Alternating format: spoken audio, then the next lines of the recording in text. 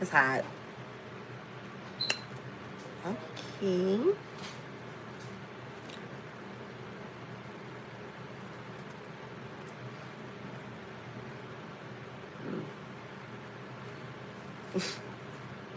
Like what?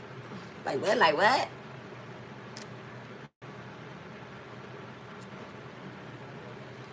Focus, Alexis. Okay. Mm-hmm. All right, let's turn the light on so YouTube can see that we are live at 5. Happy full moonish.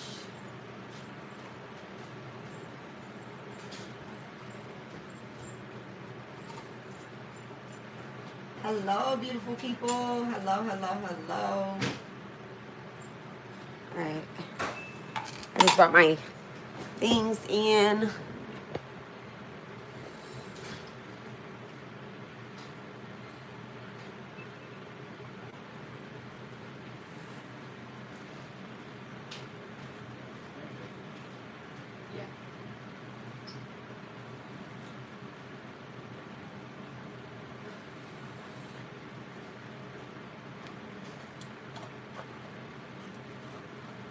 Oh, I guess it's because it's my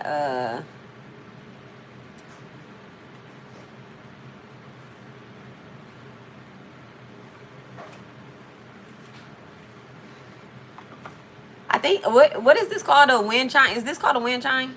Or this? What is it called? Is it, that's not a wind chime. This is, That's the wind chime. yeah. What is this called? What is this called?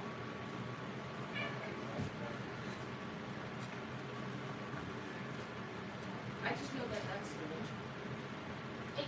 There we go. Ace. That was very interesting what it was just doing. It never is never done it. I'm always live. Very beautiful. Oh, look at that. Okay. We'll just leave that like that. I actually like that, okay? So we're gonna leave that like, hello guys. Hello, hello, hello. Hi in does things. Okay. Hello. So we have a very interesting live today, y'all. Happy full moon. Happy full moon. I love the full moons, y'all. I love the full moons. Full moons are about manifestations and amplifying everything around to the max, right? I actually love all moon cycles, though. I ain't even gonna play, y'all, because we can work it in all, right? But I really, really love full moons. And so, that's such, it's not distracting, but it is. let me put it right. Let me put it right so that all negativity, look, let me point it at the camera. So all negativity that's sent to me, it reflects back to the sender, okay? All good energy sent to me, it reflects back to the sender. Y'all don't mind my forehead or whatnot, my forehead. I did just oil my scalp. It was blinding me, okay? It was sending that energy to you, okay? It was sending that good energy to you. But we have a really neat topic to talk about today. So the title of this live is The Witch Hunt Continues, and a false coven was created to find you, right? So, yeah. Damn. It says a man taken to the hospital after being rescued from a burning home. That house, that man lucky. Ooh. Okay. Thank you. So, I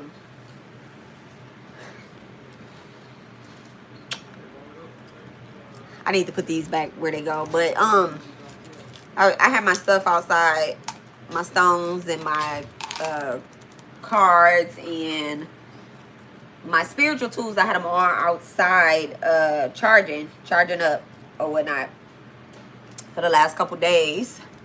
And then the full moon peak today. And, you know, I had to bring them back in. It's time to work now. It's time to work with them. It's time to work with them now. So, let's go ahead and tap into our live. I am the intuitive mom over here at Jupiter Occult. Okay. I am here to bring you your spiritual talking this month. All right. This is like intuitive talks. All right. So what's going on, Oz? What you need? You need something, or are you just watching? Is the movie today? Tomorrow? The movie is tomorrow? Okay, talk to me about that after this live. If it's not today, talk to me about it tomorrow. I don't know. It's on the 30th. I sent y'all the screenshot. It's on the 30th. Whatever day the 30th is. Okay? But talk to me about it after this live. And don't distract me no more during this live unless it's something, an emergency, okay? My type of emergency. Not kids type of emergency. Because you just came in the house, you ain't want to talk to me, buddy. You just came in the house.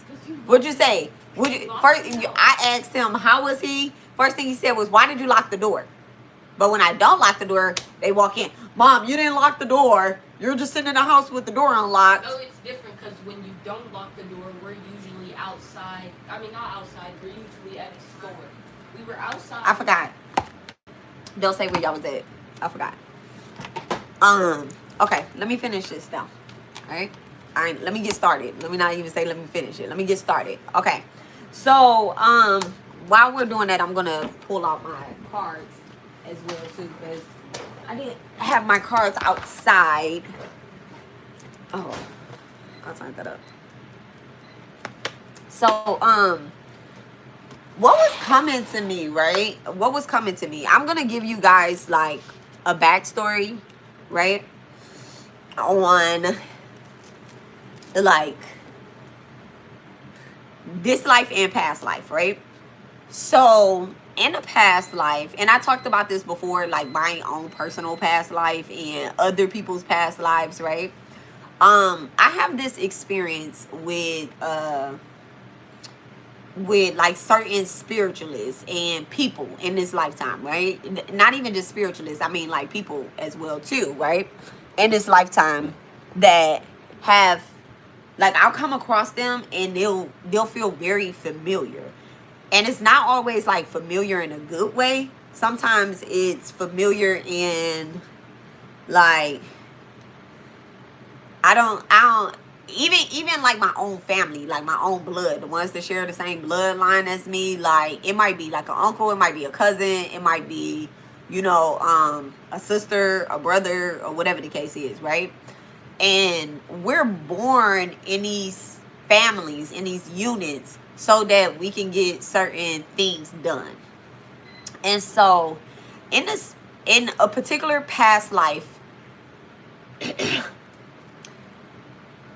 so I want to go back as far as the witches are concerned, right? There was a download that I did that I talked about where there was a woman that basically, so there was a group of women that were, and if y'all see me drifting off and looking or whatnot, I'm looking into the portal, okay? I'm looking into the portal. Nothing's over there but my altars, okay? But I do open up portals when I talk. When I download, when I channel and stuff, I open up portals. All right, dear divine, please bless and charge me and the collective with the energy to bring a balance to our complete being, physically, emotionally, mentally, spiritually, financially. Everything that is above is below. Please block out any distractions, any interruptions. Block out any and all weird energy that is sent to destroy us, to collect information, gather information, and all that other nonsense. Please block them out. Please help the collective to remember who they are, as well as showing me who they are, who we are, how our paths cross now and in the future. Thank you so much. Jama Khalid, Jama Durga, Bata Shri Saeed, may peace be with all of us. Thank you so much, Mother Mirror. All right, so I feel the I feel the courage to burn this particular incense, which is called the Eliminator. All right.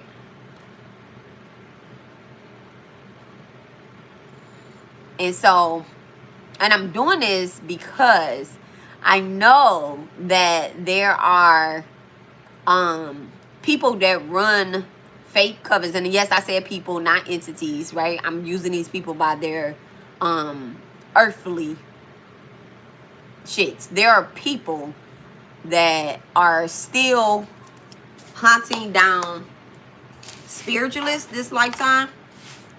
And so I know that they come on my page. They come on my page, right? So anywho, 1,000 lives ago, right? I shared a past life. I was doing some past lives, right? Regression, past life regressions. And I shared the past life. I was doing past life regression readings. And I shared the past life where there was a group of women that were working together to help, I'll just say like their community or like their area, or let's just say community, but it felt bigger than a community. Like whatever they were doing, it felt bigger than a community, right? There was a group of women. Now, mind y'all, I don't know a lot about like, I never really looked into like Salem witchcraft. I mean, sorry divine, Salem witch hunts or nothing like that. I heard about it. I see it, and I see it, right? But I've never like really went in and like, let me see what happened in Salem, or, you know, or whatever the case is. I feel like that, anyway, it doesn't matter what I feel, right? So anyway, there was a group of women that was working together to basically help like the world, right? To raise the vibration, to raise the energy of other women, right? Other women, because things were happening to women at a certain time during this time, right? There was one particular woman who fell in love with one of the hunters. Let's just say he was a hunter, right? He actively hunted down women and covens and, you know, groups of women that were real healers, because that was his job. That's what he grew up as. He ended up falling in love with one of the witches. I'll just use it because they are healers, but they're witches, okay? They are, you know, that's what they were shunning as a witch. This person was really a healer, right? And so if y'all hear me say witch, don't be offended by it, okay? Not this particular live, not this one. I'll tell y'all when we offended by the witches, right? But after today, we're going to label them exactly as they are, okay? We're going to label them after today. So anyway, so he ended up falling in love with a woman. He then gets his assignment in the woman's name and all of her friends, because he knows her. Like, he knows her friends, he knows who she's around. Like, I mean, they're really in love, but they're hiding their relationship because men and women at the time do not really hang out. The energy that I was picking up on is like, what do you call that? I want to say assigned marriages or something like that. I forget what it's called right now. But anyway, so it's like he was destined to marry someone else, and she comes from a family of healers. So like nobody really like, you know, marries into her family, right? But him and this woman, they have a really strong relationship, okay? They have a really strong relationship, really close bond. They actually love each other. However, he is afraid to say, hey, I know this woman is a healer, because he knows what she does. Like, even when people were sick, he would tell her like, hey, you know, it's crazy because I came across such and such man or such and such family, and their child was sick, and da da da da da. And the head of the healing coven, the head of the healing coven, she told the woman not to get involved with this particular man. Like, don't get involved with him. he's going to bring death to you, right? And the woman is like, no, he will never. If anything, he's going to save us. He's going to stick up for us. But the head of the quote-unquote coven, the healing coven, is saying like, no, he's a coward. I see cowardness in him. He will never stand up for us. Like, what are you talking about? They're not only going to eliminate us, but they're also going to eliminate him if he stand up for you. And he knows that because he's also talking to his head person on that side, right? And his head person is made aware of their relationship. So that was also another reason why this woman's name got put on the list, because the head person, him, the head hunter, he knows that these women are not really dark or demonic or anything like that. They just have too much power to heal that they cannot keep these women under control. They just can't. They can't even force these women, because a lot of them is very beautiful. Like when I was looking at them, I'm just like, I know you can't judge a book by its cover, but like the energy, the rays that I was getting in this past life regression was like, the man was actually really jealous of the women, like really jealous of the women. It's so weird, right? Because these women, they also made a pact, kind of like, don't fall in love, don't get married. You know, it puts the whole healing coven at risk. So we're not going to do that. If anything, you leave the healing coven, you wait a year or two, and then you get married. So if you wanted to leave, you have to leave very early in age. During this time, women were getting married very early in age. Very early in age, okay? Like I'm saying woman, because then she would be considered a woman, but in today's time, she would be considered like maybe 16. Very smart, very beautiful, very knowledgeable in healing and all that stuff. Now, she's also not like top notch. She's not the top notch healer. There are even more powerful healers.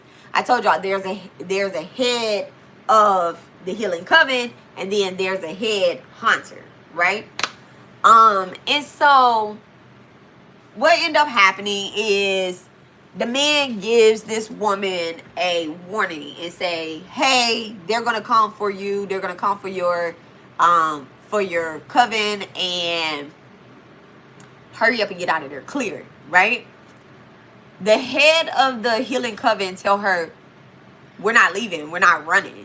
If they want to do something, then they're going to have to eliminate us, and they're going to face their karma. They're going to also go as well too. We're not just going to sit back and sacrifice ourselves. We are going to fight, but we're not going to sacrifice ourselves, but we also are not going to be cowards. So the lady is like, I want to leave. I don't want to stay here. I don't want to die. I want to, I love him. So the man, the hunter, and this particular healing, witch, right? They set out to leave. So they're both leaving their respectable groups, right? They set out to leave. Before they set out to leave, and they're not leaving together. One is leaving one house and the other is leaving the other house.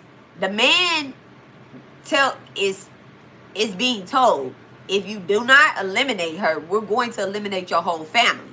Because we're going to believe that this woman has cursed your whole family in some sort. Like, in some sort. And at the time they was looking at, being a witch as something like contagious. If a witch touch you, oh my God, now you're a witch too. Okay. Right. I don't know. So anyway, he ended up killing her. Okay. He ended up killing her, and then he ended up killing her, but he also brought in the other hunters to where this whole group of healing witches was living. Like nobody knew where they were. Okay, nobody knew where they were. Hello, right? I feel like I seen your name before. So welcome back. Sending love and light. I think I did. I just seen you on the live not too long ago. Welcome back, Michael Ellis. Okay, senior. So they end up eliminating the whole group of women. right? The whole group of healers or whatnot. They end up setting fire, locking them in, setting fire. So that's how they end up passing, right? But it's like I'm not going to go through the whole past life regression, but I always remember this, right? I always remember this particular past life regression because it's like it just stuck with me. So now this is where we get into the testimony, right? And this is when we talk about the live. So I want you guys, if y'all did not hear that past life regression, it's only 20 minutes, go back, maybe 15, maybe 10, okay? I was talking in the beginning. Let's go ahead and let's talk about these new covens and how you are being hunted 2026 as a witch or a warlock or as simply a healer. But before I tap into that, I want to read you guys something, right? Because I don't want y'all to limit yourself. It's always a way to not hide who you truly are, but still live your true, authentic self, right? By being who you are and who you were destined and born to be. Now, in the way of Wicca, W-I-C-C-A, right?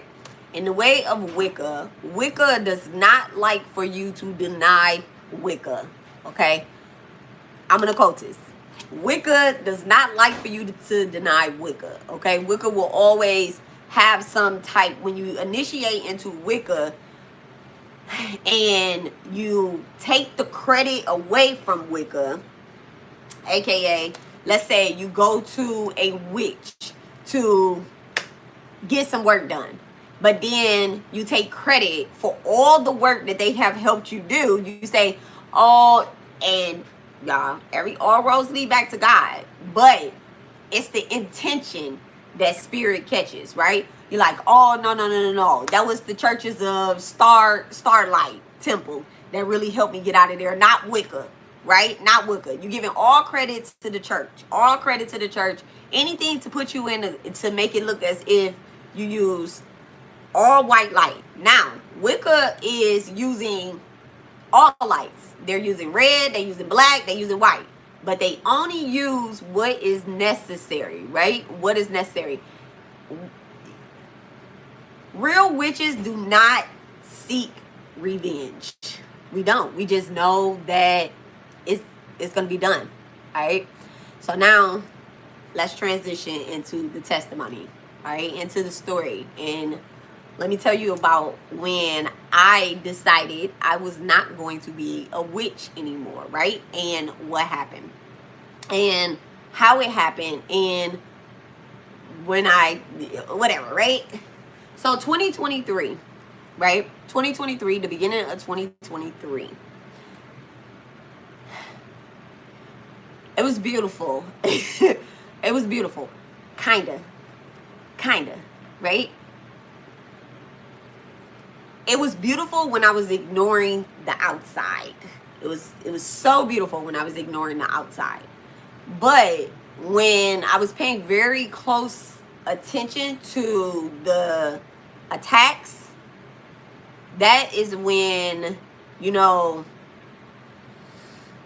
that I feel like I invited something in, right? When I forgot that karma comes and it's no timetable on it, right? So in 2023, and I have to lower my voice when I talk about this because I sometimes get louder because I'm passionate about my life, right? So in 2023, my son transitioned. I was angry, all right? I was angry. That's the word I can use. And anger is one of those. I was grieving, yes, but my grief had turned into anger. I was angry at my deities. I was angry at God. Let's back. I was angry at God. I was angry at my deities. I was angry at my spirit guides. I was angry at Mumbo. I was angry at every spiritual teacher that I ever had that has a tap in. Because in 2023, I was very much in touch with many spiritual workers, right? I was angry with the let me ask my dog to ride something real quick.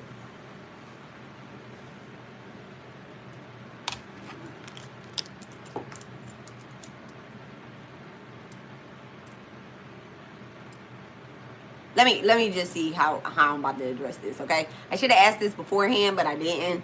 All right, thank you so much, Spirit.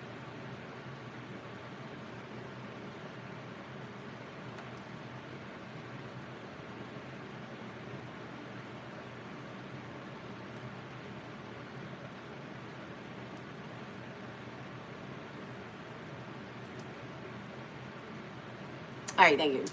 All right.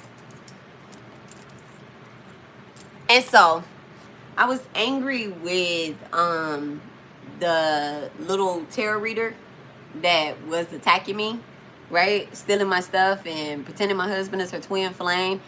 And the girl, her name is Empress Evil, right? I was very much so angry with her, right? And when my son transitioned, I went into anger and I went into my spiritual bag, right? And I remember, it's crazy because I was writing, I was journaling about this, and I remember the day I got veiled. The day I got veiled, right? The day I got veiled was, what happened was, I was about to go bust a bitch down. I was about to go pull up on her, right? People could say whatever they want. They could do whatever they want. But I got her address, okay? I got her address. I was going to go pull up on her. I was going to go hit her because I was going to go hit her, physically attack her, and spiritually attack her, okay? I have a hexing potion, all right? I was going to go throw that shit in her face. I ain't even going to lie. I was going to throw that shit in her face. I was going to beat her ass. This woman was online, not only talking about my deceased son, but also still attacking my relationship, okay? The relationship at the moment, I didn't care. Like I said, I was angry with God. I'm never angry with God about taking a relationship from me, okay? No relationship except the relationship that I have with my children, okay? I'll get down and dirty. And so my son had passed. And when I would talk to him, he would keep saying, "That's your family, man. Calm down." Like the people that I want to attack, they're my family. Including old girl, right? And I'm like, I'm not related to this bitch. I don't know her, you know? Complete stranger. Complete stranger. But she was online talking, trying to take credit for the death magic, you know, like that was sent towards me, and saying that, you know, I had done something to her. When the only thing I did was confront her with the truth, that you're a liar, you're a thief. And I have proof, right? So I'm not going to get into that right now, no. And so I remember a particular day, the day I was veiled. I was angry, and I could feel the entity festering up in me, okay? I could feel the entity had attached to me, right? I've had an entity attachment before. I'm a medium, y'all. I'm a medium. I will be lying, and any medium will be lying if they say, any psychic medium will lie and say they never had an entity attachment. They never experienced the real psychic, being a psychic medium, okay? I have had an entity attachment. This is why you should have elders, okay? This is why we know people, right? Not even just elders, because children are healers, right? Let me tell y'all how that works.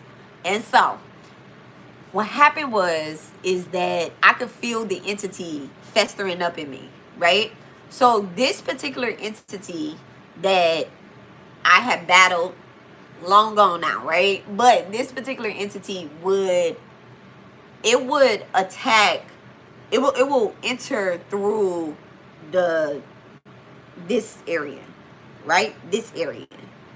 and like all this area. It never came back past this. This was another thing that I got in 2023, like right when this happened. This is not my nipple, y'all. But that's my nipple. But this is like a burn that I received in 2023.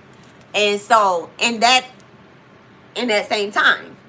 And so I could feel the entity on me, but I was ready to entertain it because I didn't care about going to jail. I didn't care about nothing but my son, my firstborn son. I didn't care about the other two sons. I didn't care about my future generations because I know the repercussions of revenge magic. I know what it does to a person. I know that anything you put out there, you have to, you're gonna experience it this lifetime, next lifetime, or maybe a lifetime after that. It just all depends on what you out here doing, right? But everybody is here on assignment. So one of my assignments is there's no killing this lifetime. There's no unaliving this lifetime. And I've known that for a very long time, and I have not done it. Okay, I have not done it. I've come very close to it.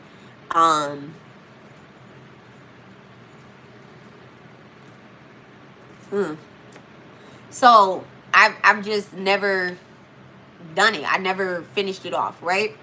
And so this entity was telling me to go. And this is the day that I got veiled. And I mean, I wasn't even talking out loud. I wasn't doing anything. I had set my like my eliminator.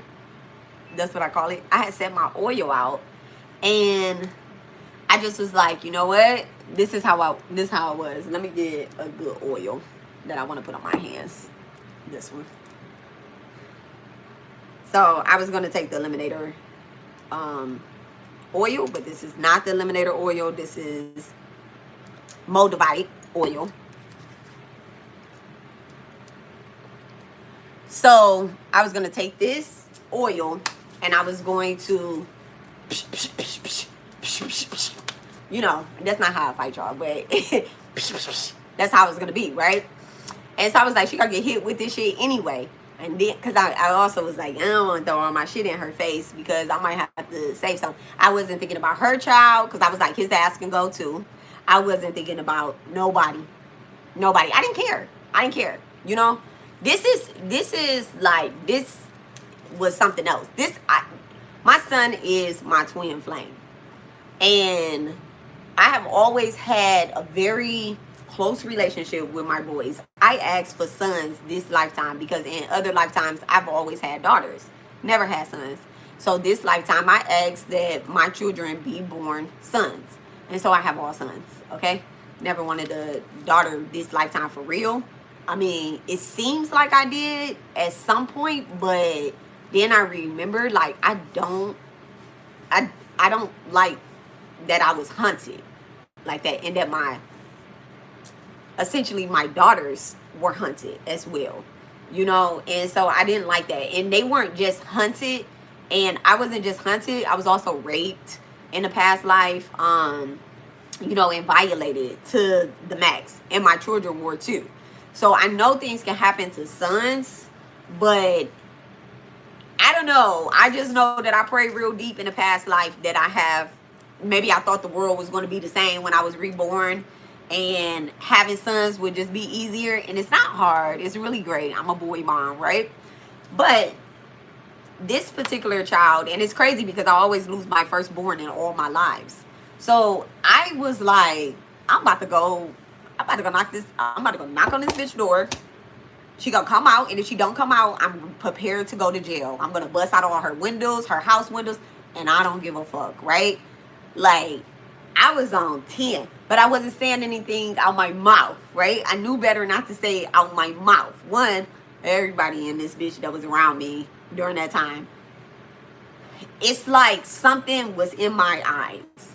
And I remember my soulmate, my husband is the one, he put his arms around me and he was like, just cry. Release it. Whatever it is, just release it. And everybody thought that it was kind of, like I had cried. Oh, man, I cried. But It wasn't, it wasn't, to me, I felt like you got more tears in there, but we're going to take these tears and we're going to turn it into something else. Like, we're going to turn it into something deep, right?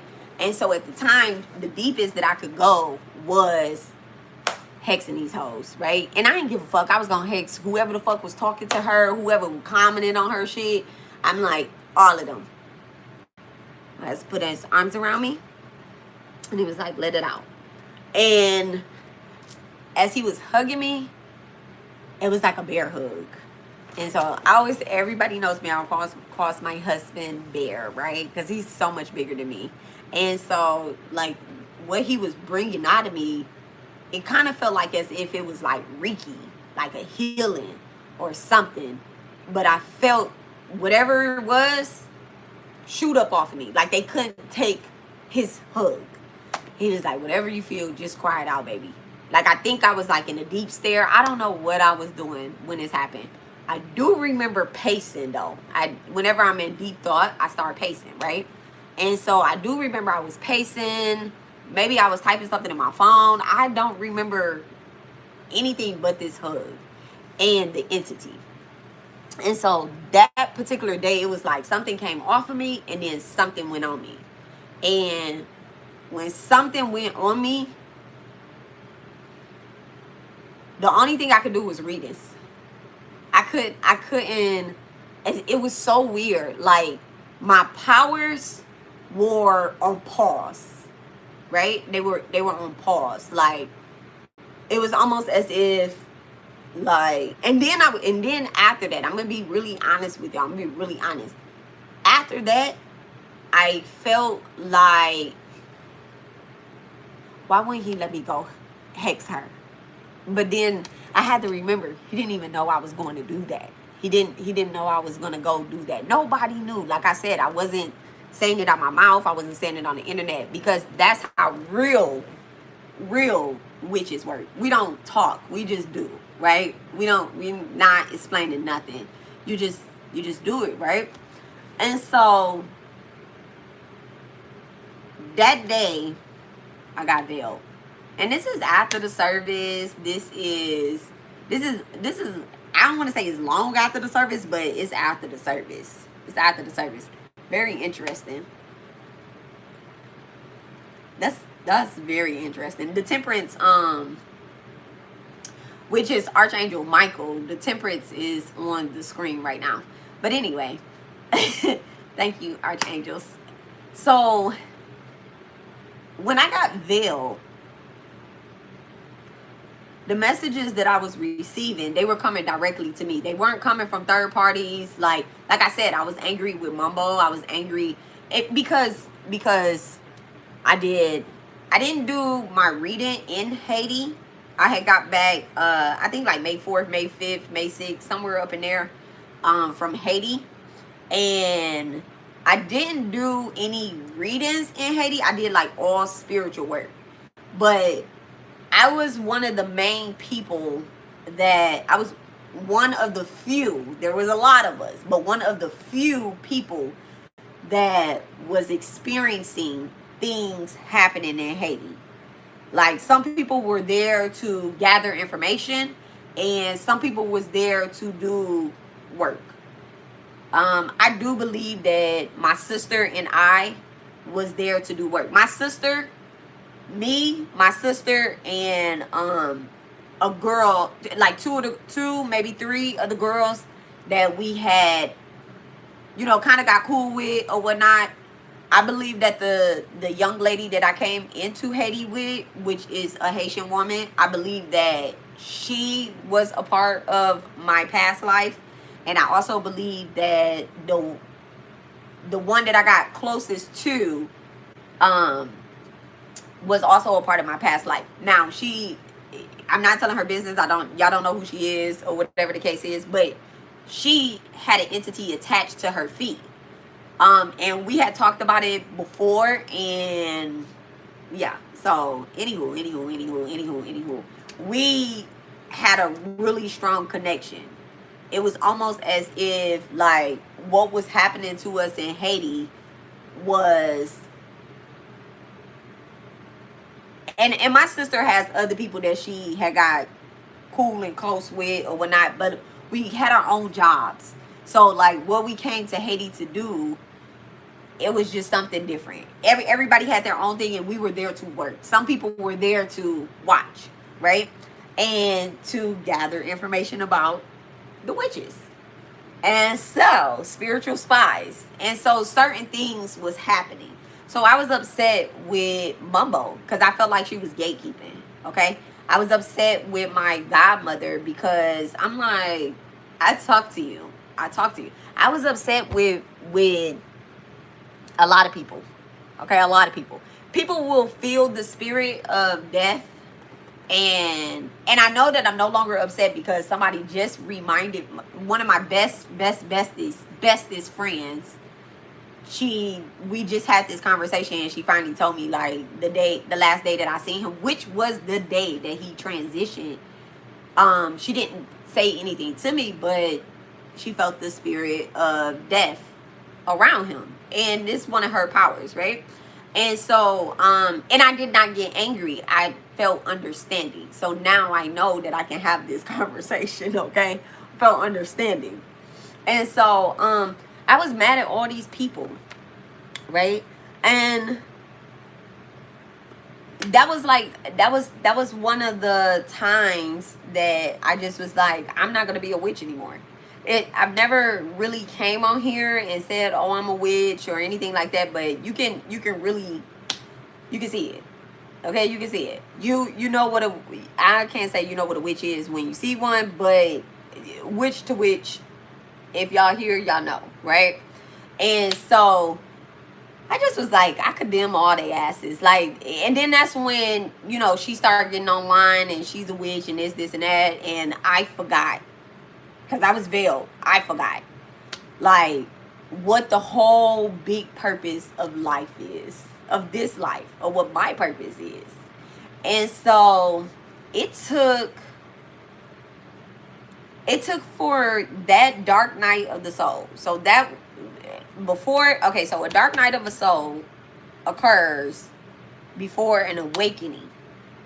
Right? Before a initiation. Before a total transformation of your life. All right. When I say total, I mean total. Because when you go through a dark night of the soul, you start to you drop knowledge and you pick up wisdom. And it's like everything that you knew about it, whatever the action before the dark night of the soul, which was death. For me, it was death. So what I knew about death, everything had changed once my baby died. Okay, once my son died, everything about death changed. Okay, it's like I'm totally understanding with death, but I'm like, death should not occur around me. It should not occur around me. Like, take me, and I was just upset and angry because I'm like, you show me as an intuitive, you show me death, but you show me in the position of dying. So baby, I'm planning my own damn funeral. Okay, damn near planning my own damn funeral. And the crazy part is the day that was the day of his service, it was my birthday. Okay, it was the birthday that I had claimed as mine since I was 16 years old, the day he transitioned. I'm at the age he transitioned at. So it was like July 17th. So this is the day that we're going to have his final earthly celebration as a group, or should I say? I don't want to say it like that, but I don't know how to put that. But now, everything that I seen is that why I seen myself in that way. But then everything that I knew about dreams also changed. Okay? So when I was veiled, what I did was I went to school. I went to Occult College. I went to Spiritual Ascension University. I went to a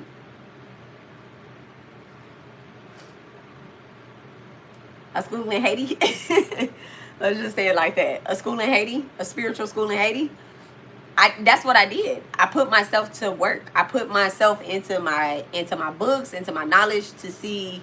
At first, when I was first veiled, I was still angry. I was still upset, but it wasn't nothing that I could do. Like anytime that I would go to think to start doing something revengeful, I would instantly get distracted and forget. Instantly get distracted and forget. And Spirit is like, oh, we have to confuse you and make you focus back in, right? Make you focus back in on something else, like you have something else to do. You got to remember these kids, because there was a lot of things that was happening before they was like, hey, cover, pull her out of there, put her out of there, right? It was a lot of things that was happening. I was having an elimination thought process. I'm gonna eliminate that motherfucker, and I'm gonna eliminate myself, right? And I've explained her and I's past life, even if she doesn't, acknowledge it or whatever the case is, or that's between her and her gods, okay? That's between her and her gods. But I know that we've already been in a eliminating and self-eliminating position, okay? We've already been in a lot of positions together. Like this isn't a new spirit, well, soul to me. She's not a new soul to me. Nobody we're meeting is new. Just this particular lifetime, this one right here, we're gonna see each other in person at some point in life. We are, it's no way to get around it. Like Houston is huge, but it's small. So now we talk about like how these people are hunting witches and what does it look like. All right. So when I was thinking about this, I was not thinking about her. Okay. I was not thinking about her. It just so happened that she is the only, she's the only example I can give, okay? For y'all to understand. So, a witch does not have to pretend to have an intuition. She does not have to pretend to have an intuition. Do we love power? Yes, everybody in the world loves power, right? Do we love control? Yes, we love control, okay? Do we love the work that we do? Yes. But do we get bored with some of the little works that we do? Like, for example, like tarot, okay? I love tarot. I do. But I do get bored with tarot, okay? Because there will be people that come that they're lazy. They're spiritually lazy. I can see their inner self sitting like, oh, but is he going to come back to me? How do I get him back? How can I hex him to get him back? What can I do? Like little shit like that. And it just became weird to me because we don't cling to things. Like, a witch knows that things are gonna go, okay? We know that we can come in here and we can love these dice right here, right? We can love these dice. But if a spirit comes in here, or one of our deities, or I have a Loa that loves dice, right? If he comes in here and he say, these are my dice, I probably won't find these dice for 6 months, okay? I'm missing things, and it's not missing, it's wherever it's supposed to be, but there are like things that I'm like, I love this. I'm going to keep up with this. I'm going to make sure that I never lose this. And Spirit is like, that belongs to me. What are you talking about? I'm the one that got in your head or got in your spirit and made you buy that for me. Like, what are you talking about?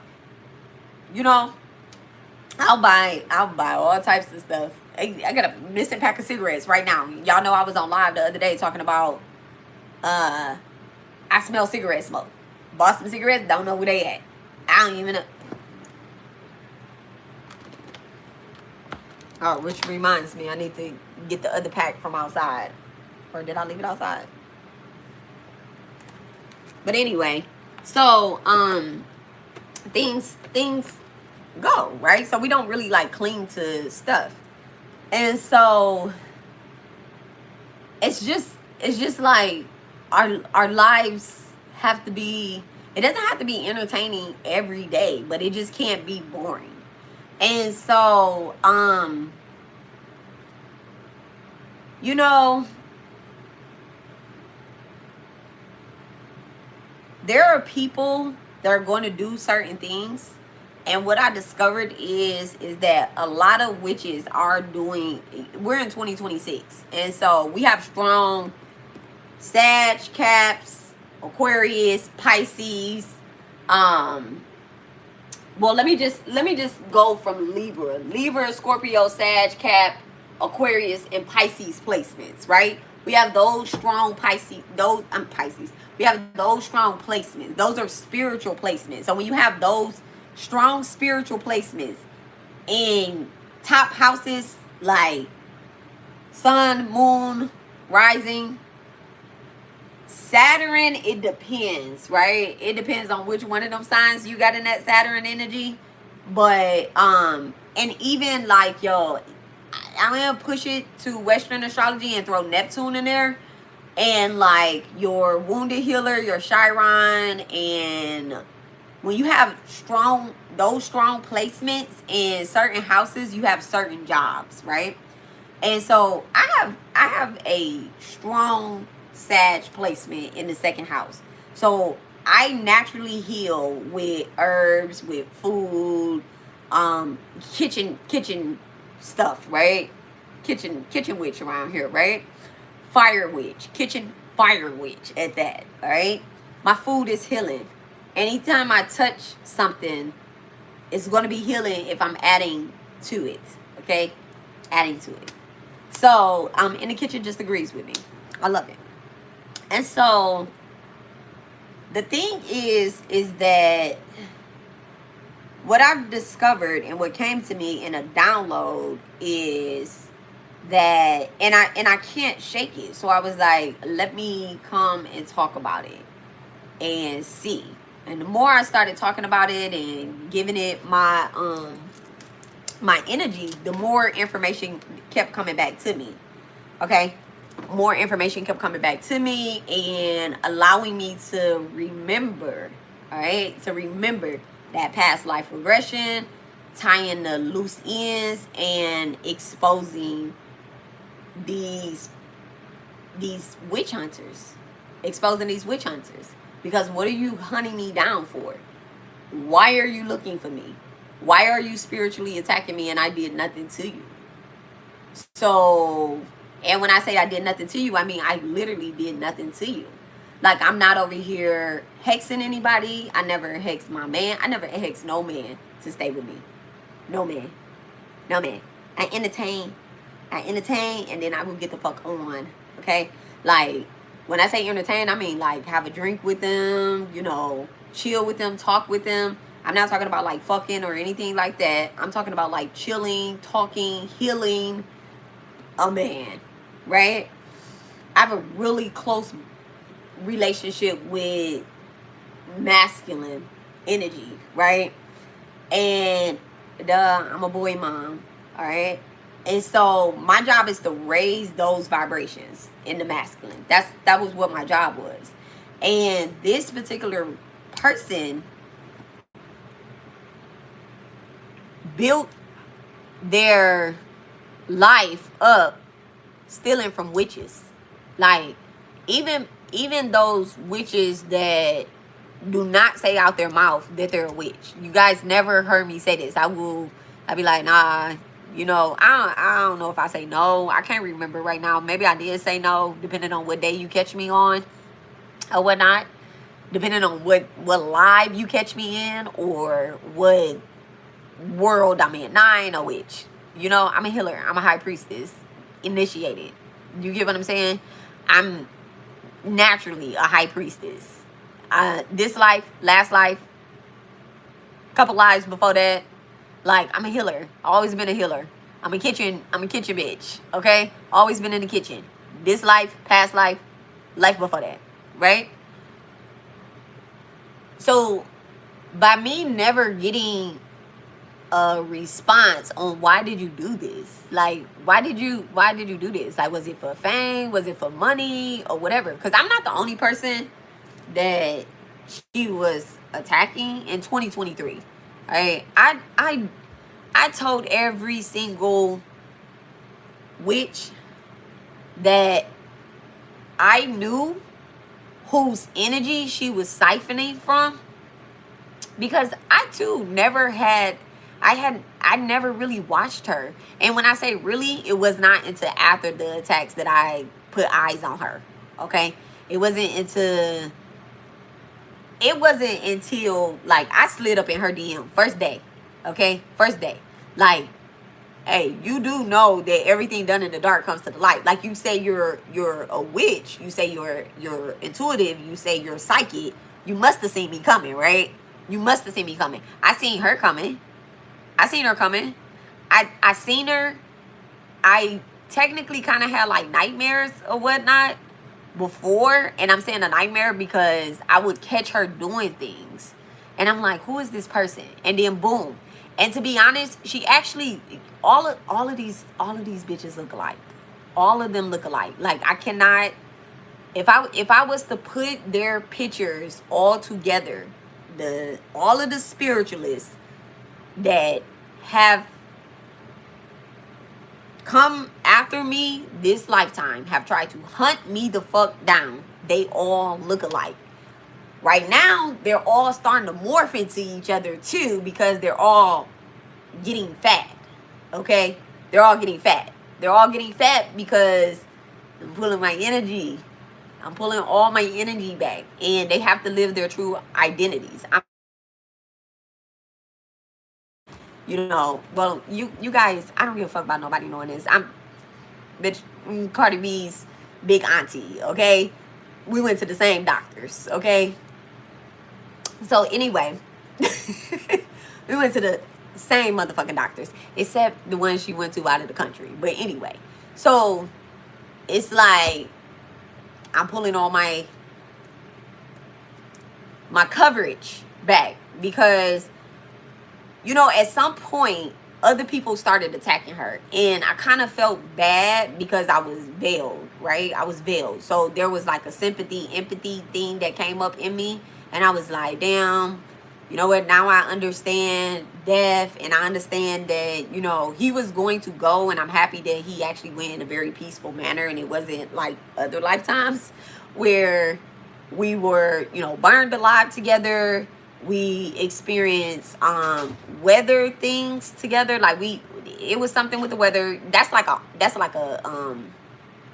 it's such a weird dream, but it's like, I know that lifetime has not, whatever was supposed to happen that life, it has not completed this life. Like, if there's karma or anything, it hasn't come up this life, because that particular lifetime with the weather and my children and a man that I'm in love with, that hasn't really completed, right? And so, but hold on one second, y'all. Let me ask my husband something. Hold on.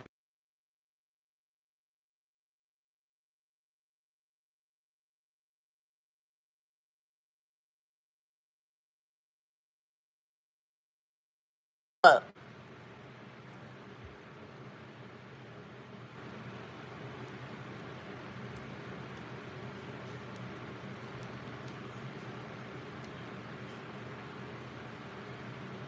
I didn't even know I had this Radashka bee here. I love Shiva. Radashka bees are Shiva's tears. So anyway, so and so what was I saying? I forgot. I ain't forget. But anyway, so I I literally was like, okay, I'm going to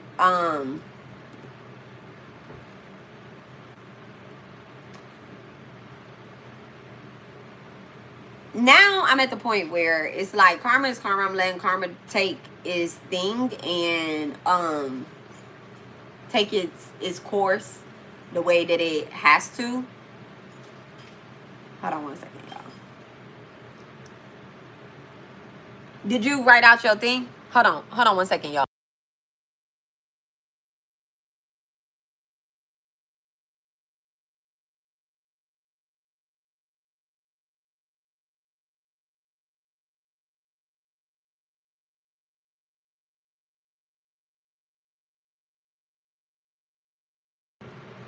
I'm gonna finish my story in about 5 minutes after my family get out the house.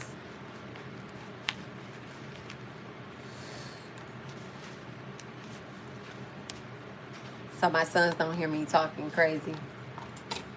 It ain't crazy, but it's the truth. But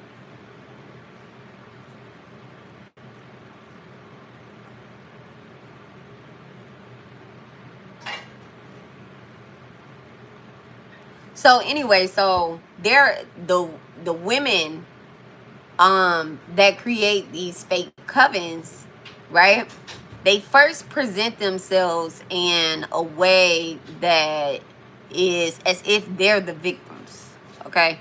Like as if they are, if not the victims, right? Well, let me pause. Let me not say that. They present themselves, because nobody presents themselves as the victim until you deny them, okay? Until you deny them access. And then, oh my God, you're the worst person in the world, right? You're the worst witch in the world. But when you're out here doing things that are helpful, healing, abundant, and all that stuff, oh, they all for the magic. They all for the magic. But the minute that something goes wrong, then you're the worst witch bitch in the world. Okay? Is Sire going? Hold on one second, y'all. Hold on. I said I don't want you to get left. So you're here looking real red right now. Where y'all going? Then you parked in the back. So yeah, so when it comes to like you know, healers, spiritualists, psychics, witches, warlocks, we're the best until we say no. When we say no, oh, we're cursing your life, or we're trying to destroy you or something like that, right? And so that is another way to know whether you have like a healing path, like where people feel as if they can, like you can't say no to them, okay? Like you cannot say no to them. They try to shun you and all that stuff. There's a healing that needs to take place between you and them, okay? And it has a lot to do with past life.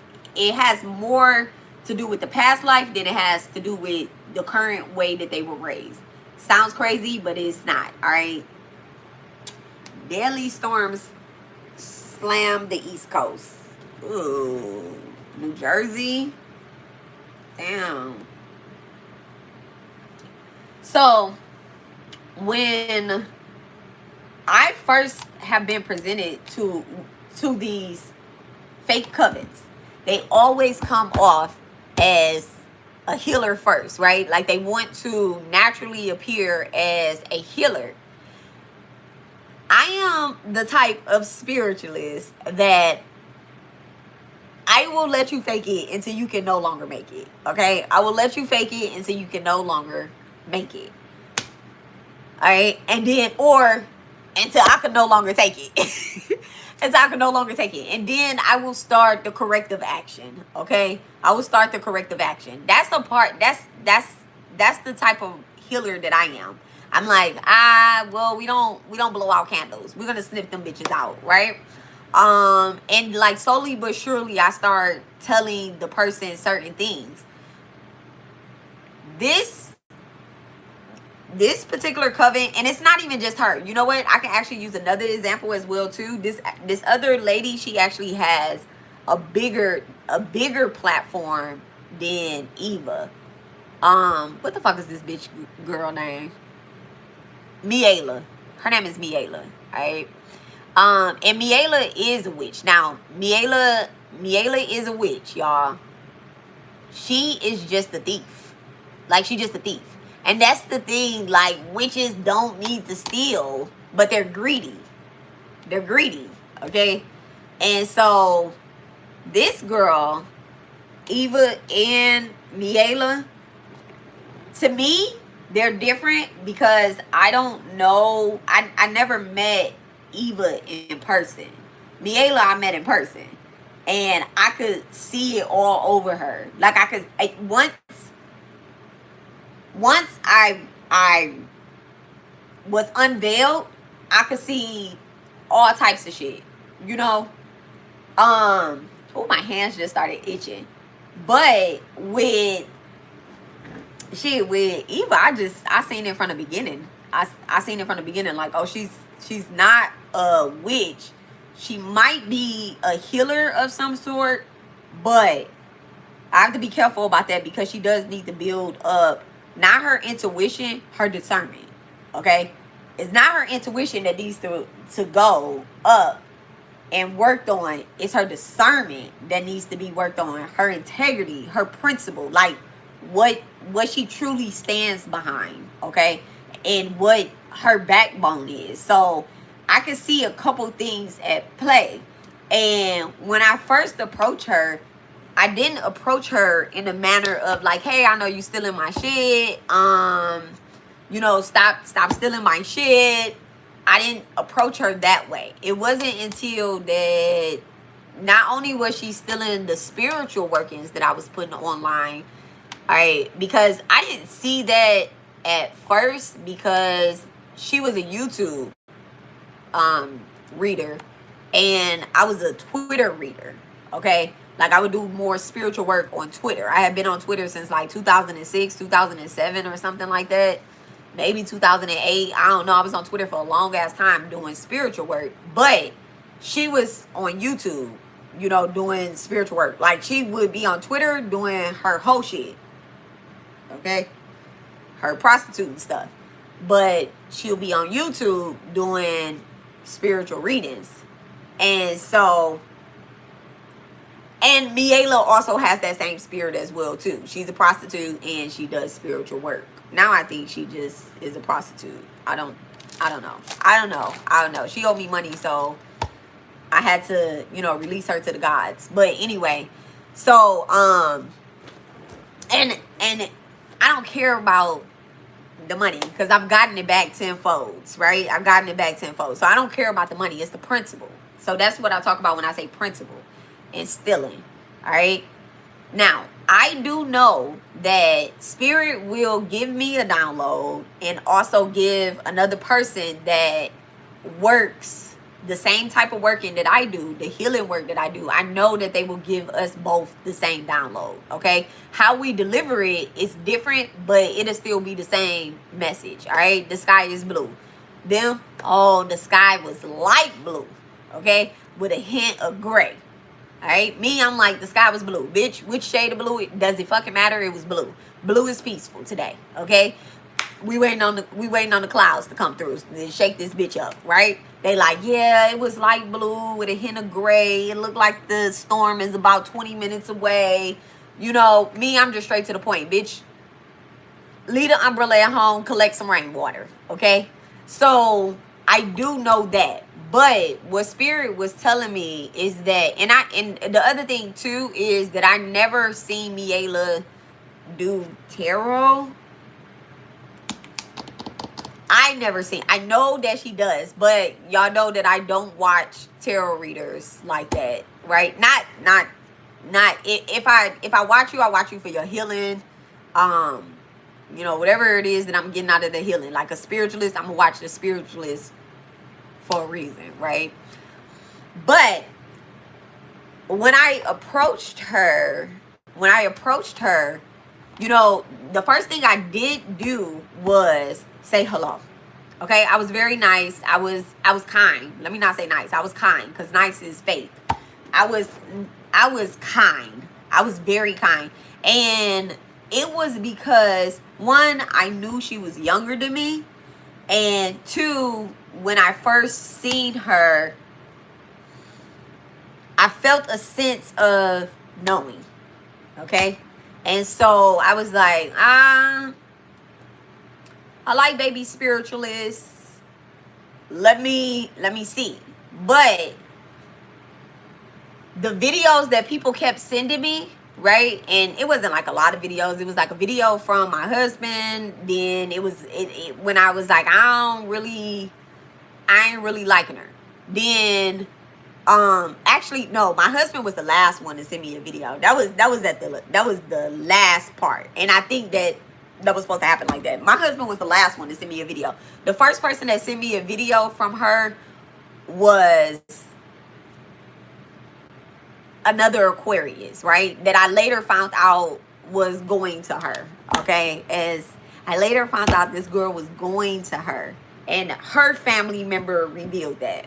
Okay, so there was another Aquarius that was my dance partner, and I've done the testimony on this before, y'all. I danced on the Devil's Playground, right?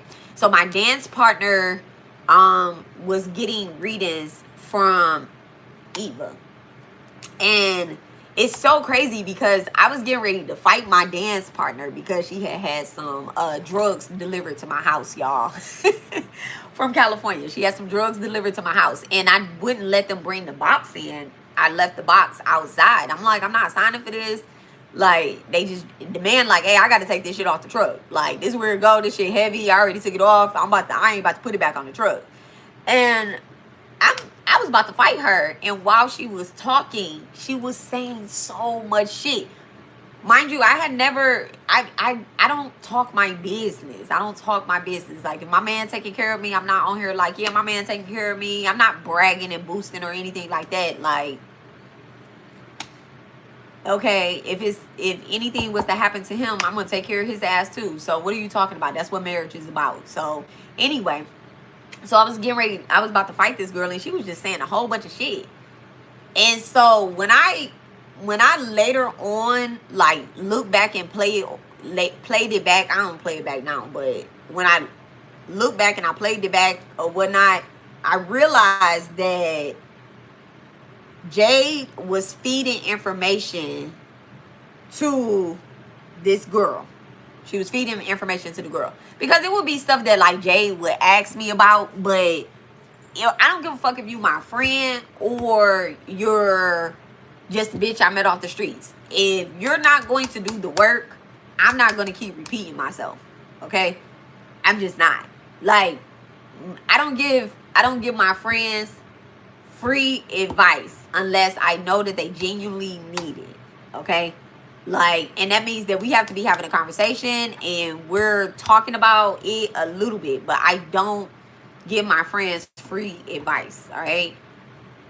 I just don't. I don't. Not free, you know, tarot advice. Like regular advice, yes. But tarot advice, no. I'm not going to pull my cards out. Let's see what the cards got to say. They saying the same shit that I'm saying. And like, come on, you know, this is just tools. This is you. This is you. Okay? So I later on realized that, oh, she's feeding her information. But I didn't realize that until I stopped communicating. And I had to cut Jade off as well too. But I didn't realize that until after that was like before my son transitioned. That was before my son transitioned. So that I cut the girl off that was getting readings done from the fake Coven, right? And so it was just like gossip, like what she was saying. I'm like, what are you talking about? You know, like both of them. So Jay basically was saying that I take care of my husband, meaning like I work, he just sit in the house, he play the game, he don't pay no bills and all of that stuff, right? And I'm like, what are you talking about? Like, I don't my you know, like, it just was like, girl, like, you don't know what's going on in my house. And so, and then what's her face was getting on and she'll be saying the same thing. And so people was sending me messages, but it'll be their zodiac sign. It was never like a Sagittarius reading, right? It'll be like their zodiac signs or something that they listened to under whatever they was watching, right?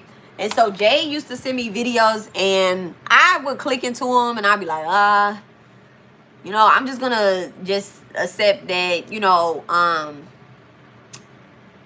Tarot with Empress Eva, that she is just a baby spiritualist, right? I'm not talking about how many followers you have online. I'm literally talking about being a baby spiritualist, okay? So just chill, y'all. Chill. And no life has the amount of followers ever equal your spiritual working. Look at Jesus, okay? So anyway, so I love Ace. So I was like, she's just a baby spiritualist. You know, she's lacking a little bit of discernment and a little bit of integrity and a little bit of honesty, right? And so as a person that can, you know, see inside of readers, like I see what they're seeing when they be having downloads and they doing readings and stuff. This is why I don't be watching people readings, because I feel like I'm going to go on there and I'm going to say something in the comments, and you know, I don't want them to feel like, oh, I'm just on her page just to, you know, take from them. A lot of spiritualists feel like that. Like, you know, if another tarot reader watched their stuff, that they're stealing from them. And so, I always make it a habit, like, not to stay in, you know, not to stay in anybody's reading. Like, you ain't staying on it, right? And so then my sister sent her to me. And I was like, I'm just not feeling her. And with my sister, I could be a little bit more open and honest. I was like, I'm just not feeling her, you know. And so when I say I don't feel somebody, every once back then, this is 2023, Mandy, if you watching this, right? 2023, every once in a while when I would say I'm not feeling someone, my sister will still send me the person if she felt like it was something that I needed to hear.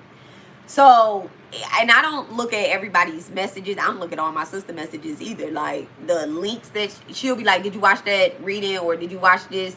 There's still a reading right now in our box that I'm like, I'm going to watch it. I'm just not going to watch it right now because I'm in the middle of dealing with other people's ancestors. So I don't want to pull in spirits, mediumships and stuff like that. So anywho, so then my husband sent me the video. All right, let me see what is happening, right? And it was like an Aquarius reading. And so I told him privately something about the reading, right? And then I sent him my Twitter posting, right? And I was like, this is basically exactly what I said on Twitter, you know, like a couple days ago. And so, whoop, whoop, whoop, whoop, whoop, whoop, whoop. Fast forward. Innocently, I did not, you know, I didn't say anything to her or anything, but this, and we weren't having any conversations. We wasn't doing this. And this is 2023. So this is when we can see people's likes on Twitter and stuff, right? And so things were just like happening, and I started having this, like, so I guess my husband was watching like more of her videos, or he had watched a couple of her videos. I'm gonna assume that he watched at least like 3 or 4, let's push it to 5 videos of her. Not the full video, because he don't got an attention span like that, right? No man has an attention span to watch a whole live, unless she's just like, she's so pretty, you know.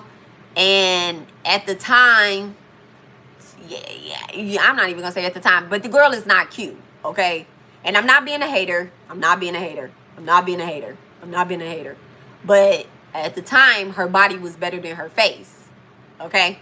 And that's not being a hater, that's being honest. And y'all can be mad, but it might just be me being able to see her true form and not like, you know, under glam magic. And so I was like, and then I'm never worried about, you know, once you sip champagne, you just don't go back to soda waters, okay? So I'm never worried about anybody cheating on me. It's never been my shit. Okay, it's more so like,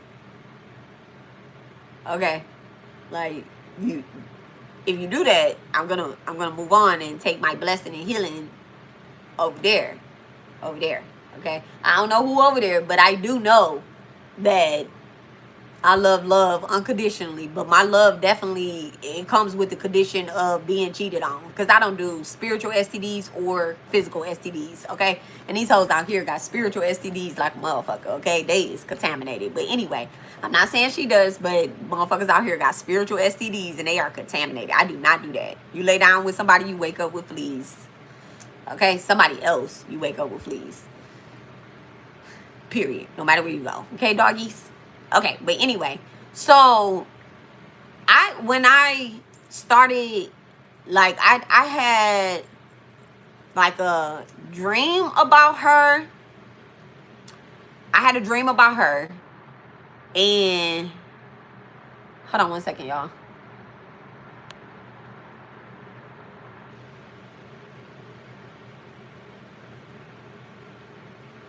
Okay, I'll get back to her in a minute. I'm renting out not renting out, but I'm renting a commercial kitchen. So I'm excited about that. But anywho, so I had a dream and I kept it to myself.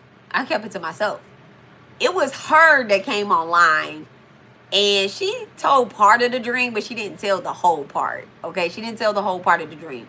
She came in into our spiritual space, into my husband's spiritual space, and we lay in the bed together. So when his sleep gets disturbed with black magic or like, you know, just weird shit, it's like we're partners. We're not just, you know, we're connected. We protect each other.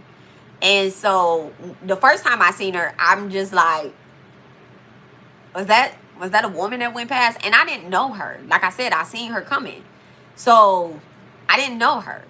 But then when I started putting 5 and 10 together, and then, you know, spirit was just like, hey, wake up. We put her here so that you can see that this woman is stealing from you. Like, she's not going to stop until you expose her. And I'm just like, but what is she stealing? You know, because the spiritual work has to be spread. So I never cared about anybody learning something from me and going back and relaying it. Just don't be my hater. Don't attack me and steal from me. Like, I just always felt like that's a violation. You know, that's a code, a conduct that you just can't, you just don't need to be doing that shit this lifetime. Like, don't be a weird bitch and steal from somebody and then talk about them like you don't respect them, like you don't fucking bow down at their feet, and every word that comes out their mouth, like you're not just soaking it up. Don't act like that, right? And so I slid up in her DM and on Twitter, and I had, you know, I was nice, I was kind. I'm saying I was nice. I keep saying I was nice, but that's because I'm used to using the word nice. But I feel like I was kind because I was genuine. And it wasn't like everything that came to me like, oh, she's trying to take your man. She's the girl that you had a dream about, or you know, seen in it, or nightmare. I mean, dreams are good. Nightmares are nightmares. Well, that was a dream first. The other time I seen her, some other times I seen her, they were like nightmares because I was fighting. Okay, we fought spiritually a few times, and so I'm just like, hey, what are you doing? Like, you know, everything that's done in the dark comes to the light, right? And I literally have a smirk on my face as I'm saying this, because then I literally had a smirk on my face as I'm saying this, because I'm like, I've always been scared to steal. I have always been scared to copy somebody, to steal, I don't want to say scared, because I just know you cannot get away with it. I just know that karma is crazy. Like, you have to give credit where credit is due. And I don't know if I just grew up with a strong principle because I was raised by a Cancer and a Sagittarius. And so it's like they didn't really give a fuck what they was doing. They lived their true, authentic motherfucking lives, okay? And I respected that about them. And so, like, me, my sister, and my brother, Capricorn, Aries, Sag, like, we just built different. The blood that runs through us is not the same as everybody else. You know, we got integrity. We demand respect. You know, we don't have to control you. You ain't got to bow down to us, but we do demand respect. But we demand the respect without saying we demand the respect. But we do. You're not going to disrespect us, okay? So, you know, I was kind to her, whatever the case. She like, no, it's not that. Da da da da da. I da da da da da. Cool. So now we go back to the statement that I made, where Wicca does not like for you to deny Wicca, right? So when you're dealing with a high priestess of Wicca, or you dealing with a witch, a healer, a spiritualist, if you don't give them credit where credit is due, and they're helping you build something, manifest something, create something, you're using their information. You know you're using their information, because I'm going to get to the part where I know, okay? And you know you are, but you refuse to give them any type of credit. You're doing the same thing that you've done in other lifetimes, where, you know, you hunted this witch down, this same witch down, and you refuse to acknowledge that she was the healer, and you were jealous. You were, there's no other, and it goes beyond jealousy, because once someone wants to take you out, that's no longer jealousy, okay? Once somebody wants to eliminate you so that they can have your position, that's not jealousy. That is a psycho, y'all. That's a psycho. That is someone that is in spiritual psychosis, straight up. And it's like, y'all know how, like, autism is on a spectrum, but autism has different levels. You have some people that are very functioning people, you know, starseeds that have autism, have a case of autism, and they still can function in their day-to-day. But then you have someone that, like, just the slightest change in their routine, it's over, it's done for, right? So you have levels of spiritual psychosis. You have the people that go through spiritual psychosis where they can function day to day, but they're fucking crazy. And if you go back to 2023, girl was tripping out. She was tripping. She was on one. She talked completely different now, okay? And you welcome. Okay? You welcome. I fought the entity with you. All right? You're very welcome. Period. And thank you so much to the Divine Mother. Thank you so much to our holy guardian angels. And thank you so much to the goddesses, okay? And the gods. Thank you. Thank you so much, okay? So, anyway, now, if she got something on her, or she attached to something now, I would literally have to go and look at her and read her energy and stuff like that. And I'm just not going to do that, because she ain't fucking with me. So when she ain't fucking with me, what am I coming to fuck with her for? She's not fucking with me. Unless somebody go on there and they point that shit out, or spirit guides me to go back and point that shit out, she's not. I know exactly when she stopped. I know exactly when she stopped. And when she stopped, probably a couple months after that is when it clicked. Okay? So, when she stopped. This one 2023. I think this bitch probably stopped 2025 or something like that. Maybe 2025.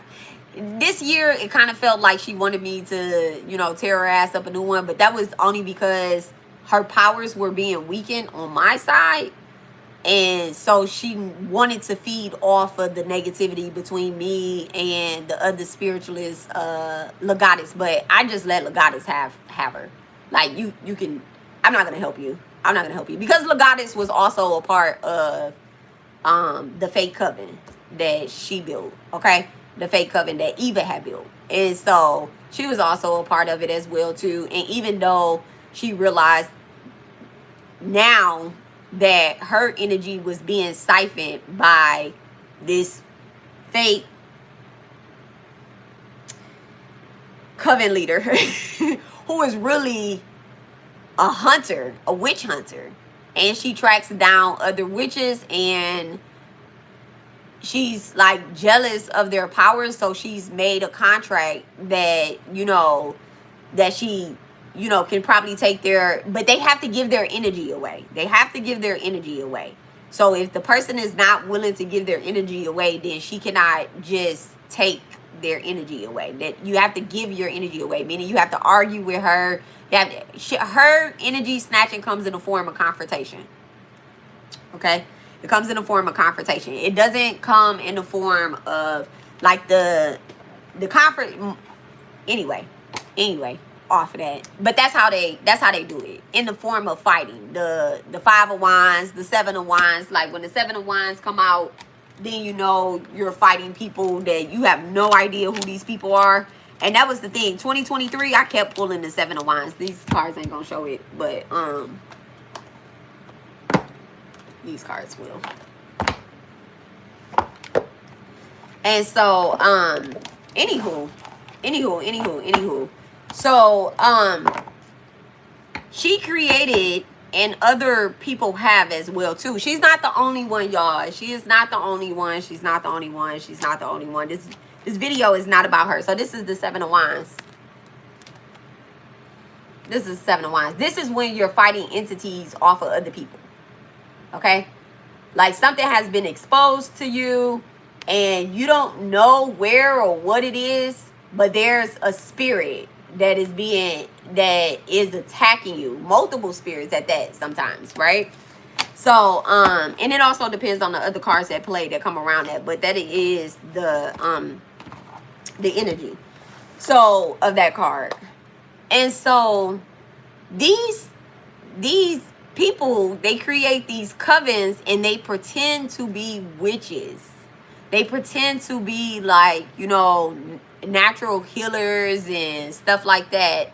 And it's all in order to expose other witches. Now, I'm going to get off of the darkness of it, and I'm going to come back to the light of it, right? The women that are being haunted, the men that are being haunted. This particular lifetime, some of us we have a witch wound. WOUND, right? We have a witch wound where we denied our powers. We denied our true callings. We second guess our powers, or we second guess our true calling. Okay, these type of people that are really healers and they just don't know what their calling is, I've come to see that a lot of their past lives were abruptly ended. And so when they've done enough work to be reborn this lifetime, and they've done enough spiritual work to be veiled this lifetime. So a lot of them are scared to come out and practice out loud because the entities like, Terror with Empress Eva, Miela, Raven, Alexis, those type of people and others that are out there, right? They've created a collective that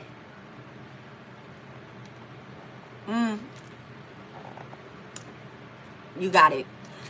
They've created a collective that supports them, but they never reveal who they really are. Like, in order for them, it's like giving your power to one person, and then that one person is the only one that has the power to do something.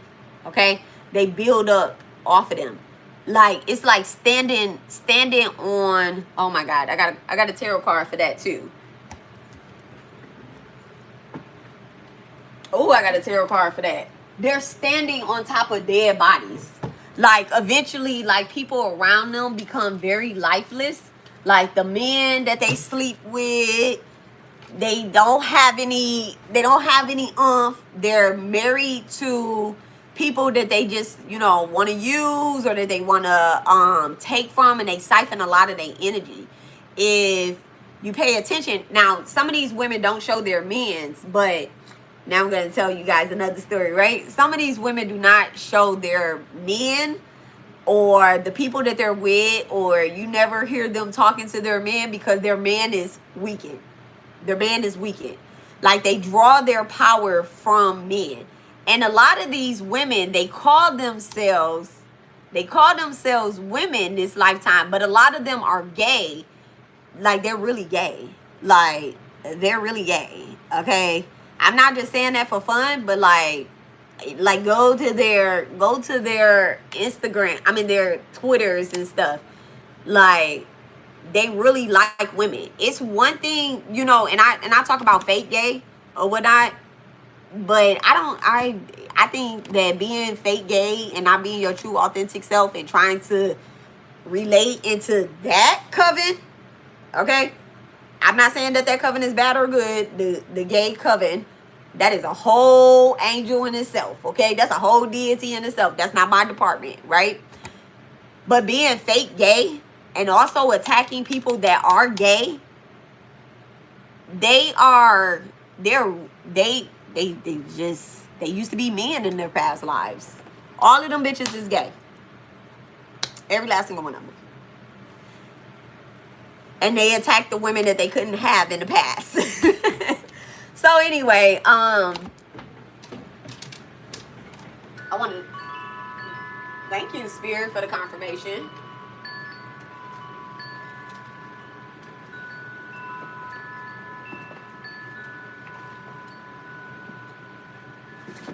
Where is me deck of cards?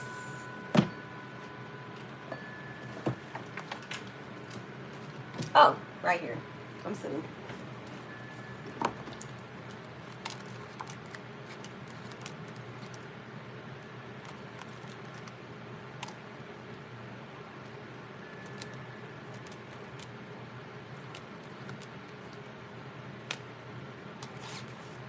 Let me show y'all this. Okay? This is the energy that they give. The Prince of Swords, okay? So it's like they're not the king, they're not the crown prince or the crown princess or anything like that, but they may be a prince or, you know, a princess or whatever the case is, right? I'm not gonna hate on them and be like, oh, they're just nobody. They're not ranked. They're not this. They're not that. They moved up in rank, you know, on their end. There's multiple ranks. You got the military, right? Ranks. You got the Navy. You got the Marines. You got the Army. You have the Air Force. But I'm missing one. Army, Navy, Marines, Air Force. Damn, it's one more. I know it is. I think it's like 5 or 6 branches of the military. But there's ranks. You get what I'm saying? And someone could be ranked here, over here, to do this type of work. And this person is ranked over here to do this type of work. Right? And so, that's literally what is happening. All right. And so the thing is that, like, they create these covens and they try to pull people in. Now, there are real healers and spiritualists and witches, and I'm gonna tell you guys, if you are a healer, you are a witch, okay, or you are a warlock. I know everybody doesn't like that word. Y'all don't like that word. That is an English word, but I'm gonna give you guys other words because I did take notes. Okay, I did take notes. I'm gonna give you guys other words.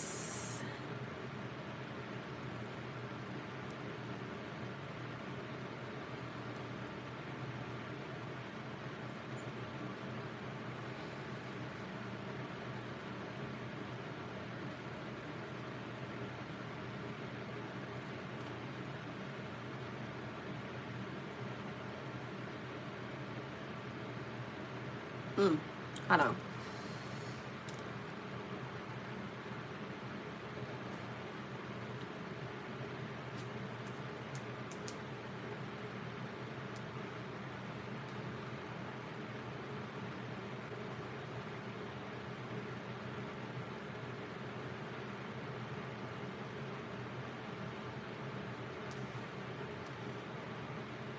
So during tarot readers, like the tarot readers, they're witches. The spiritual teachers, they're witches. The occultists, they're witches. The ones that create ritual oils, ritual healings, the doctors, the dentists, they're witches. They're warlocks, y'all. They are. Okay. Now it wasn't until like, you know, until later when the hunters, they started being jealous and felt as if they could not control the power of another. They could not control the healing of another. They wanted to decide who gets healed and who does not get healed. They tried to make it into something where this person deserves this, but this person doesn't. You get what I'm saying? And the more money and the more well off you were, right? The more money and the more well off you were, the more you deserve a healing, okay? And then they'll call you a doctor or a practitioner or something like that. They gave you a whole different name. And it's like, this woman ain't got no degree. She a witch. She's the neighborhood, you know, priestess or whatever the case is. And so, I did take notes, but then I decided that I ain't really want to read my notes. Look, they're just different expressions of the same mission. Helping people reconnect with themselves, their ancestors, communities, and what they hold sacred. All right? You don't have to stop at the word witch. Okay? You do not have to stop at the word witch. You might think that the language, it feels more authentic or more in a modern term, not just authentic, but it feels more like, oh, rebellious. Okay, let me use the word rebellious, because everybody wants to rebel against the social norm. So it's like now, and let me not even say now, I would say since COVID, it's been more people come out and say witch. Okay, I'm a witch, I'm a warlock, or I'm a priestess, or I'm a high priestess. But even so much as getting initiated and saying that you're a high priestess or whatnot, that was not something that people will come out and say. But then the internet took over, and it's like, oh, you got to tell the internet your whole life. And if you're not telling the internet your whole life, then you're not it. You're not the one. You're not the one. But now we're going back into the time where brick and mortar and putting your hands on somebody is a little bit is going to be a little bit more of the way to go. Like connecting back again with your neighbors is the way that we need to do. Okay, because so many people forgot to heal their neighborhood and was trying to heal across the state. Okay, where God put you in that house, put you in that neighborhood, put you in that place for a particular reason. He put you at that job for a particular reason. Maybe you're supposed to help certain people. But, you know, you have these people that come into your life and they actively hunt you down in order to try to steal your destiny, or they hunt you down to stop you from doing work. Some of them don't even want to steal your destiny. Some of them are okay with the life that they live, stealing from multiple people or doing the shit that they do, causing chaos, motion, and just, you know, being greedy, right? But there are people that they just like, I don't want her to have it. And so I've experienced both of them. I have experienced both of them. When it came to my son, so had another spiritualist, not Eva, but another spiritualist, actually had multiple spiritualists not come to me Well, only one spiritualist. I'm always gonna be honest, y'all. I'm always gonna be honest. Only one spiritualist told me that, you know, like Eva booked death magic with her, right? And since then, that lady, her page got taken down, all that stuff, right? And I didn't do that. I did not do that. I did not do that. Okay? I didn't spam her. I didn't do none of that. She had a lot of guilt on her, okay? Because she said that it was not death magic that was sent to me. It was separation magic from me and my twin flame. Now, at the time, 2023, you know, twin flame word was being hyped a lot. Like, y'all, we just gonna be honest on here, right? Twin flame word was being hyped. Everybody was claiming that their boyfriend or their girlfriend is their twin flame, their partner. If you was in a relationship that and you love that nigga or you love that woman, that's your motherfucking twin flame. If you go to a reader in 2023, they like, yeah, that's your motherfucking twin flame. Fight for that shit, girl. You know, I think I'm the only one that was like, and I don't give a fuck about no twin flame. Okay? I don't give a fuck about no twin flame. That's what I was saying. I don't give a fuck about it. Bitch, twin flame my motherfucking ass. I don't give a fuck if you bitches spent 20 lifetimes together. If this nigga cheated on me, you can have this nigga. Okay? I don't give a fuck if this the only lifetime y'all ever met, which is not. But I don't give a fuck. You can have this nigga. I don't give a fuck. I don't give a fuck. Okay? If you cheat, if this is the same advice I would give a client. Okay? Same advice I would give a client. Oh, that nigga cheating? Leave him. Like, leave him. But I love him. I did it. So you're going to tolerate disrespect? You're going to tolerate a nigga having no principle, no loyalty, no respect, no honor? What type of man is that? You want a weak man like that? So are we manifesting niggas like that these days? So I don't know if, you know, like the other person on the other end, they might not know you. They assume because they can't read your energy, because they can't see you, because they can't be a grown woman and have a conversation with you, right? They just assume that because they give a fuck about a nigga, that you gotta give a fuck about a nigga too. But they forget that when you are really called to do something in this world, sometimes you don't have a partner, okay? And I've been, y'all, my daddy dead, okay? My spirit guides been with me for a very long time, so they dead.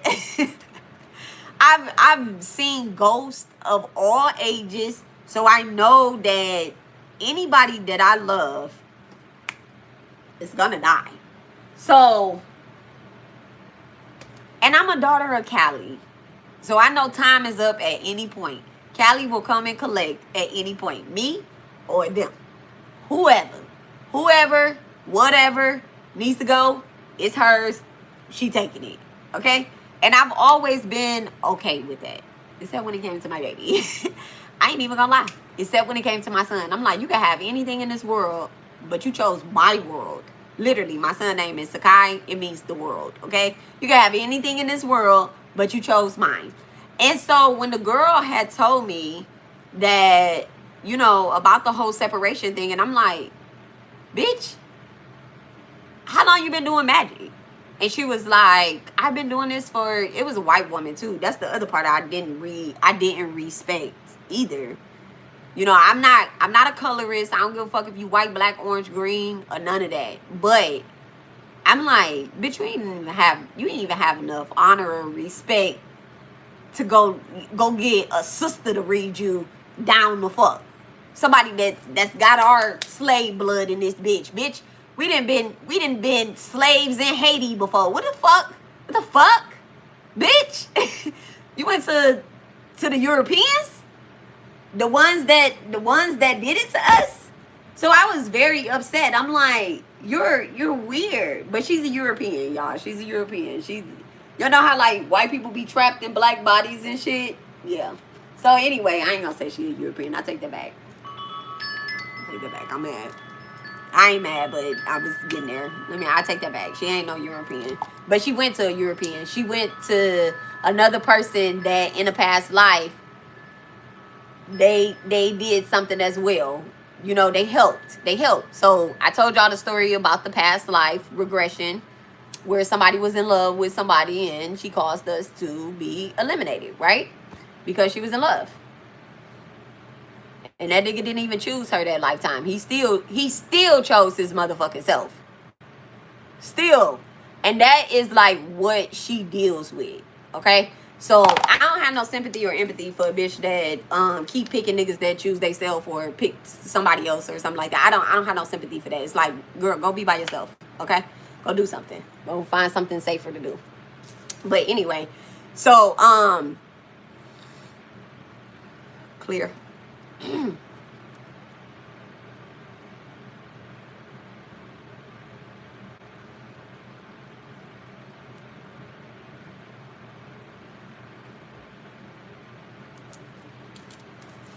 Spirit know when I be on 10, because when I say clear, baby, they take the whole thread and be like, all right, you cleared it, we done with it, you off of that.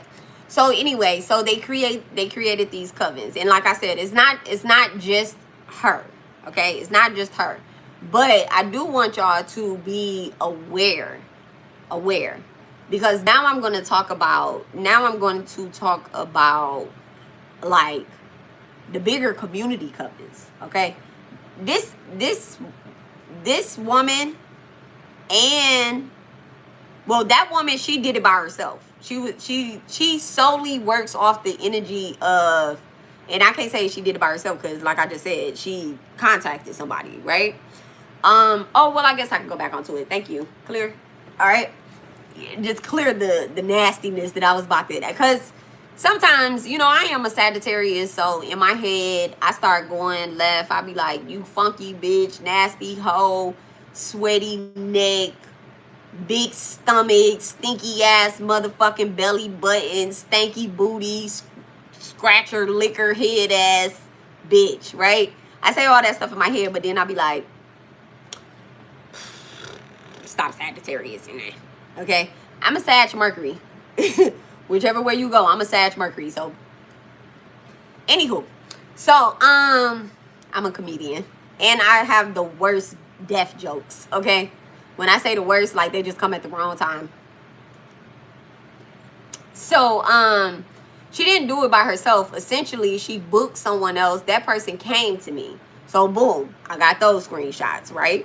I got those screenshots, and all of this stuff too. Like I had put it all online.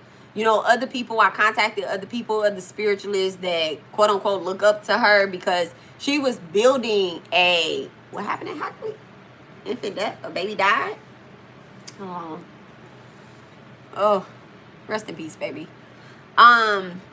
So she was building the platform. So essentially she's getting audience, and I had exposed her online. So more people were like, you know, they were watching. But then she started sending people my way. So Raven was another glam magic ass girl that also helped her, you know, try to eliminate my social medias, you know, and glam magic, because at the time, what's her face was not doing glam magic, y'all. She wasn't doing glam magic, not on herself. She didn't know really how to do glam magic. I don't think that's, I ain't gonna say nothing, because then bitch gonna start. She might do her makeup, but glam magic is something different. When you do glam magic, there's no amount of concealer you can put on your face to keep. Okay, so wait. When you do glam magic,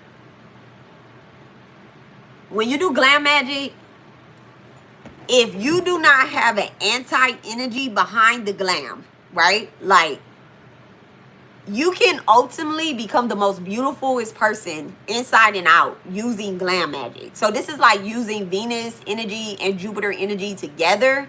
I love it. That's Lakshmi and Vishnu, right? You can use these energies together in order to build your self-esteem, in order to, you know, repair your root, repair your heart, repair your sacral, repair your solar plex, right? All of your lower chakras, you can use glam magic in order to boost that energy per se, your confidence, and all of that good stuff. So you can use glam magic in a particular type of way. But if you put a manipulative intent to get a nigga, to fool the collective, to fool another person, to make yourself appear as if you're not a wicked witch from the West, right? You'll still be exposed. So that's why I say there was no amount of glam magic that she can do that whenever, y'all, I sit with a mirror in front of me. Okay? I sit with a mirror in front of me. In 2023, she was doing readings at a Scary table. Okay, like, which is a black table. It essentially looks like the base of your phone. It's the mirror. I mean, the TVs and stuff when they turned off. Those are Scary mirrors, just the FYI. Well, they're a form of Scary mirrors, but most Scary mirrors is made of like onyx or black obsidian or something like that, right? But you can use what you have. All right. So if you have like a phone, you can use that as a phone that's not working. Okay. Use a phone that's not working. This phone does not work. This has become a Scary mirror. Okay. This got a whole protection sigil on there. All right. So anyway, so she would be sitting at a Scary mirror. And I would see her face. I would see her true face and shit. Screenshots, y'all. Screenshots. So, and when you see it, so I'm a person that sees spirits. And spirits come around me. Alright? I'm going to show you guys something. I'm not going to show y'all her. Okay? We're not going to put that energy on my page like that. Okay? But I'm going to show you guys, ooh, done. And there's other little dark, I just seen somebody's name. There's other little witches that I've come across, and I'm like, y'all so cute.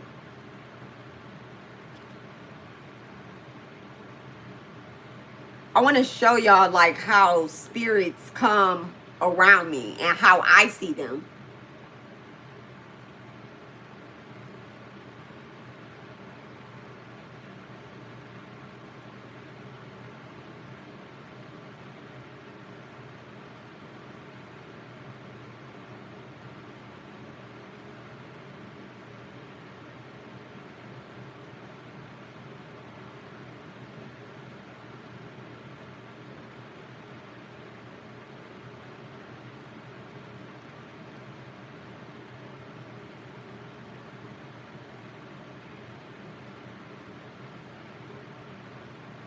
Here we go.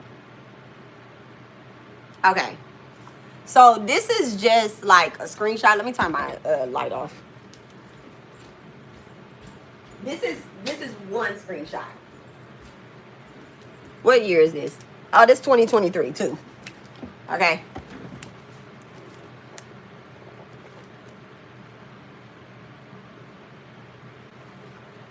So if you look right there, you might think that that's my reflection or something, but I was filming on my, what's called them.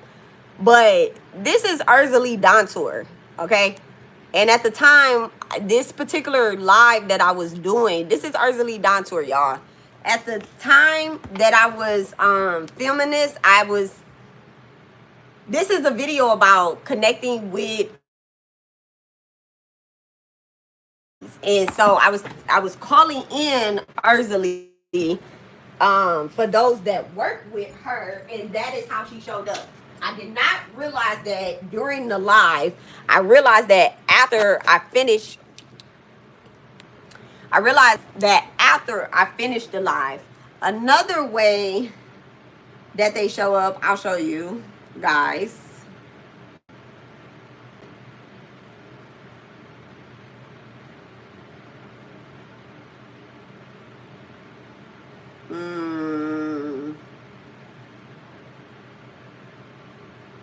I might not even have it in this.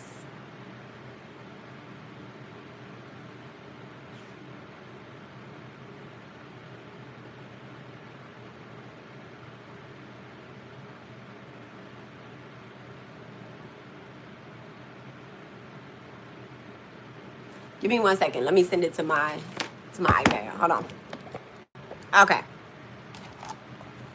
Okay, so let me show you guys another way spirits show up. Okay. This one is kind of deep. I know. Okay. So there's actually 3 spirits in this particular video. Okay. Let me turn the light off so you guys can see it better. And this is after, you know, you know, building, and then you call them in, right? So there is a spirit here. Okay. Let's go back. There's a spirit here. And then I'm going to flip the camera. Why y'all want to let me flip the picture? I'm talking about flip the camera. So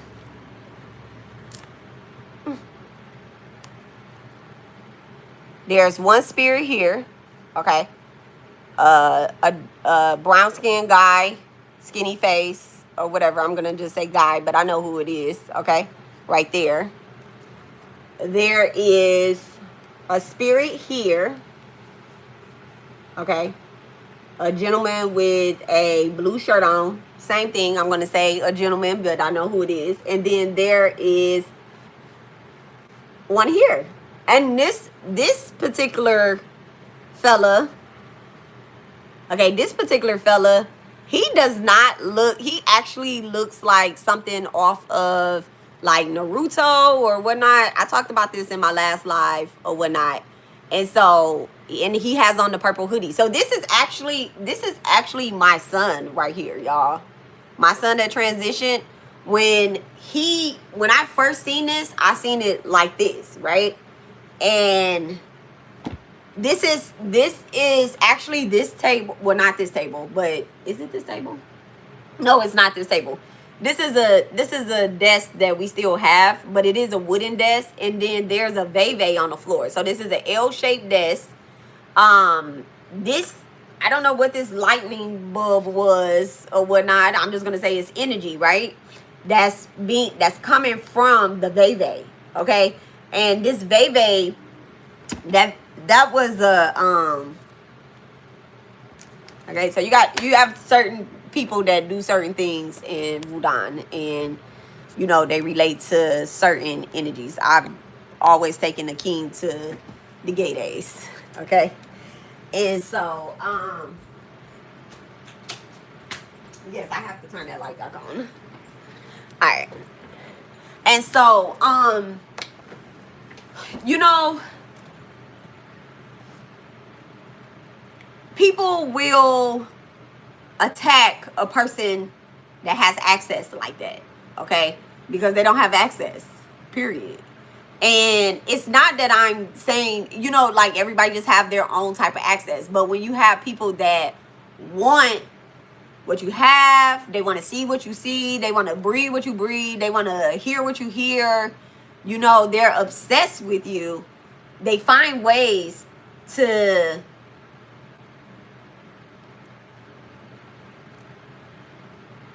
come close to you any way that they can. And after someone can no longer mentally come close to you, because it always start off as mentally, like, let me get in this person's mind and make them think whatever the fuck it is that I want them to think, right? Because they want to control you. So it always start off mentally. It's always a thought that forms first before an actual physical thought. I mean, an actual physical attack, right? And so a surge in measles. 70% of 23. Anywho. Surge in measles. It's always a surge in measles before school goes back. Just the FYI, y'all. But I ain't saying nothing about them people vaccinations or they stuff that they got going on. I ain't saying nothing about them. Alright? Y'all hear me? That ain't my lane to be talking about them people. This man look crazy as fuck on TV. I don't even want to turn that shit off because I gotta, you know, see what the hell they talking about. But anyway, so it's always like a way that they will try to get into your energy. First is mental, then it'll be like physical, and then it'll be spiritual. Okay? Then it'll be spiritual. The last part always, spiritual is always the last way that someone will try to attack you, because the other ways did not work. Especially if you're a healer, they can't spiritually attack you first. Okay? They can't spiritually attack you. So as I was going through this dark night of the soul, and this really was a dark night of the soul, y'all. I was walking through that bitch. I wasn't running. I wasn't hiding. I wasn't skipping. I didn't just say, you know what, I refuse to go through it and just be like, let me just throw my whole spiritual journey away, and I'm no longer going to be a spiritualist because my son passed away, because I got these dark covens that are attacking me, these false covens, these fake priesties, these fake tarot readers. Well, I can't say fake tarot reader because it's hard to fake tarot if you know how to read cards, okay? So I don't want to say fake tarot reader, but I'll say fake tarot reader, because if a person doesn't actually use their intuition, then they fake. And that is what had happened. That's what I had found out. Then I don't know, I will say that, okay, so after Raven, and I end up going through Raven's Twitter after I had brought her on, because I was doing intuitive talks, right? I was hosting shows on YouTube with spiritualists that I had met off of Twitter. And I was, you know, they maybe didn't have a YouTube. And I was making sure that I was not talking about old girl. I really, like, Spirit was telling me to stay busy. Keep focusing on your spiritual work. Keep focusing on your knowledge. Keep focusing on, you know, like, I thirst for knowledge, okay? Like, I'm thirsty right now. Who about to teach me something? You know, what am I learning today? And it just was like, you know, it's like when you thirst for knowledge and for wisdom, it's like that. It's never quenched. It's like it's more to learn. There's another guru out there. There is another teacher. There's another healer. Like when you're really truly that person, you just like, yeah, it's boring now. Not that you're gonna quit it, but like, okay, I seen that, but it's got to be more. You know, it's got to be more to it. Like, and then what else? What else are we doing? Like, what else? So anyway, so after Raven, and Raven was a glamtress, okay? She was a glamtress. Now, Raven knew how to do glam magic, okay? She knew how to do glam magic. And I will say that Raven is a witch. She is a witch. She's a true witch. She is a true witch. Because Spirit did not reveal her to me until her intentions changed. At first, her intentions was pure for her to put glam magic out there. That's solely what she wanted to do, you know? But the thing is, like, okay, I might not have like the biggest platform or anything like that, but I'm a manifesting generator. So success comes with partnership with me, okay? So if I work with someone, I'm always going to introduce them to someone else. And a lot of people, they come to me with an intention, and then, you know, Spirit will guide me on how to do this. And so I actually had a dream about Raven and Alexis. We were in a church. We were doing charity. Thank you so much, Spirit, for letting me allowing me to remember this right now at this second. So like Eva, I had a dream of her. I seen her coming, but I seen her do something in my partner's dream, right? Raven and Alexis, one is a glamstress, and then the other one is nothing. Like, she's not a healer. She's Alexis. I cannot, for the life of me, I cannot understand why she would get out of the corporate world, okay? Because she's a she got a strong energy, a politician on her, but she does require a healer around her. But I won't get into that because I don't even know if that girl on here anymore either. Like, kind of like, you know, like anybody that does like little stuff to me, I'm saying little stuff because I've already experienced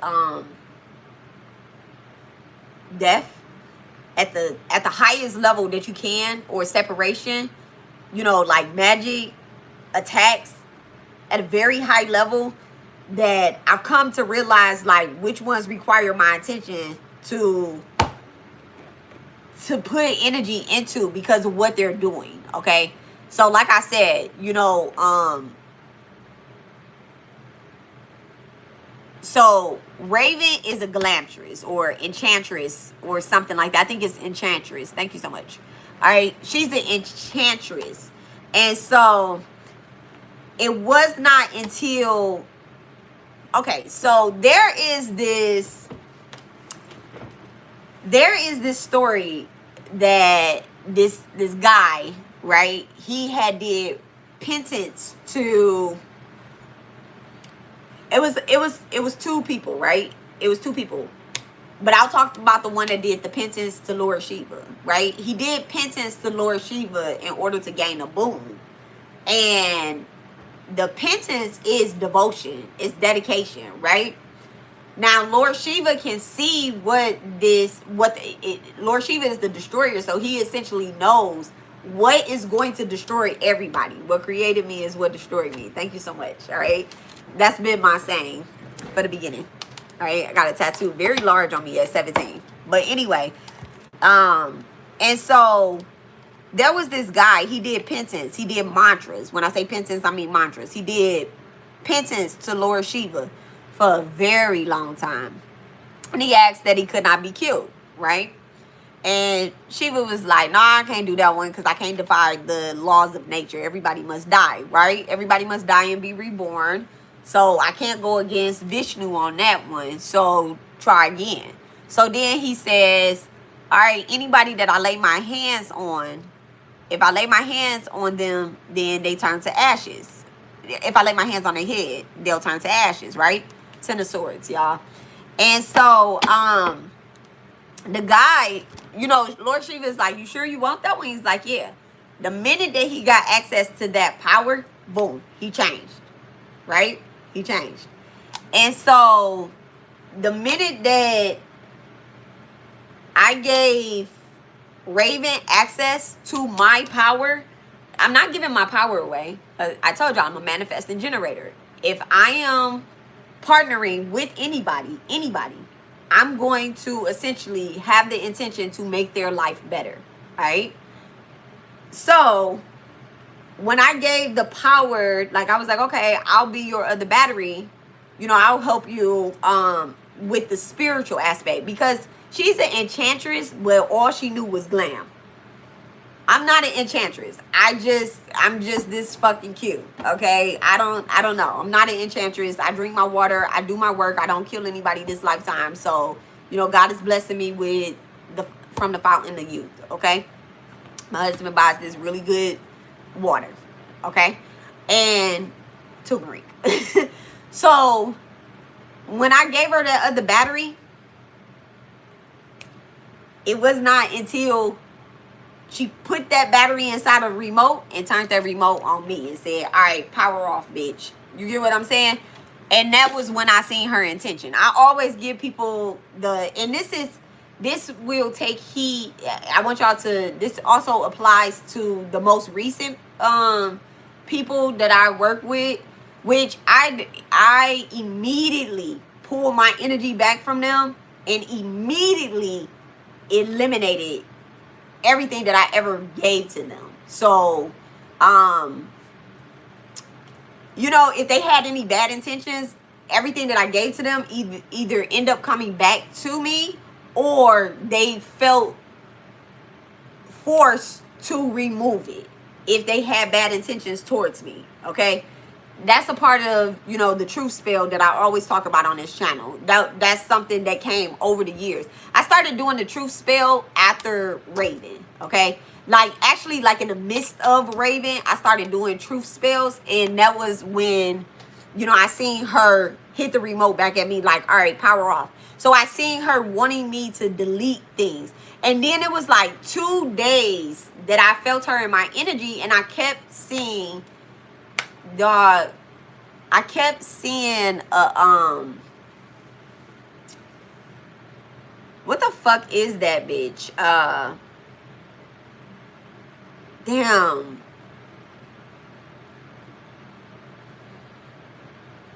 I can't think right now what entity she worships. Let me see. Because I kept seeing it on her. But what I did was, okay, so what I did was, there was this other boy. He's a Pisces. I used him because I knew that they were friends and that they were in constant communication. So I actually used him. He's a Pisces, so it was very easy to use him. And I don't feel sorry about it. I used him to see, to witness. Oh, look. On the TV it says eyewitness news, y'all. Like a little kid had, look at that. That's so cute. Okay. So, eyewitness news. Okay, reporting live. So I had used him in a dream state in order to see, you know, her true colors. Because when I seen her point the remote back at me and say power off, I'm like, why would she do that? Like, you know, like, you can't siphon my energy to do glam work. And I'm like, she's already, you know, like, she's already successful. So she had no intentions on, she doesn't use her glam work to attack another person. Okay. What happened is that her and Eva knew each other. So after all of that happened, I was like, hold on, let me, because I had just had the girl on my YouTube for the simple fact that she was a enchantress on Twitter. I didn't give a fuck about her. She didn't give a fuck about me. Like, we didn't convert about that. But I felt her snatching energy. Like, trying to, and I'm going to say snatching, because snatching means that you actually took it. But I felt her trying to pull on my energy. Like 2 days in a row. And so, damn, is it called damn, it's some fly deity. That's a fly demon. I'm saying deity. Well, I guess I'll use the word deity. Thank you so much, Spirit. I guess I'll use the proper word, deity, right? She goes to, like, I guess, like a fly demon or fly deity, y'all. And so she actually, once I was like, let me see her true form, okay? I astral traveled safely with a spirit guide, and I said, let me see her true form, okay? And the thing is like, this girl, when she see me, okay, so these are like separate things. What I was doing on my channel with other healers, other spiritualists, they had nothing to do with Eva, okay? They had nothing to do with Eva. So it wasn't like I'm gonna get this girl and we're gonna get on here and we're gonna bash Eva. If anybody knows me, and including the people that have attacked me, I never ganged up with another bitch to take down that one. That was something that had to be personally handled. I never booked nobody. I never went to nobody. I never got no readings on her by nobody. I did all that shit myself. That was something that Spirit needed to reveal to me.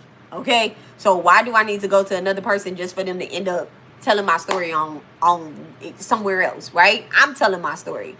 And so I didn't want to give my power away by allowing another person to tell my story when I already got somebody that's telling my downloads and acting like they're solely her fucking downloads, and they're not. They're stolen downloads, right? And so I used Raven to see if I could tap into, and like I said, I went to school when my son passed. So I was started like, let me figure out how to fucking astral travel, okay?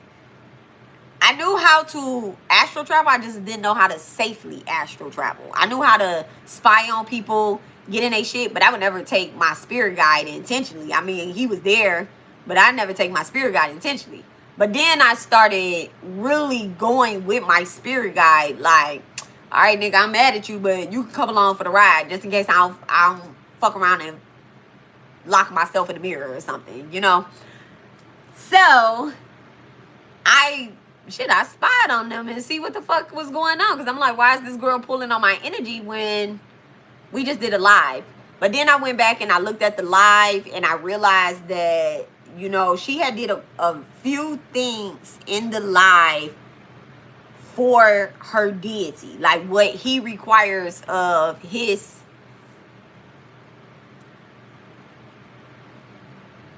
I don't know what they call followers, I guess. Like, you know, of his people. What he requires. And he requires them to be a little slutty. And so in that, or I don't know what the word is. Like, I don't know what the word is. Like some demons require a bitch to eat a lot of chocolate, make offerings with chocolate.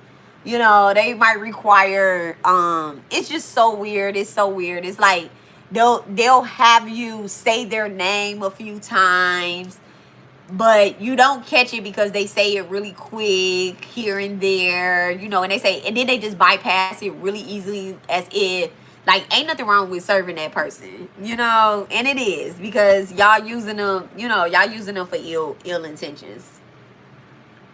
The Hierophant. And so anywho, and so after Raven, I just was like, oh, y'all got me fucked up. I'm gonna put my foot so harder back on this girl, even neck. Like, I'm gonna continue to expose her because, bitch, I was trying to move the fuck on, okay? And you ain't letting me, all right? You sent somebody to spy on me and shit, and they were like talking, but like I said, I don't look at people, other spiritualist stuff like that, okay? Raven is someone that came up in my feed because she needed to come up in my feed because I had a dream about her and Alexis. And in the dream that I had, it was me and Alexis. And that's another thing too. Like, they form these covens in order to... They'll form a coven. If they see you about to link up with someone else, they'll go... Let me not say form these covens, but they'll try to build a group. So that's kind of what Alexis did. Alexis tried to build a group with me in it, and then discredit me in the group. But before that, she had did something in the spirit realm, and I could not shake it. I could not shake it. I could not shake it. I could not shake it. I could not shake it. She had used my son spiritually, and at the time, 2023, I'm just like, nope, none of you hoes say my kid name, okay? And so I couldn't shake what she had did. It wasn't something that I knew out loud that she did, but it just was something about hers. But then when she had told me, she was trying to use my son for mediumships, and she's not a medium, okay? She's not a medium. And so, and her grandmother had came to me and told me that, and was like, but baby, listen, she want to be, it's like a wannabe. And so they was telling me like the self-esteem issues that she was having and stuff, like, well, I'm saying they, but her grandmother. And so again, I'm a mom. I'm older than all of these women, mind y'all, right? I'm older than all these women. And so I was like, well, let me try to teach her. But then Mumbo had... Okay, so first her grandmother showed up like, no, don't stop talking to her. This can be healed. And we're walking like through a church. And I remember, so that happened after. But when I seen her and Raven coming, we were doing charity work in a church, and Raven came with like a low cut shirt. And I'm like, bitch, I thought we wasn't getting sexy to come to the church. And she's like, come on, let's go get this. Let's go give it out or something like that. It was very, I don't know. But then me and Alexis looked at each other. And so that's when I seen her face. And I had never knew her. And I tweeted about it. And I was like, I had a dream about a follower online. Like one of my followers online or whatever. And then like a couple weeks later, I did this thing with Raven. I did the thing with Raven. And Alexis had unfollowed me. She had unfollowed me. I didn't know that Raven and Alexis knew each other. So she had unfollowed me. So when she unfollowed me, you know, why you unfollow me? Like, what did you unfollow me for? Like, what's the deal? And so she was like, oh, you associate or you have somebody on your channel and I don't fuck with her no more and da da da da. I'm like, I don't even know that girl like that. You know, like, I ain't trying to bridge y'all back together. She ain't even talking about you. She talking about Glam. Like, don't, you know, like, let's keep it a G. Whatever. And I was very open and honest with her because, like I said, I dreamed of her. I seen them coming as I see everybody coming that comes in my life, right? So nobody is a surprise, baby. Nobody is a surprise. And so I'm just like, I mean, they're questionable, but they're not a surprise, but they are questionable. And so I was like, nah, like we still can work together. We can do spiritual work. Like I'm a healer of all. And so, you know, we still like followed each other and all that stuff, but I should have probably just let it go. And I asked my Dazarides and I asked my spirit team, like, am I supposed to be fucking with am I supposed to be fucking with Alexis? And you know what they told me? They said, yes, you have to see something.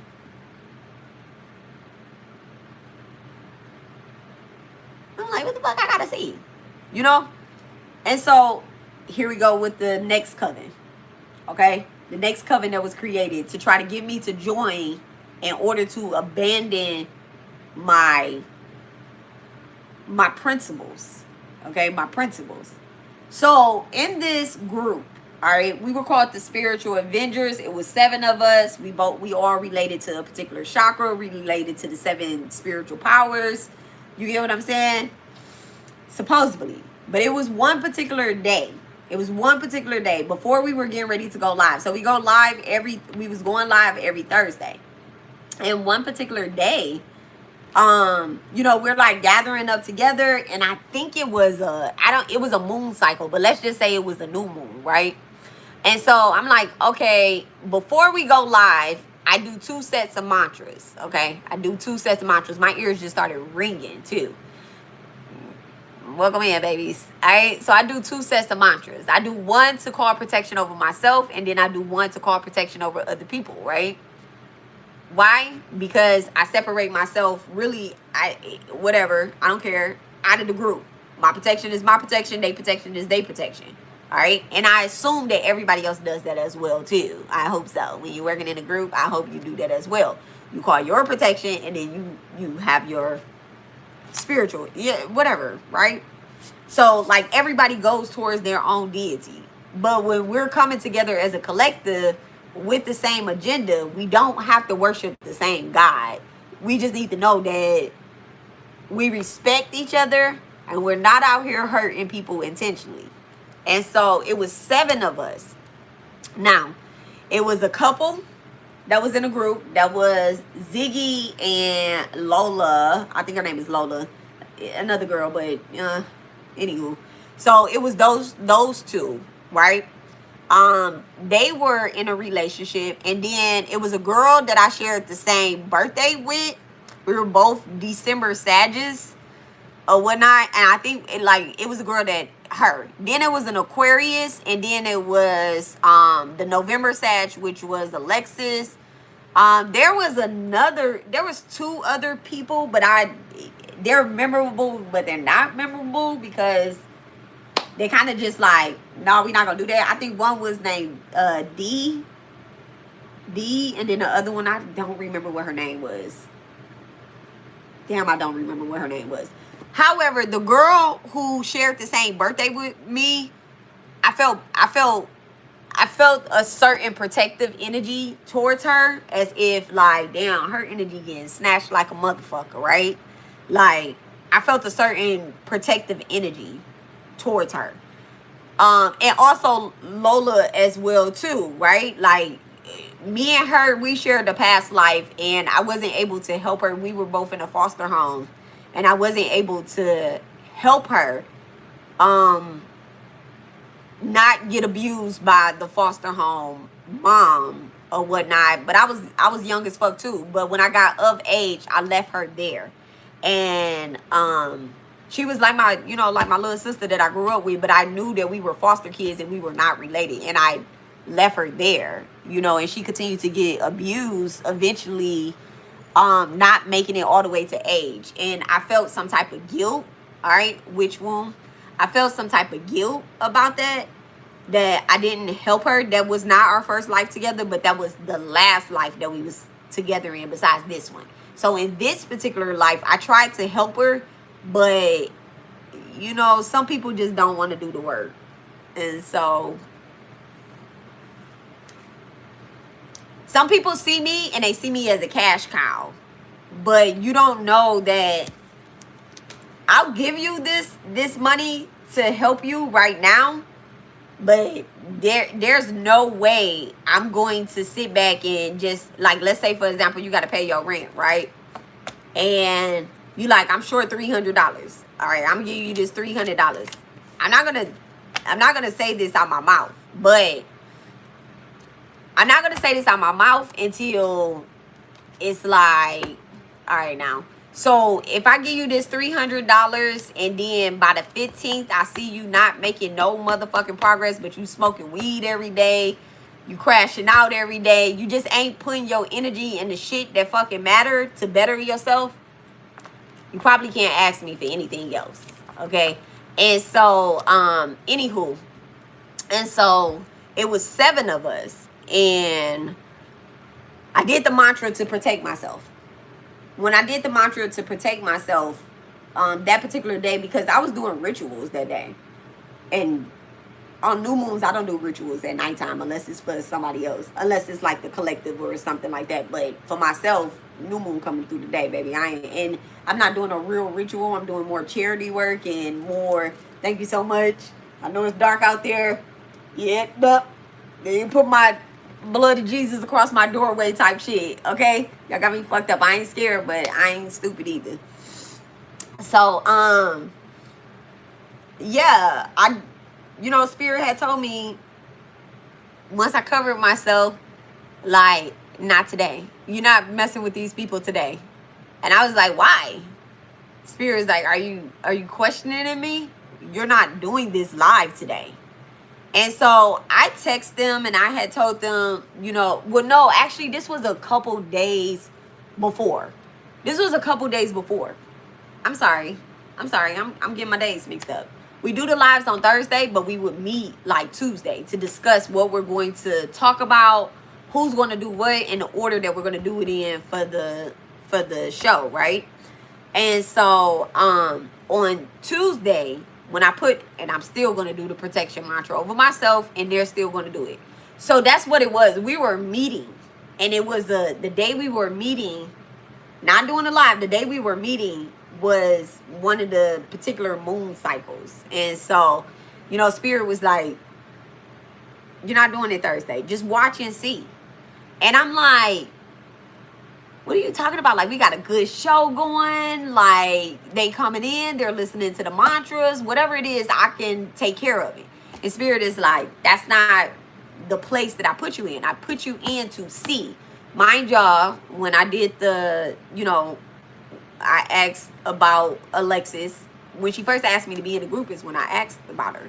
And so, you know, and she always came to me with ideas, or, you know, she'll ask me, what do I think? And I'll give her an idea. And the next thing I know, we were doing my idea as opposed to her idea. When, you know, and I didn't mind. But the problem is, Wicca does not like when other people take credit. Okay? And you give no credit. And so I don't know what she was saying or doing offline, but Spirit shut that shit down. Okay? All of them. I don't know what they were saying or doing offline, but Spirit shut that shit down. All right? And I told them, I was like, I can't do the live on Thursday. I'm going to be unavailable. And they like, what do you mean? And I was like, I could teach one of y'all the mantra. I was like, it's really simple. I said, it's really simple. And at this point, we had already been doing mantras. So I'm like, y'all should know the mantra. You know, like, you should know the mantra. Like, on live, the only mantra I was doing on live was or either I'm 108 times. Okay, we do that at the beginning of the live, and then we did sound healing at the end of the live.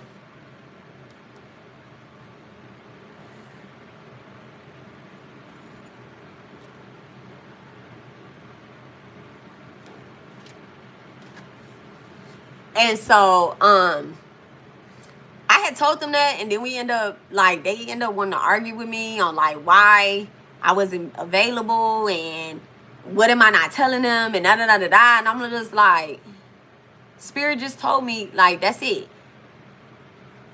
It ended up turning into, like I said, when you're a healer, or you're a spiritualist, or, you know, you are who you are, and you that guy, everybody love you until you say no.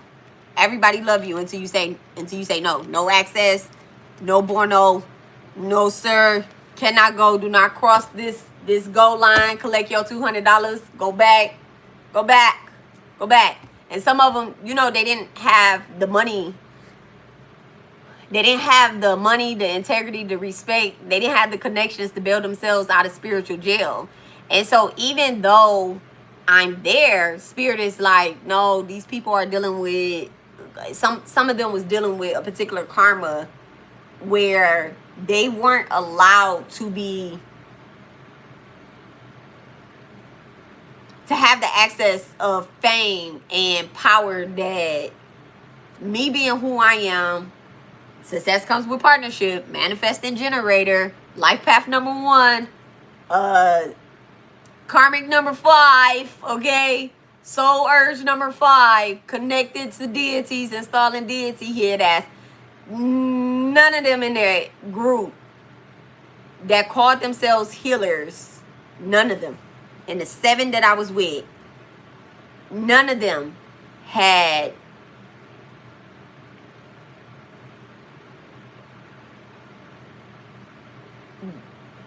I gotta watch what I say. Like, I don't even know if I want to say this, because that, I don't know if it's the proper way to say it. Like, I want to say, like, they didn't have access to deities, okay?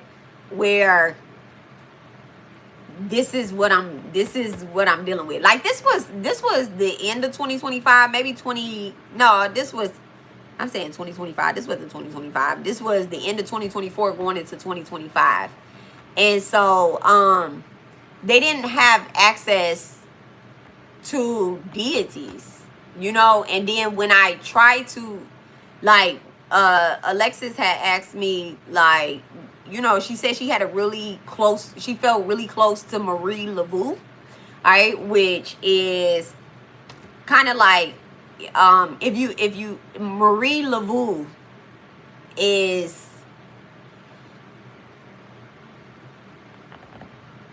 I guess it depends on which life you're in, that, you know, which Marie Laveau you cross paths with.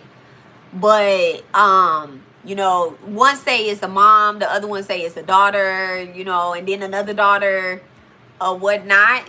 Some would say that it's Voodoo. Another person would say it's Catholicism. Another person might say it's Christianity, you know. It just all depends on where. And the other thing is, too, like, if you're a true Catholic, then you know that that Catholic and Christianity is the same. All right? They just, the words that come out their mouth. But if you go to Catholic Sunday school, you know that, you know, and Haitians, they understand this as well too. Okay, they understand this. They know that. It's just us people that separate those 2 religions. But, you know, those 3 religions, Voodoo, Catholicism, and Christianity, all the same.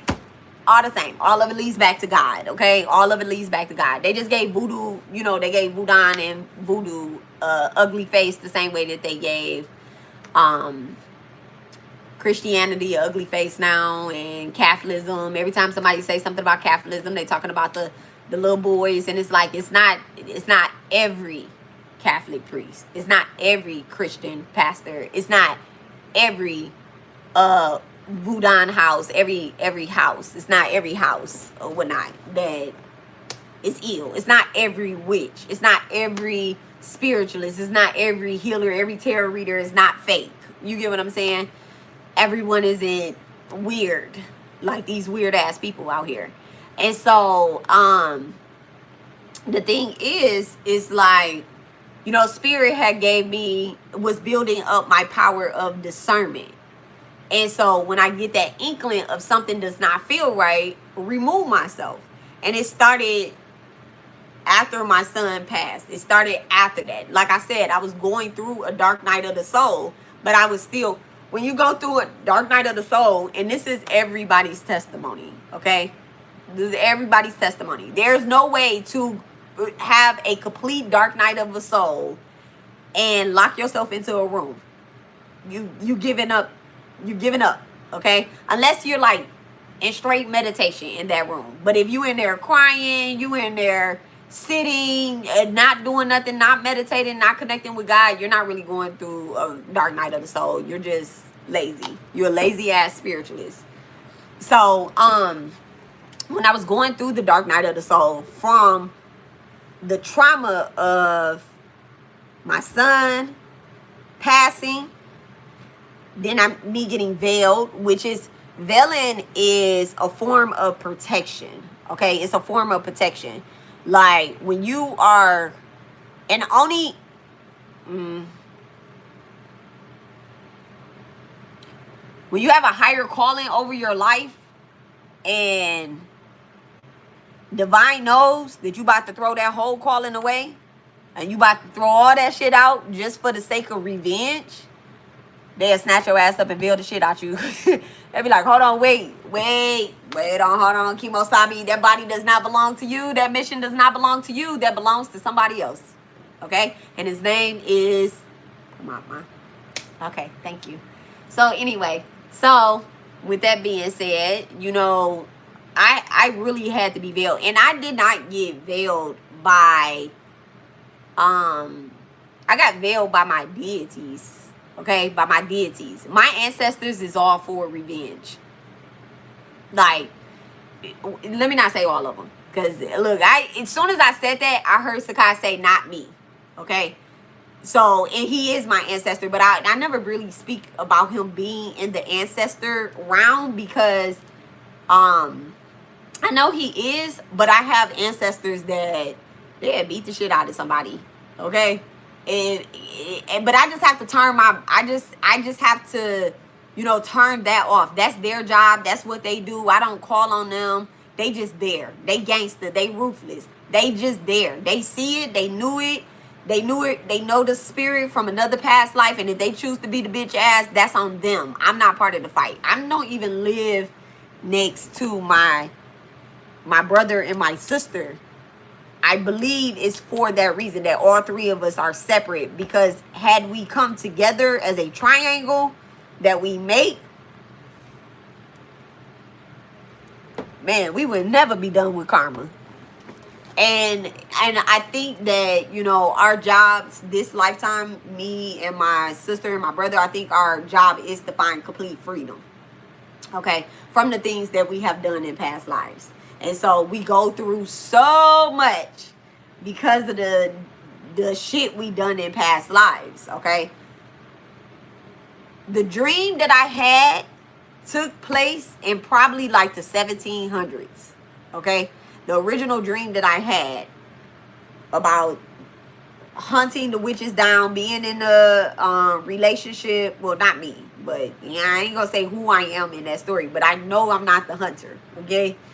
I know I'm not the hunter, but I've done things in that lifetime and after that lifetime, because it took a couple lifetimes for me to stop being so fucking mad, okay? That sometimes I just come back, I do shit, and I'll just be, you know, I come back as a, and you know, spirit allowed me to get it out because I've been in the military, I've been in, you know, plenty of wars, and been on the side that I thought was right, so I did my motherfucking job, okay? Whether it be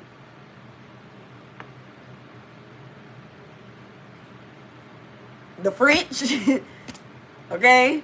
Whether it be the Germans, whether it be the Europeans, whether it be the Africans, whether who or whatever it is, I did my job. So now me being born into the United States as a woman, I'm truly a believer that anyone born into the United States, they've done the work to be offered the opportunity to be free. okay, to be free. Like, essentially, I love the United States is because there's no country like us. There's no country like us, okay? There's no country where you could go outside and tell anybody of any age, bitch, shut the fuck up and get the fuck up out of my face. And not, get stoned or get jailed, or it's really truly freedom of speech over here. Like, look at what I'm talking about, okay? There's no country where you can openly practice what you practice but the United States, okay? Germany, they still got a lot of healing to go. Well, I use the word country. So let me take it back. There's no continent like America, okay? There's no, yeah.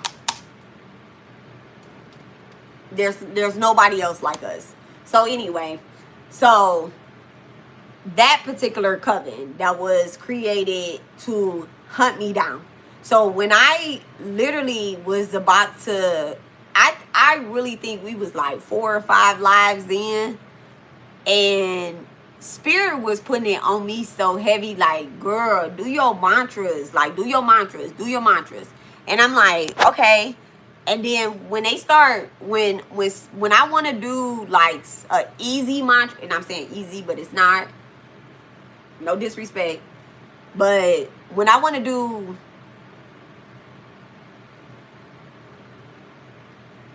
a love mantra, like Durga's mantra is very protective, is very shieldy, right? I just feel her like kind of just putting me under her sorry, and just like, you know what, come on, you're gonna fit right here in my pocket, I got you, I'm gonna do it. I feel very protected when I do Durga's mantra.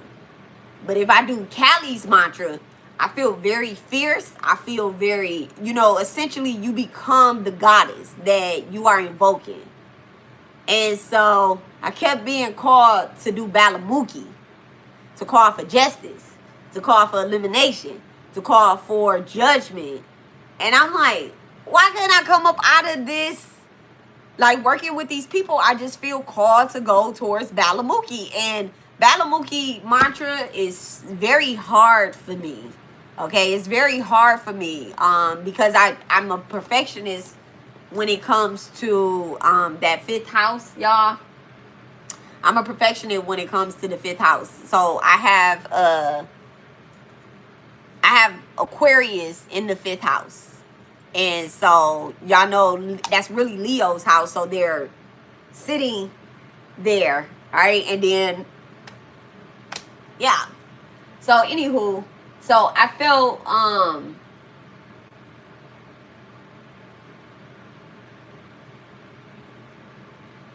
yeah, I have Aquarius there.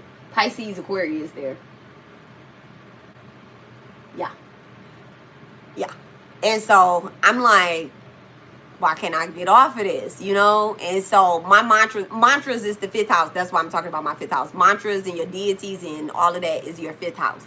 And so I be wanting to perfect the mantra, where I can just go. But once I start seeping into it, and mine, she don't judge you if it's not right pronunciation or anything like that. You just want to make sure you're not saying certain words when you're doing the mantras, but just having the intention of being devoted. Spirit knows what your intention is. And so I just couldn't. And so, Spirit really exposed them that day. And I'm like, I cried, y'all. I did this like little fake cry though. I ain't even gonna lie, because afterwards I cracked the fuck up at myself. I'm like, bitch, what the fuck are you crying for? And I'm like, oh my God, I really wanted to do this with them. Like, I want to do this. But the 2 girls that I was worried about, they did not, I think that I had too much of a high expectation for them to stand up for me, as if like, hey, chill, it's one day. Like, everybody is entitled to a you day or whatnot. And what I was gonna do, I don't know what I was gonna do, but I don't think Spirit was gonna let me continue to be in that, because that's what they were asking. Like, are you gonna come back? Are you gonna do it? And I'm just like, before I could even think, Spirit was answering my words, and then the phone disconnected. So we on Discord. That's what we was on. We was on Discord, and so the call dropped. So they all assumed that I hung up on them. So when I called back in or got back into the chat, they like, nah, you hung up, so it's over, it's done. And I'm just like, I didn't hang up. I'm actually recording. So I'm like, I didn't hang up. Like, y'all got me so, and I guess right before the call got disconnected, I was like, you know what, fuck y'all. But I wasn't hanging up. I wasn't hanging up. I said, fuck y'all. Okay, take that shit. Fuck it. Fuck y'all. Like, y'all all supposed to be spiritualists. Like, read into the shit. Aren't y'all tarot readers? Read into the shit. What the fuck is the problem? Everybody on the call read cards. Why the fuck are y'all not reading into what the problem is? And so it wasn't until like months later after and I'm saying months later because, afterwards I still was doing my intuitive talks. And that was the other thing too. I felt like Alexis, she wanted to stop me from, because I told y'all these are covens built to hunt you down, right? To hunt the witches down. So she wanted me to stop doing even though she did not like Eva either, because I guess Eva was talking to her little boyfriend or her little boy toy or whatever the case is. But she wanted, if I was exposing Eva, then she was okay with me doing, still my YouTube videos, because we were on Twitter Live and Discord. Okay, my YouTube and my Twitter videos, they had nothing to do with Discord or what we was doing on Twitter when it was our turn, right? But she wanted me to stop.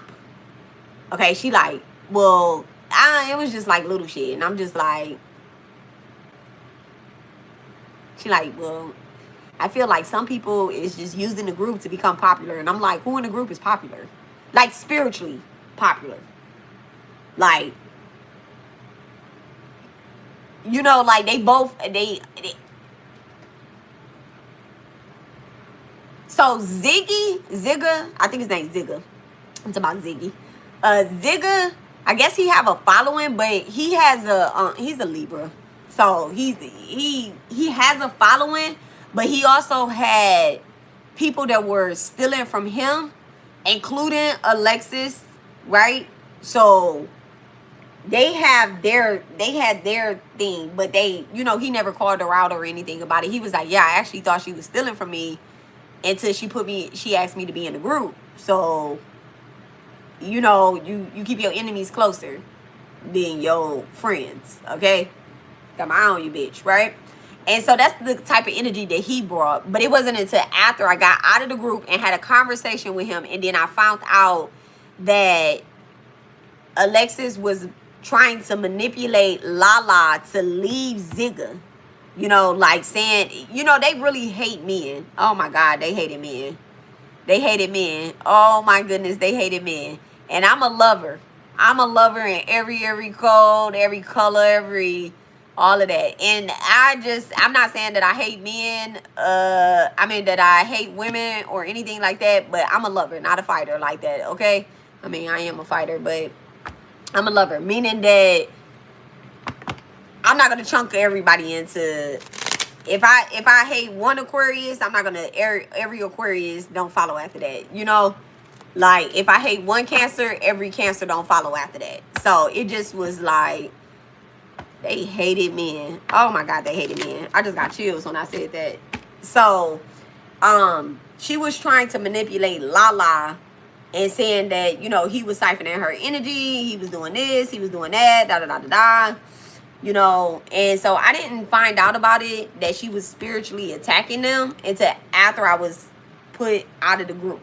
Okay, and I'm going to say put out of the group, or left the group, or not in the group no more. Okay, whichever way you want to take it. If they want to say they put me out, they put me out. If I want to say I left, I left. It depends on the day and the hour, right? When I was no longer a part of this group, right? Because I would not initiate. Like the day that we were supposed to do the live was I believe it was a new moon. And Spirit told me absolutely not. Absolutely not. Like I didn't know until after the Discord, once we started talking about stuff, they was planning on doing a ritual. But I'm like, their energy is not clean enough to be doing a ritual like this. Like, you can't, like, it's kind of like what I had told Amazing Grace. It's like, you can heal while you're healing, but you can't heal while you're hurting. Okay? You can't heal while you are hurting, but you can heal while you're healing. Okay? You have to have some understanding with your pain. Okay? You and your pain, y'all have to work together in order to become the healer. And so that is like one of the things that I was, like who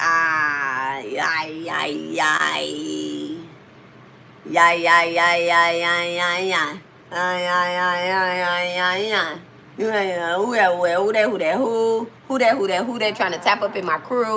So yeah, they wasn't, and I didn't realize that until like, because I didn't energy check. I ain't energy check like that. I'm just like, okay, we're a group of healers. I'm gonna come on there. I'm gonna do my own thing. But then because that's how she explained it. She was like, well, we're gonna do our own separate thing, and we're gonna come on and we're gonna talk about spirit. We're gonna have spiritual conversations. She never said anything about us doing rituals together and like forming a group. Like, I was cool with it being the spiritual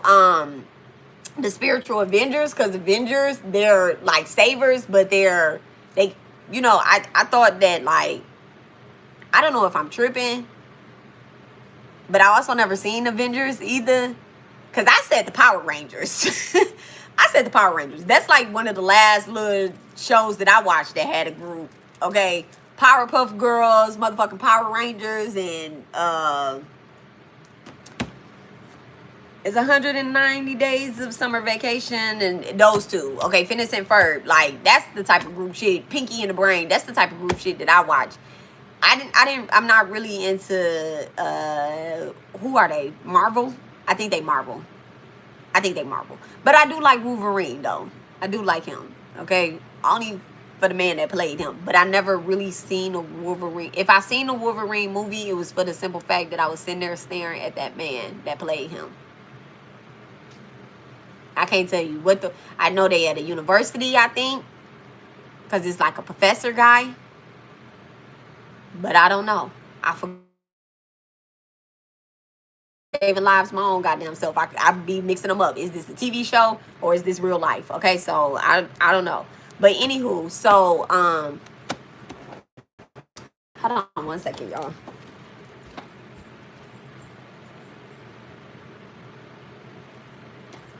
I had to look at a calendar. Okay, tomorrow is the 30th. Okay. So let me go get my charger too.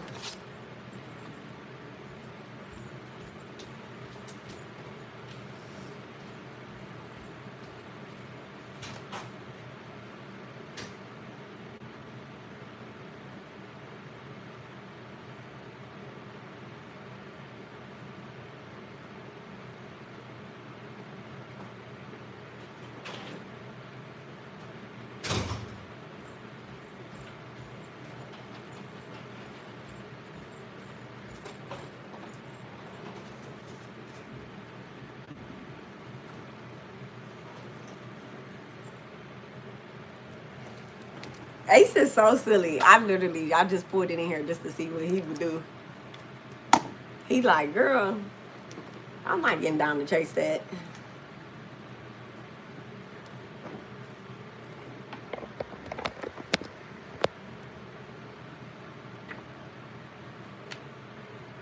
Okay. And so yeah. So it wasn't until like they wanted to do like rituals and stuff like that, and my spirit told me that I could not approve that. That could not be approved. And I also cannot be like, I listen, I said I was veiled. So it was like, nah, you can't take my energy. So this is why, like, I don't get on the internet saying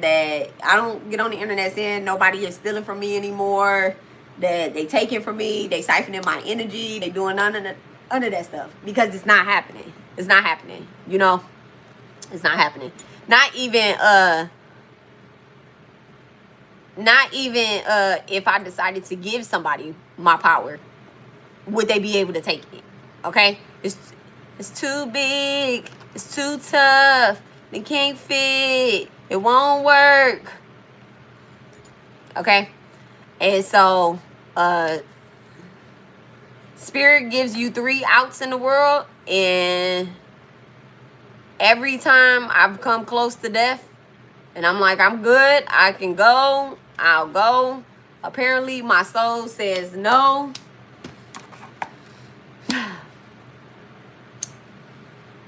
And I'm back here, which is okay. I just stopped, you know. Well, I wasn't trying. I never committed any type of self-unaliving or anything like that. I've had the thought when I was being spiritually attacked. So that was the other thing, too, why Spirit veiled me as well, too. Because, like I said, I was going to take her out and then take myself out as well, too. And be like, you know what? Fuck that shit. I don't give a fuck. $1 million life insurance. Okay? Kids can get through college and all that stuff. They got their daddies. They will be okay. But I felt like my baby had me. Okay? My baby had me. He had his dad, but he had me. That was my baby. That was my son. And so, it just was different. It was different. Your firstborn is something different. Your firstborn son, who is the heir to your kingdom, to your everything. And Sakai, everything. Everything. He knew everything. Everything. He knew every tear that I had dropped. He knew everything that I've been through. Everything. That was my Taurus, and I talked to him about everything. And that's one I never gatekeep, sugarcoated with. Well, I don't gatekeep or sugarcoat with none of my kids though anyway, but he was always in the kitchen. And so we talked more because we was in the kitchen. Sire is my baby. He's the Mercury ruled one, so he always pick up the phone when I'm outside of the house, and he'll call me and sit on the phone with me. And Nas just texts me. He don't even call me, barely answer my phone calls. I had to tell him he Aquarius. I had to tell him to take his phone off, do not disturb 20 times. Gotta call him. Had to make him put my shit in favorites in order to get the call through. And so, but yeah, so this is about, I mean, this is how they create these covens. And they pretend that they are spiritualists, or they are spiritualists. The hunters are spiritualists because they ask for the power that you have, to have something, not your power, but something similar in lifetimes after that. Like, and if they underlock, okay, so let's unalive. Thank you. Let's say that you were very abusive towards animals in another life, right? You were very abusive towards animals. Divine has a weird way of making you reincarnate and suffer the same way you have made another suffer. And so, if you were a man that was very abusive towards women, you come back as a woman and you're in an abusive relationship. You know, if you were someone that just wasn't true, no principle, none of that stuff, you come back and you be that person. You know, you become that one that you hated so much. And so a lot of these people, they knew who they would be. And so they intentionally unalived them, you know, and some of them, man, past life regressions be crazy, because you'll see something and you like for example, you could be having a past life regression dream, and you will see some type of old ass ritual where somebody in there drinking blood. They in there doing all, making all types of sacrifices. You like, oh my God, I just had this drink. But really, you just relived a past life where you actually seen that. You can't see anybody or anything in your dream that you never experienced or seen in your life. Nothing is new. Nothing is new.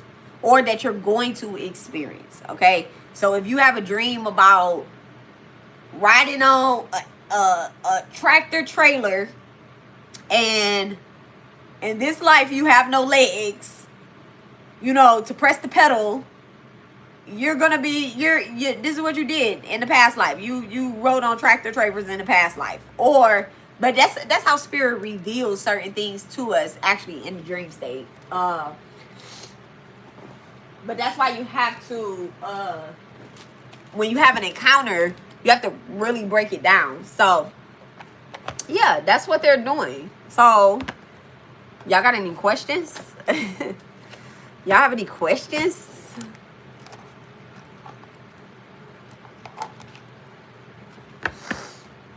Like, have y'all ever experienced dealing with any covens or anything like that?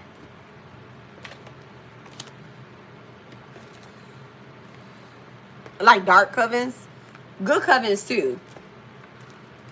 You'll get some dark ones that try to initiate into good covens and like be your friend and do stuff like that in order to hide the dark things that they're doing.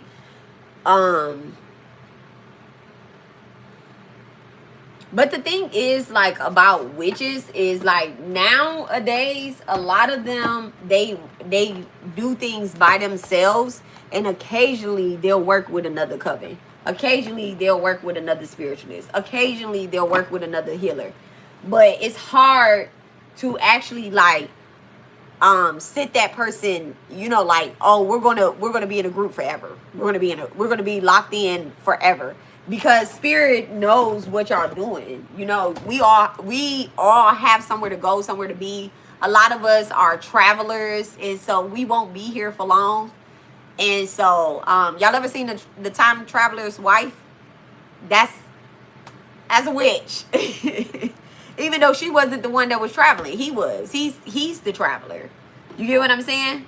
But she was able to meet him in every life, like in every life. Now that's also a twin. That was a twin flame relationship too. Like that was a twin. That's a twin flame relationship, but they're also in separation. True. I tried once, and somewhere too dark. I left. I'm a healer. Yeah. Twin flames are something. They are. They're very interesting. They're very interesting once you realize who your real twin flame is, and then you realize like what y'all journey is. They're very interesting. They're super interesting. But the thing is, like with twin flame relationships, like I said, in 2023, everybody was in a twin flame relationship. Now it's kind of getting lighter, where people are like, oh, the more you read, learn, and meditate with your twin flame, the more you will see their face. Okay? And when you meditate with your twin flame, there's not another human being that's sitting next to you. Okay? There's not another human being sitting next to you. Like if me and my husband was to meditate at the same time and we're both calling in our twin flames or whatnot, like we would see different spirits come up because we're not each other's twin flames. And that's the part where like if a witch is on a twin flame journey as well, it's just better not to even claim a twin flame, y'all. It's better not to even claim a twin flame because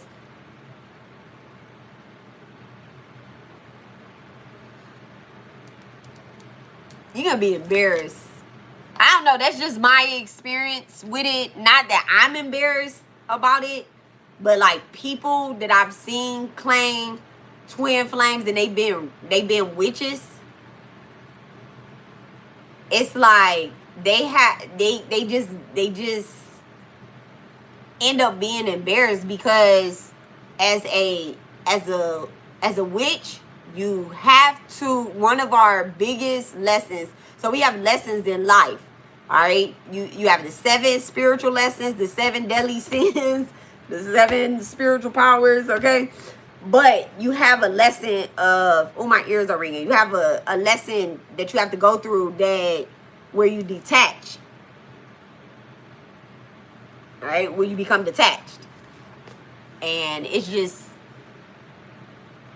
it's like during a detachment, and like I said, you will be embarrassed. So I'll go back. I have been embarrassed. When I separated from my twin flame, I was going ham online, attacking that bitch. Okay, attacking that bitch like, how dare you? How dare you? But then once I received the message, and I didn't know that my son was my twin flame at the time, okay? I'm like, this is just like, you know, this is my son. This is my child. This is my firstborn. This is a whole different type of connection. But I now realize that the strong passion and love and unconditional love and the connection that I have with my son is because he is my twin. He's the other part of my soul, okay? There's I don't care what the internet says. I read books. We read books. Books, okay? We read books that was not written in the pandemic, okay? Unless that bitch was in the mountains and they wrote it during the pandemic and they didn't know the pandemic was going on, I'm not convinced by no book that came out in 2018, no ebook, no ebook, no big book, no little book. If it came out 2027, November 2020, I'm sorry, I said 27. Ooh, what's happened 2027? Is the pandemic coming out? November 2027? I'm going to write that down.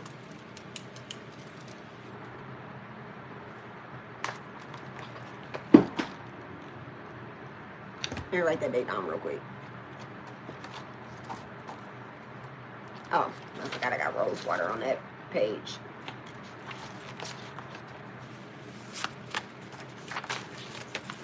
Rose oil.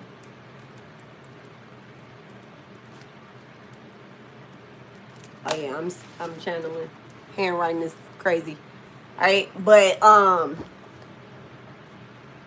November 2017. Oh, in 27, that's 10 years from the day the pandemic came out.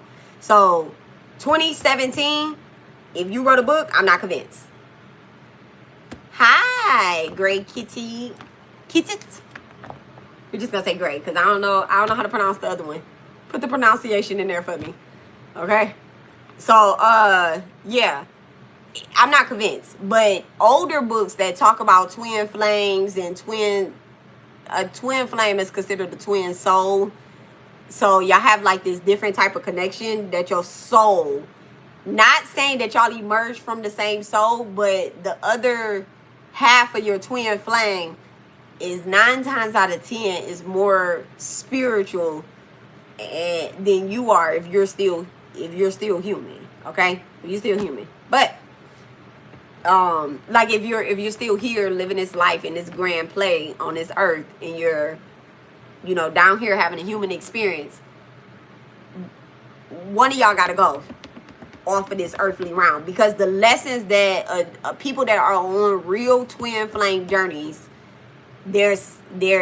somebody gotta go away. And I'm not talking about like go away and be with the other bitch on the other side of town. I'm not talking about that. I'm not talking about move to another state, go do something else, go on about your life, go marry somebody else. I'm not talking about that go away. I'm talking about like spiritually go away. Like they have to go into they got a different job to do. Okay? We all have different jobs. One of y'all have to go. And so it's either you or it's them. Okay? And that happens in every lifetime. Every lifetime, y'all, you and your twin flame, y'all don't have every life together. Y'all don't.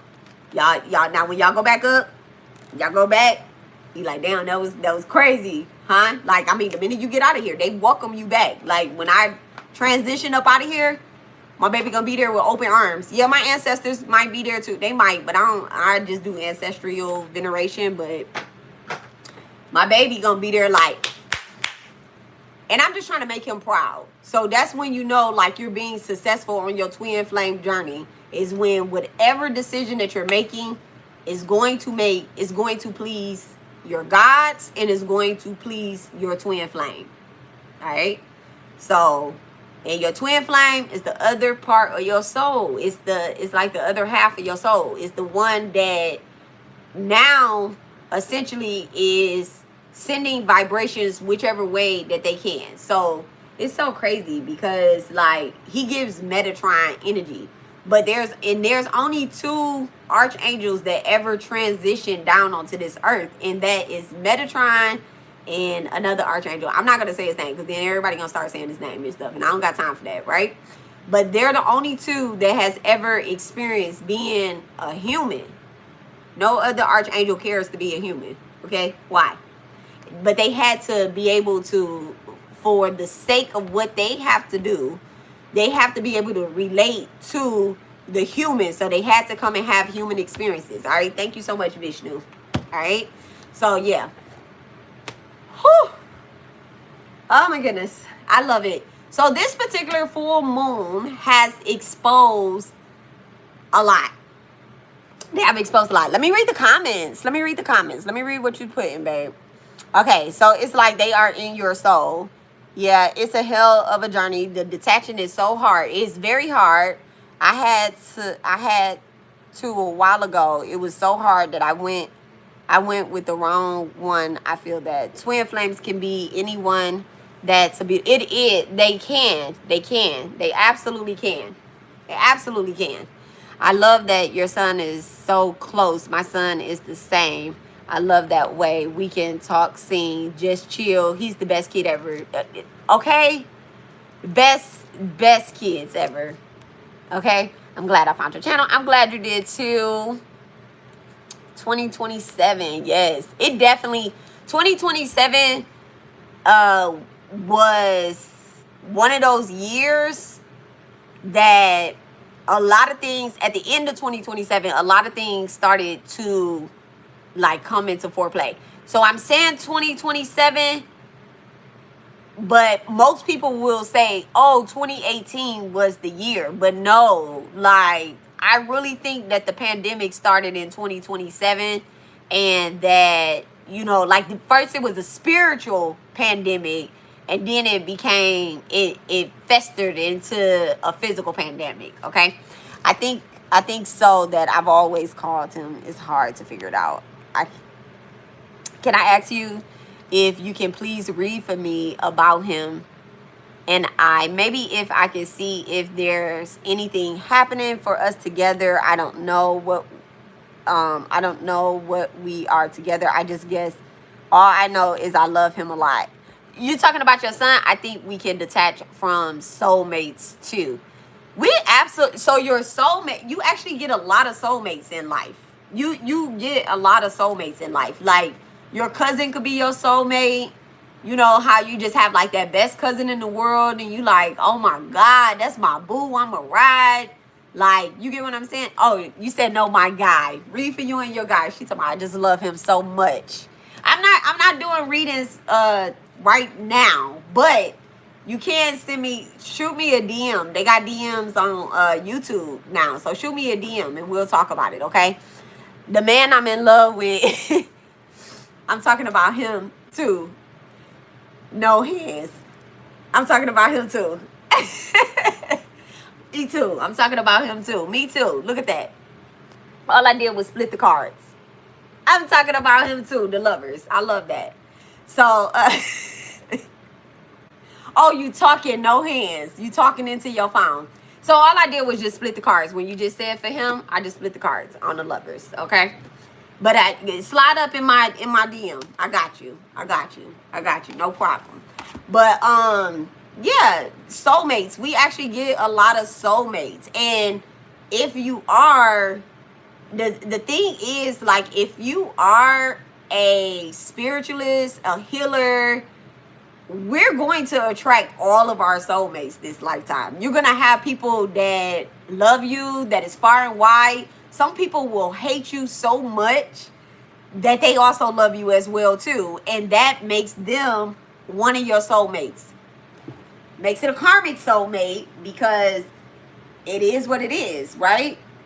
But a soulmate is someone that your soul recognizes immediately. Y'all have a connection, whether you believe it's good or it's bad.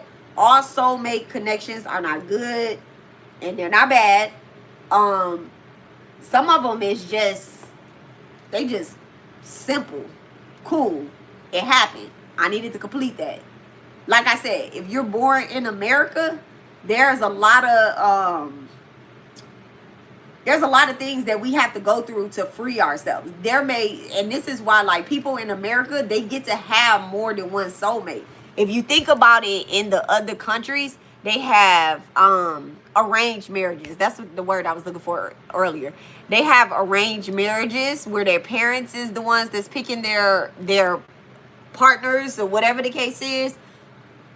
Is it a soulmate contract? No. When you're in an arranged marriage, that's more of a karmic contract. Actually, there's karma that the family has to be dealt with. People that are in America, I'm not saying we don't have like generational karma, because a lot of our generational karma, it was stolen because of some of the choices that we made. All right. So let's think about it. Some of the choices that we made and the other choices that people have made. So we'll go back to being a witch, right?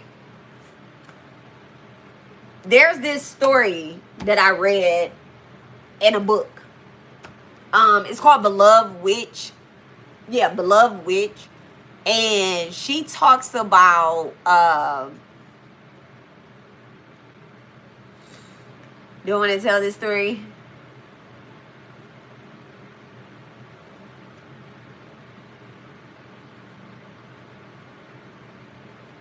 Okay, yeah, I'll tell it. So there's a woman that's in there. She's a witch. Obviously, she does a lot of healing and stuff. And so this man brings his wife and he says, can you heal my wife? She has an entity attached to her. She, like it's something dark on her. And so as the witch is looking into her eyes, she starts seeing a baby.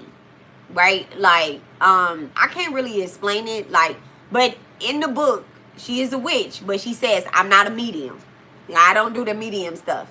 So a medium essentially comes in between. So as a medium myself, I feel as if I'm still me, but I'm like more spirit me, more soully me. I don't know how to explain it. But let's say I have the person that booked the reading, right? I have the person that booked the reading. I just got chills too. Okay, so nothing can be behind me right now. All right, thank you so much, Spirit. Nothing can be behind me right now. Okay, I'm not opening this passage up. I'm not doing that. I'm just giving examples. I also don't want to point or nothing like that either. No more down, but clear. That's why I had paused, because I was like, do I want to even call this in? Because I literally just seen something about a baby being deceased on TV. But I guess I'm supposed to talk about this, so let's talk about it. All right. So this woman, she was in an arranged marriage. All right.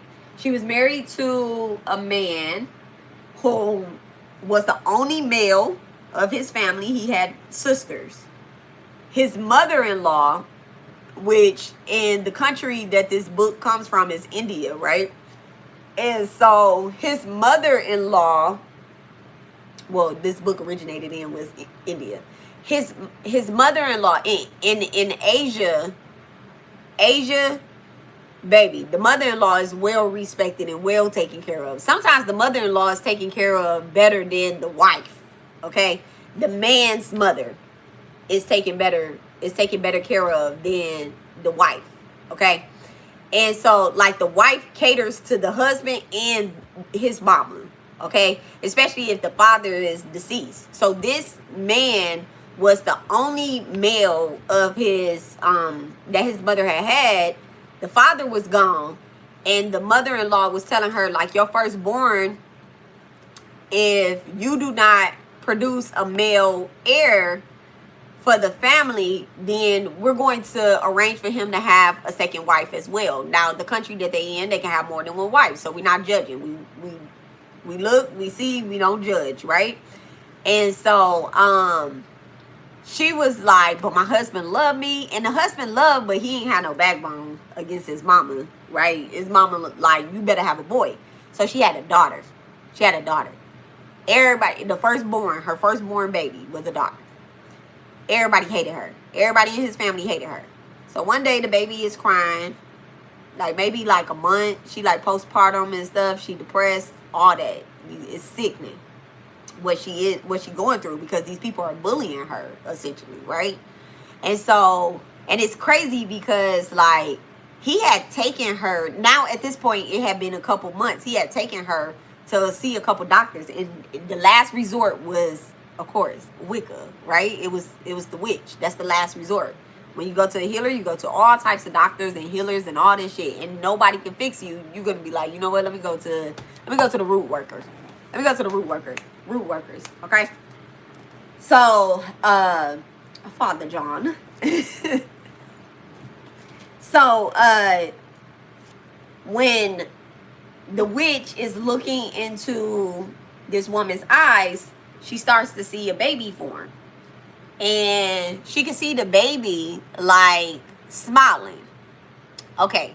So when we are, okay, so I'm going to pull you from behind me and I'm going to put you in front of me now. Okay. So when we're doing mediumships, I actually like face-to-face mediumships, and I never do a mediumship without like looking at the person, because I need to be able to look at the spirit, right? And so the way that I was brought into my mediumship, and the way that I've learned my mediumship, was to attach the spirit to something so that the spirit cannot roam wild, right? So if someone has like, if they do not have an item of the person, I put the spirit inside of a dowel, and now it is sitting, right? So now I'm here and I'm taking the spirit. So I'll put this dowel in front of the person, right? Now the person is sitting here, I'm sitting here, or we on the phone like this, you get what I'm saying? But I'll have the dowel here. Sometimes I'll have the dowel where the person can't even see it, and I don't explain my process, but now I'm explaining my process because, okay? But I'll explain my process to them, but like I never tell you to. But I'm telling y'all, I don't care. And so, and y'all see she got her tiger eye on. Love her. So anywho, she got her tiger eye, she got her amethyst, and then she got Sakai up in there. Okay. Which also has it has amethyst in there, but I'm not gonna show y'all. Inside of these parts right here is ashes. Okay, human ashes. Niggas. Human ashes. And so I'll look into it. And so what she was doing was she was looking into the soul, and she could see the baby forming, and then she seen the baby. Then after that, she seen exactly what the woman did to the baby. So the baby was crying very loud. The woman pressed the you know, the thing in your throat, the flabby thingy, the thing to make you choke, stop breathing and all that stuff, and she unalived her baby, right?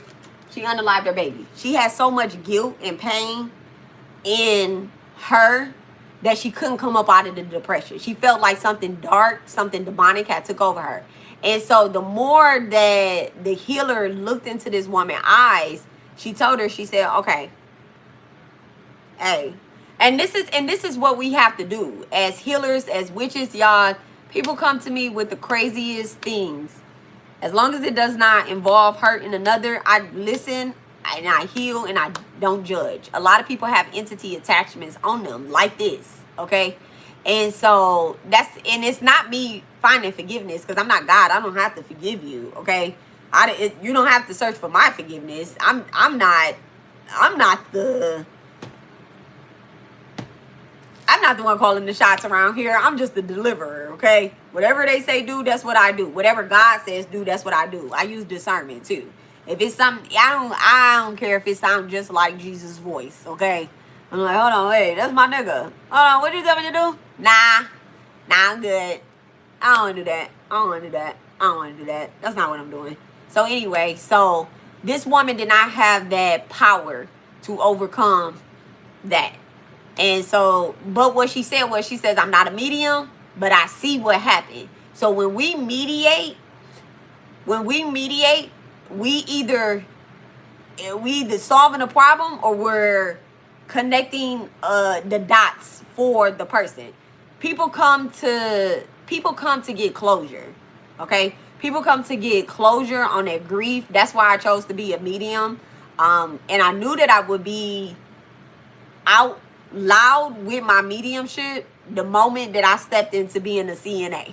And I started sitting with people that was on hospice. I knew it. I knew I would be. I'd be like, hold on, wait.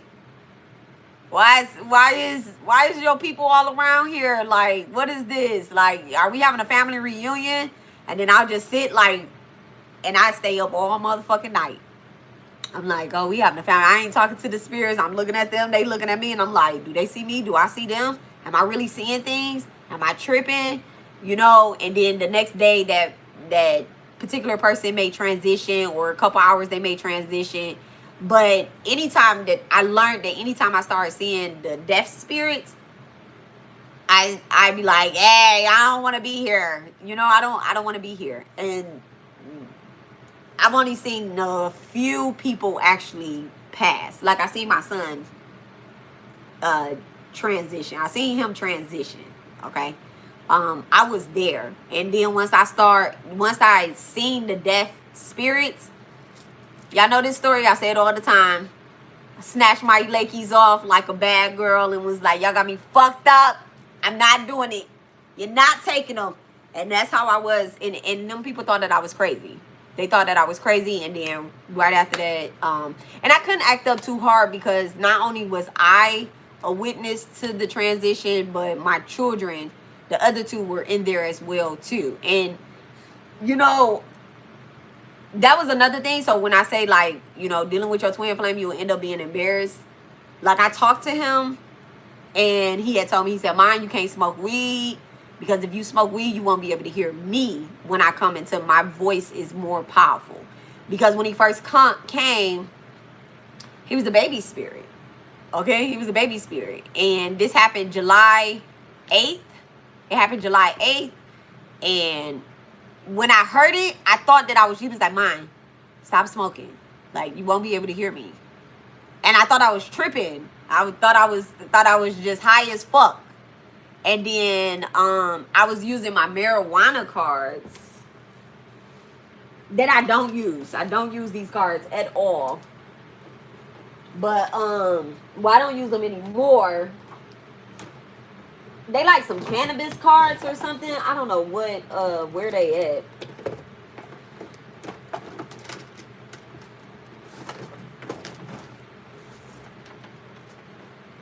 But there's some cannabis cards. And so the particular card that was on there, it was like, look up. Okay, the card says look up. And what happened was I thought that I was hearing stuff. And so when I opened my eyes and I'm laid back on my back porch, you know, under the moonlight, it was a full moon. It was a full moon. The full moon, I think it was the beginning of August, maybe the end of July, that it was a full moon. And he told me, I think it was the end of July, he had told me, he said, "I'll be back, but you can't smoke before I come back or you won't be able to hear me. I'm going to be close to you, but you won't be able to hear me until, you know, my voice get bigger." And I'm like, what the hell? And so as I'm laying there, I look up and I tell y'all, I just got chills too. I love you, baby. But the stars were just like, hey, they were glistening around the moon. And then like the wind blew and that particular card had flew off my back porch. It flew off my back porch. So where I went to go grab it from is right up under it was right up under his window for his room. And so when I looked up, I see where they wrote their name at on my goddamn building. On my kids, they wrote their names. And so I never knew that they wrote on the building. I never knew that. They have their names like on bricks and stuff. You know, they kids, so they write and scratch on shit. And if somebody lays some cement down, they gonna go run and put their hands in it. They fucking kids, right? And so when I looked up, I seen his name, and it said, you know, like Sakai was here. That's all I seen. Even though all him and Sire, they voice. I mean, I'm saying they voice. They both of their names is here. They say Sire was here, Sakai is here, but it says Sakai was here. You know, and so from where I picked the card up, and so that was more confirmation for me. But yeah, so whew, I love y'all. I love y'all. So yeah, I've been being hunted down for a few lifetimes. In some lifetimes, I was not hold on. Hello.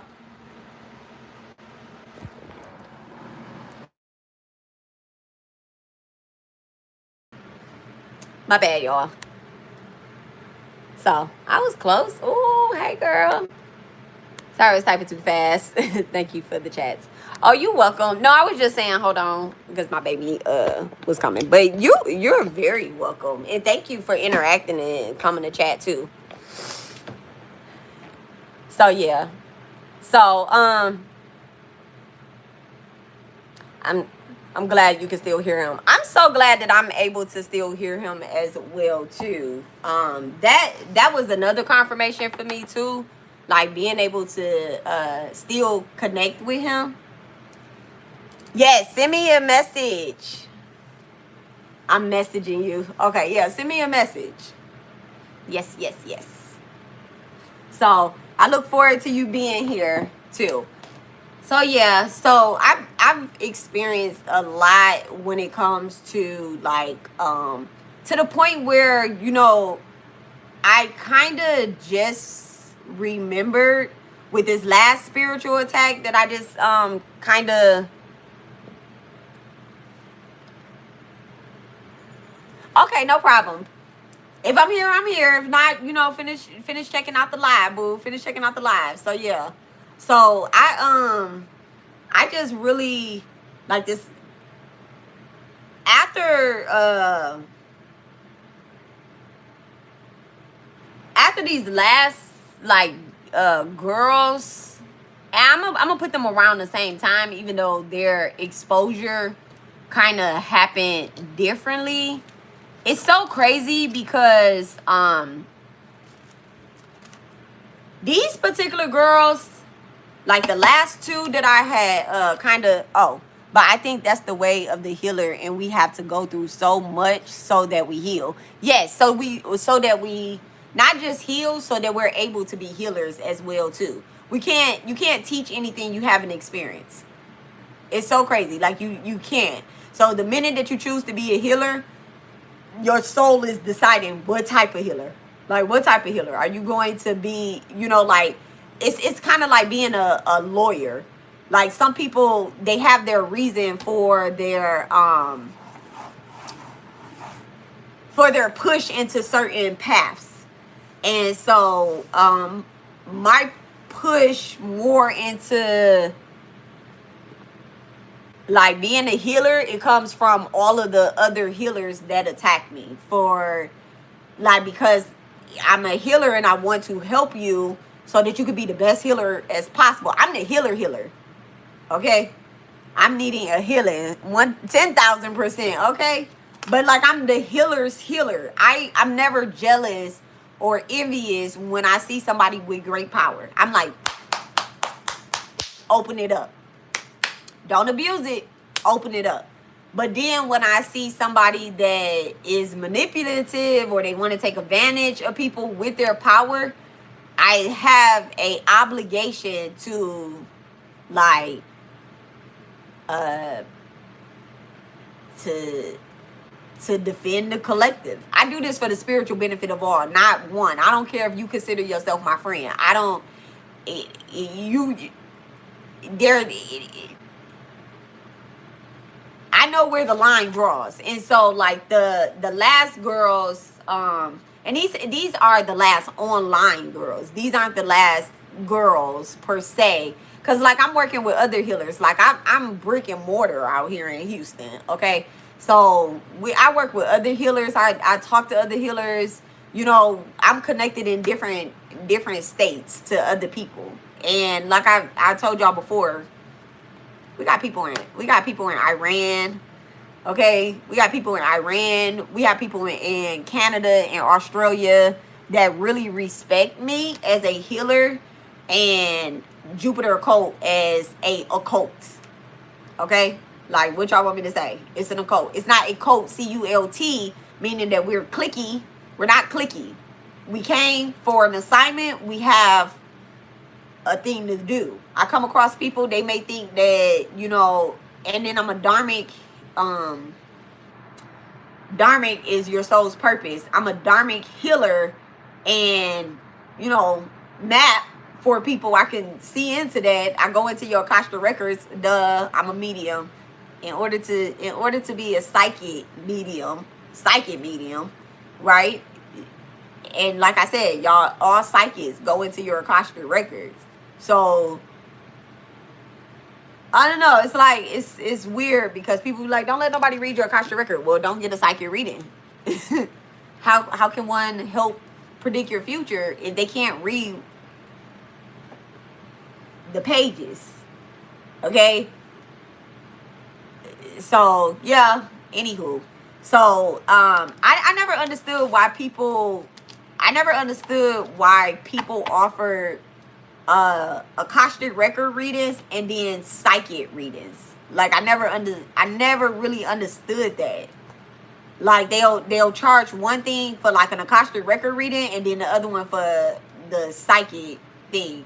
Where what I found out is that everybody that is a psychic reads 1, 2, 3, 4, 5, 10 pages of the Akashic records. Like they literally, who do you think they're talking to? They talking to the record keeper. Okay? They talking to the angel that is the record keeper. And so, like I said, I'm the healer of healers. And so sometimes the healer does not like to take my advice, especially if I'm giving them advice on something that they feel that they already know, or they're already like they got it. They got it. You know, I call those like the little stubborn people or whatnot. So like these last people, one girl, which, you know, I'm this big grown ass age, so I'm never throwing shots and you don't know who the fuck I'm talking about, okay? Never throwing shots and you don't know who I'm talking about. So I would not go as far as saying that this person is like she attacked me, because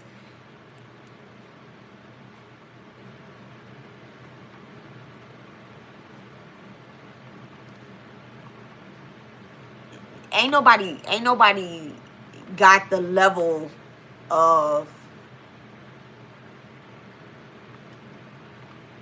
power right now that I'm in contact with that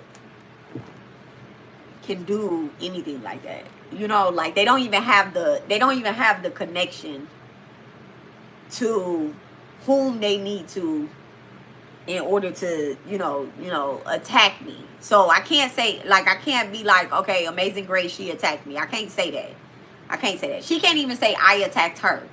Okay? She can't say that. If she said that, she'd be lying straight up into her face. She can't say that. She can say that I refuse to protect her. She can say that, because I did. I refuse to protect people that refuse to listen. And so you gotta get your ass handed to you and kicked and whatever. But she also had an assignment that was due 1999, right? She had an assignment, and the assignment required for Like, I don't really want to like put her shit on here because I know she still be on my page. And so she just had an assignment to do. Yeah, but it sucks. It's how it goes, right? You learn the hard way. The assignment that she has over her life, it, man, it's so fucking much. Like, she got so much. And so what I was telling her essentially was, don't do Reiki. You know, like, Reiki is not for everybody. And stop touching people and stop letting people touch you. And she has mother wounds, right? So I'll say that a lot of people got mother wounds, right? Especially not most healers though. I know. Oh my God, y'all gonna be mad. When I'm talking about mother wounds, I'm not talking about the woman that you're born to. Okay, I'm not talking about the woman that you're born to. I'm talking about like the divine mother wounds. Okay, the divine mother wounds. And so it was me, her, and Lori. Me, her, and Lori, right? So they both wore my, which I should not have done, but I did. But that was also something I had to learn myself. I had made them my, what do you call that? My moderators on here. But I made them my moderators for the simple fact that I was, I needed somebody to moderate my YouTube because I had other people, spiritually trying to spiritually attack me, and that was a no-go. The Sesame Street characters, along with like people, because I was exposing Eva, and y'all know she a popular tarot reader, so her little Goonies was coming out here, and so I made them my moderators. However, like spiritually, they wasn't ready for. They wasn't ready. Like she has mother issues, and then the other one also has mother issues. They got the divine mother issues, because the minute that I stop, so like I said, Wicca does not like you to deny. So the minute that I said no to something, like she was asking me about Reiki, and I told her, I said, it's just not the time to do Reiki, and then also you're leaky, your energy is leaky. And open. So with that being said, like, I know what she go through personally, and so I never really watched her readings per se. Like, I would catch some of her lives when I be at work, but I'll be doing something else, and so I can hear them in my headphones sometimes, and but I'll always come in her live. I never be there from the beginning to the end. I don't care how in advance that she posted. It's nobody gonna be there from the beginning to the end. But I did want to support her, because there is something in her that wants to heal, and because I embody the divine mother into everything that I do. And Durga did tell me to introduce her to them too, and so I did, and I did it. I introduced them to Durga. But once I installed the deity, it's out of my hands with the way that the deity handles you. That's not me. And so the thing is like, what Lori told me is that she wanted to be like me, because Lori will watch her videos. Lori was on her page. Lori only followed like a few people online. Like, she only subscribed to a few people. And so, Lori would tell me that. And so I was like, it's okay, and then I didn't hear it, but Lori was telling me that she was disrespecting me, like the way that we talk. And so I wasn't picking up on it. Like, she was like, oh, she just don't have any respect to you. But the part where the line got crossed was I was in a class, and I was doing my like, I'm in school, right? Like, spiritual school, right?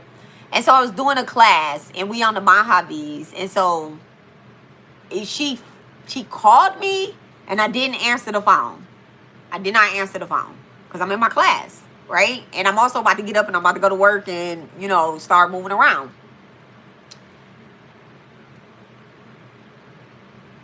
Yeah, not try to be anyone else, okay? And so I was in my class, I didn't answer the phone, and then she sent me a crazy ass text message. And I guess, y'all, if y'all know me, I'm not reading no long ass message from nobody that ain't my kids or my husband. I don't care. Thank you. You welcome. Like, I don't care. My sister sent me a long message the other day. I wrote back and said, LOL, call me. Okay? I'm just not. Especially if I know you already on that type of time. And so I think I picked it up from my husband. Because I know he ain't reading no long ass message. So, sorry. No, not like here. I do too. So that's why I can't. And then also I wanna hear your tone of voice and what you delivering. And so like I said, it was a long message, but I did start reading the beginning, and the energy I was like, oh, she mad because I ain't pick up the phone. She was like, I just find it quite funny that whatever the fuck it was, I don't fucking know, y'all. One day I'll come on here and I'll send the messages to my iPad and I'll read them to y'all or something. I don't know. Maybe not, because I'm over that shit. But anyway, but I do know that prior to that, now let me tell y'all. Like I said, I'm a healer that heals healers, right? Prior to that, and like I said, there's something inside of her that wanted to heal. And so I felt that as well. And I did do an energy check on her and Lori. Because like I said, after the Spiritual Avengers, I wasn't playing about that. I'm the energy check everybody. So I did an energy check with them. And I also did readings for them as well too. Like I said, they were my moderators. They were my students. And so it was that the student and teacher line was being crossed. It was being crossed. It's like being a manager and then having employees, but your employees is your friends and you supposed to manage their ass, and they bad employees, okay? Bad employees. Or they just unmanageable employees, or they just hard-headed ass employees. I don't know which word to use, but I do know that she had an entity attached to her. She knew that shit too. Because in the dream state, so we were doing something, we were doing a ritual. I was doing it for my whole class on here, and it was 9 days with the Divine Mother. And so when I got to a particular part, first of all, a couple days before that, when I was like, hey, we about to start this, y'all don't eat no meats, don't do none of that, she came on here like, oh, I'm about to go eat a sausage sandwich. I'm like, why? Oh no, she came and got mad because I think Lori had dropped in and had said, oh, I'm about to eat spaghetti or something like this. Now, mind you, this is Jupiter Occult, meaning everybody doesn't have to follow the Divine Mother in order to be on my channel. Just don't come on this bitch with no bad energy. You get what I'm saying? You can be an occultist and practice Taoism. You can be an occultist and be a Christian. You could be an occultist and be Catholic. You could be an occultist and practice demonology. You could be an occultist and be into Wicca. Like, you get what I'm saying? Like Tantra, whatever it is. You just respect. As an occultist, you respect the practice, whatever anybody's the intention. You get what I'm saying? And so I never really cared what anybody practiced. Now, once you become my student, I see you. I see you. How do I see you? I just see you. I don't know how. But now I do. Now I just know that this is a part of my job, is to see my students. And so, if I see something that I don't like, or I see something happening, I'm going to call you out. What you want? You're not my friend. You're not my friend. So what you want? And even if you was my friend, what type of friend am I if I don't call you out on your shit? And so she had an entity attached to her, and the only way that I could get the entity off of her was to go into the spirit realm and take her into my spiritual house, because we don't live in the same state. We wasn't gonna meet up with each other. Spirit shut that shit down real quick. It was just a couple things where I'm like, okay, the only way that I'm going to see her is in the astros. So we went there. She willingly went there. It ain't like I dragged her there, I brought her there. She said that she got there because she came there to learn something. She said that I was teaching her something. So in the dream, and this was her dream, not mine. But I do throw things out there where people have dreams of me, and if they can describe my spiritual house, then I know what I was doing. I only do exorcisms in this spiritual house. Okay? The entity, this is the only place that the entity that is attacking my student can come is into my spiritual house in the astros, right? In another round. Who built it? God. I don't know. Okay? Brick by brick. It ain't even a brick house. But anyway. So she had the dream. And she said that she was like, I had a dream about you. Now I already knew. But I was not going to initiate the conversation. I like the real truth. I'm coming to message soon, okay? I'll be right back. I want to know you. Yes, God. Yes. Okay, come on, God.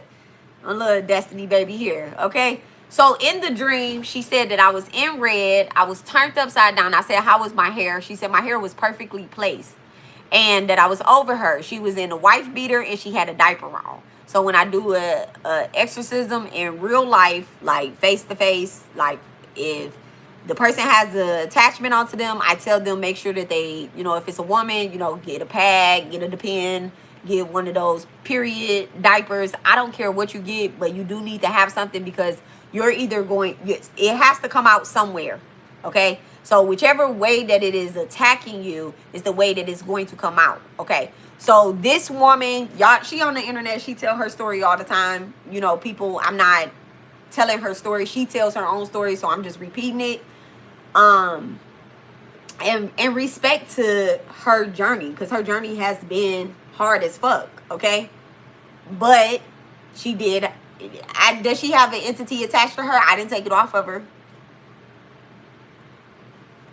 I just stopped watching her. I just stopped looking for her, stopped going to her shit, I stopped connecting with her, all of that. She told me she didn't want my help anymore, and I stopped it. Because she was not my friend.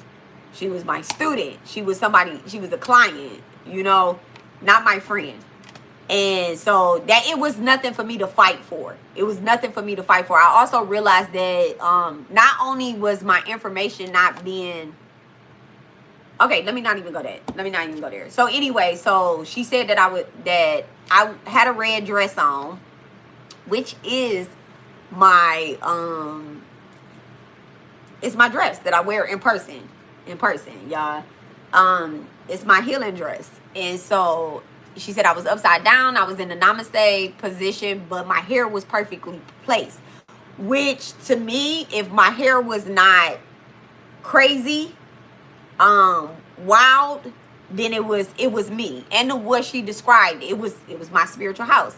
So she said that I had an altar that had candy on it, and I was taking something up off of her, but all she remember is that she stole a piece of candy.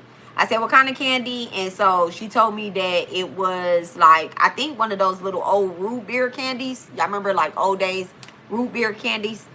And so, which is like kind of like chocolate or something like that. I don't know. Or maybe it was a piece of chocolate. It was a piece of chocolate. I can't remember what candy she told me. But Spirit made me focus in on that because she kept repeating it. She was like, all I know is that I stole something from you. And I'm like, why do you only remember that? Then fast forward, when we talked about it again, she was like, well, what you think about the dream? And so when I told her, I broke stuff down, like, hey, so you already know that you have an entity that is fucking with you, fucking with your life and all of that stuff, right? And, there were things where she would do where it's like the entity would go away momentarily, but then somebody would touch her and a lust demon will come back on. So in the dream, in the dream. And then that's what I deal with a lot. I deal with a lot of people that have like the demons that are attached to them. They're lusting on their energy, meaning that they're usually like here and down. Okay, they're like, or either they're like from the heart down, but usually the heart is usually they, unless this person had like, it's like the lungs, really, to be honest. It's like the lungs and down is where the entity attaches. And so she,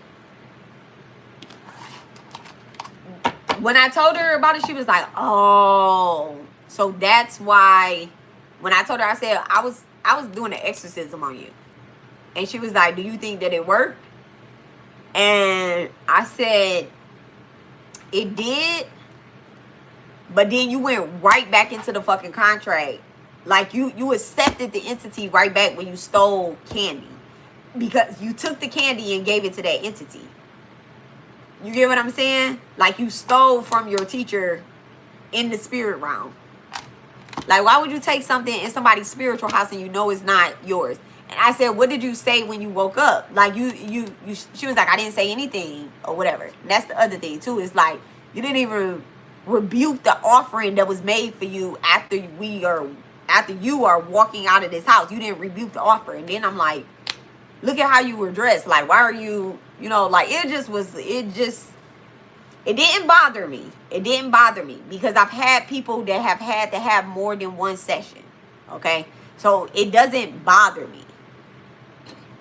What bothered me was, and I'm never looking for anybody to pay me or anything like that. I'm never looking for that because I get paid from spirit. I'm very rich, bitch. Okay? I get paid from spirit. And I did not, that was something that my soul agreed to because my physical would never. We wasn't going to meet up. Like, I wasn't going to do it. I wasn't going to do it. I was going to help her heal herself.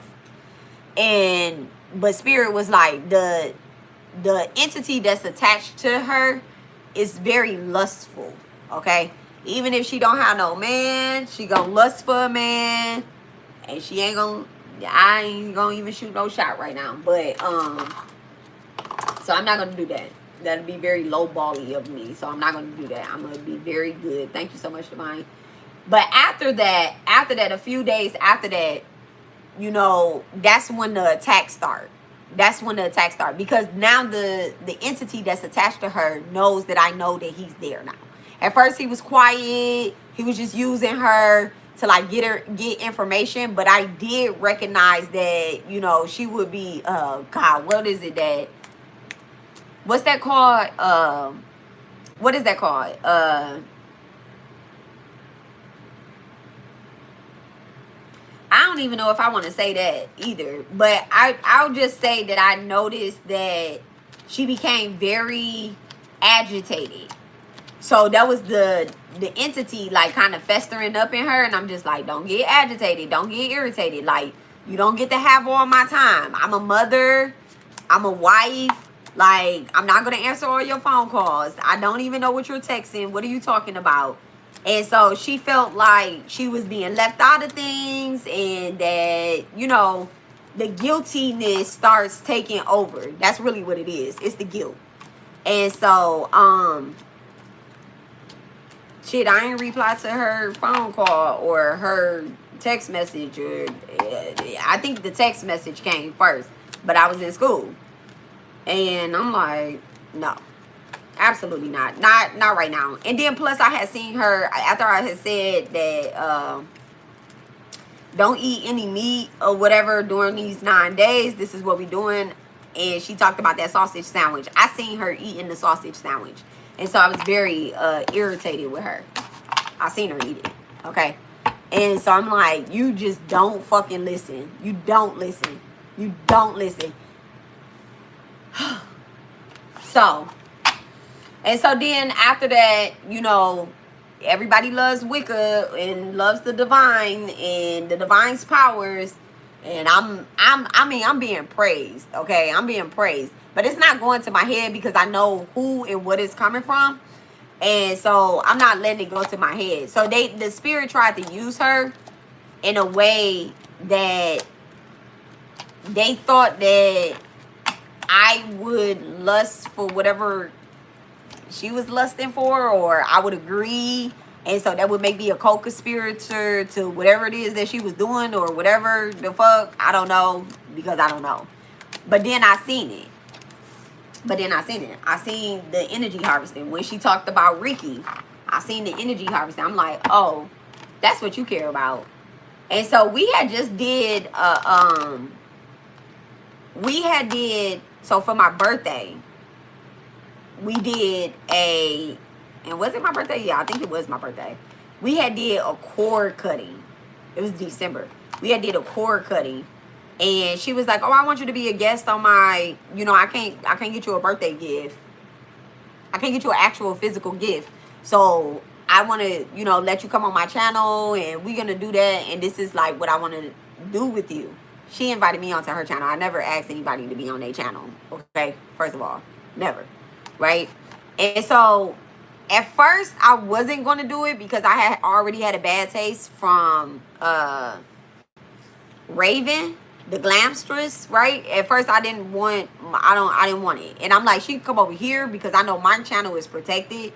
But on her channel, y'all know, like I said, I'm an occultist. So I don't care what you practice, what you do. We did a live and somebody came on there talking about Jesus, and she went completely the fuck off after we had just did a beautiful ritual. A beautiful ritual. A beautiful ritual.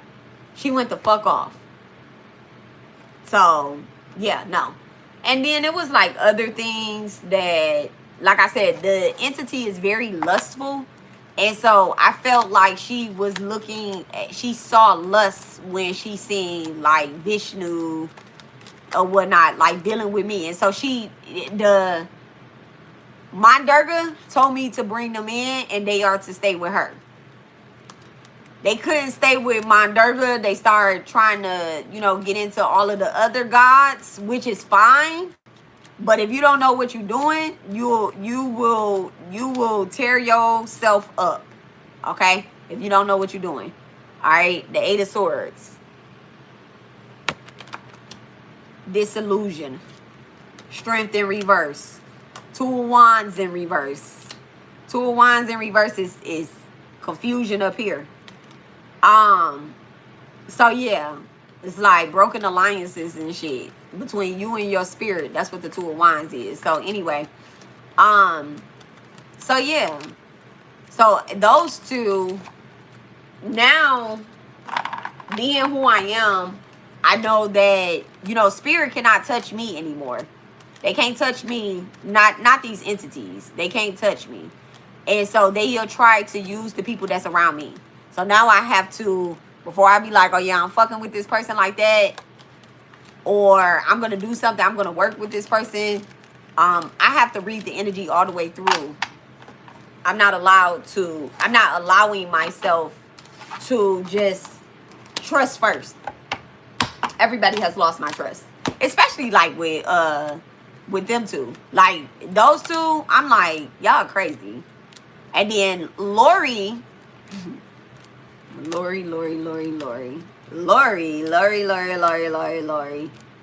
allowed the entity to use her, and now she is where she is. But yeah, I'm not gonna speak on Lori, cause she crazy. Not that she can do anything to me, or not that I think she crazy like that. Like, but I think that I might say something that will send her over the edge, and so for the mental spiritual benefit of her, I'ma just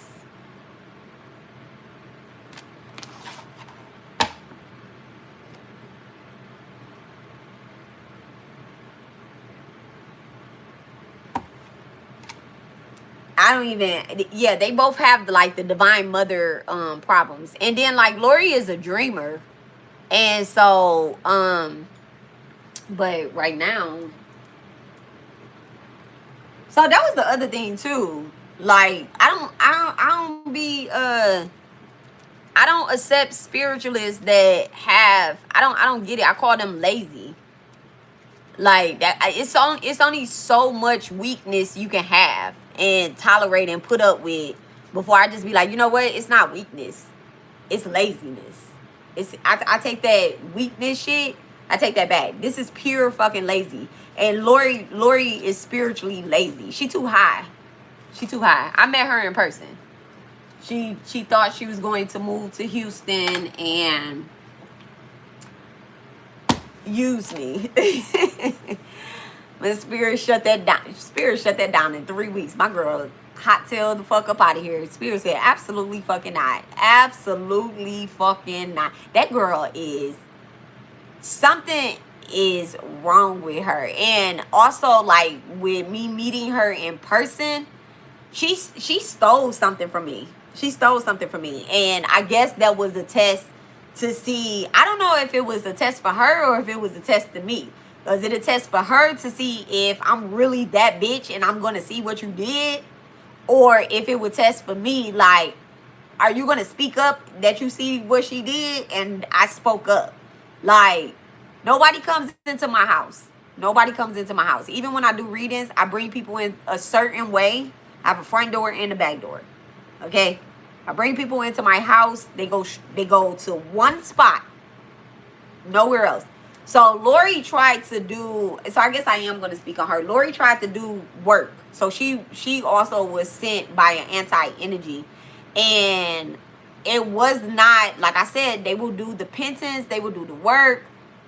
When you are when you're a healer, your first job is to heal. When that person come through the hospital and they got a gunshot wound, you don't know if they was the initiator of that shooting or if they are the victims, okay? So with that being said, your whole job is just to treat them, okay? So when she came to me with her bullet wounds and her stuff, my job is to treat her. But there have been multiple times where, like I had jobs and I've given her opportunities, and we crossed paths spiritually in the past life, but she just truly don't want to do the work this lifetime. Like, she just truly, her nigga got her under so much spell work, that shit don't make no motherfucking sense. That nigga got hurt and it's nasty. Like she is not, like, her spirit that's under her face is not ugly. It's hurt. It's hurt. It's hurt. It's hurt by the mother. And then it did not help that her mother, it did not help that her mother transitioned while she's young. Okay, because she is young. So it doesn't help that her mother transitioned while she's young. And it doesn't help that her mother also is a very religious person. And she's a spiritualist. Okay. So they had different beliefs. But some of the stories that Lori told me, she is battling between what's true and what's not. Like, what's true and what's not. And so that was a big thing with her. Okay. And so she told me she was moving to Houston, and I was like, okay, I'm a help you, or whatever the case is, because I'm in Houston. I'm gonna help you. But when I seen her in person, and she was trying to shake the nigga. She was trying to shake the nigga before she got here. She was trying to shake him, and I was going to help her. Okay, y'all, I have a nonprofit, y'all. If you want to escape your domestic violence relationship, or I don't want to say he's doing domestic violence on her, but your relationship, if you want to shake that shit, I got somewhere where you can go. I can help a woman and a baby more than I can help a man, a woman, and a baby. Okay? I can help a man and a baby. I can help two. Let me say I can help two people, or a woman and children, or men and children. But like a whole tragic, dumbass relationship, I'm just not. And so her nigga asked me for money. Okay? He asked me for some money. And that was like where the boundaries was being crossed. I'm like, I'm helping her, not really you. And I'm gonna be really honest, like, I did one time, like, I went ahead, because he was like, he was hungry and shit like that. Him, and he blamed the little fat baby. But then, like, one spirit did that to me and was like, bitch, hey, she's a willingly participant. She's a willingly participant. When she fake cried in front of me, not the second time, the first time when she fake cried in front of me, I almost bust out laughing. But she knew she couldn't fake cry in front of my house because of the wards that I have in my house. Like, spirit would have made her bust out laughing. Okay? You can't bring that grief, that fake ass grief in here and think you're gonna drop it off in here like, oh, you so fucking tired. What are you tired from? You know, you're not doing any work. What are you tired from? From chasing your nigga around, or allowing your nigga to drag you around when y'all could split the shifts and get money together? I mean, get money together that way, as opposed to like being up under each other, being lazy up under each other, being dirty up under each other. Like, and I do mean that, like, energy dirty, physically dirty, lazy, all of that. And so, yeah, like, she came in, she got the job over at the kitchen or whatnot, and then she clicked up with the people that was at the job, and you know, she talked about me. All it takes is one time for me not to be in the room and hear my name come up, and spirit is like, what they say? And so the other girl ended up confessing to me what she said, and so I sent Lori a message, but Lori was too much of a coward to actually face me. And so she did no cause, no show. So she ended up getting fired. But anyway, and so, and then after that, she, you know, she didn't answer my calls or anything like that, because I was still gonna, I told myself, I said, if she show up to the job, I'm just gonna change her schedule around as if I gave her those days off. Okay? And I'm gonna talk to her, and then I'm gonna do a spell for her. And I'm gonna give her a spell. Well, first she has to agree to the spell, right? But that nigga said he was going to Florida, and that girl was there at the job, fake ass crying, and her ass probably went to Florida with him because he was going to see his baby mama. And so then after that, I blocked her. After that, I sent her a message, and I had given Lori some money. She still owe me money. But it's, you know, Lori, I know you on here too. So I'm gonna get that back tenfolds later, okay? I'll get that back tenfolds. Next life, you know, life after that, in a good way, in a positive way, whatever. I'm calling my shit back. You know I am, because I sent you the message, right? I'm calling my shit back. But, and it's just a karmic contract to owe somebody money, hard-earned money, okay? And had I had just freely gave her the money, right? And I'm not talking about little money either. I'm not talking about little money, y'all. Had I have freely gave her the money, like, here, just get yourself together, you know. But I literally said to her, like, you're going to pay me back. I said that. She said, I know. When I get paid, I'm going to pay you back. And then her guy also said, I'm going to pay you back. So had they had not said that they're going to pay me back, or I had not said that, then I probably, you know, I just chump it up as a loss. I just chump it up as charity and filing on my taxes. But that I'm not going to do. I'm going to make their asses pay it back. I'm going to get back. All right? The elements are taking care of it. But anywho, so, like, I had gave her some money. I really was, like, trying to look out for her. I really was about to set her and her nigga up or whatever. But spirit just was not having it, because I did not know she was talking about me behind my back.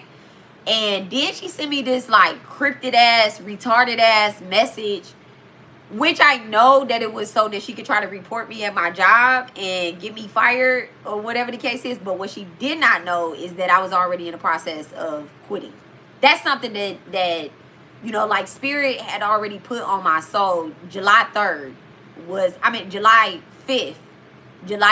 I was going through a sati, like a Saturn shock in my chart. And so I could no longer help nobody at that job. And so when it becomes more of a battle to survive than to help,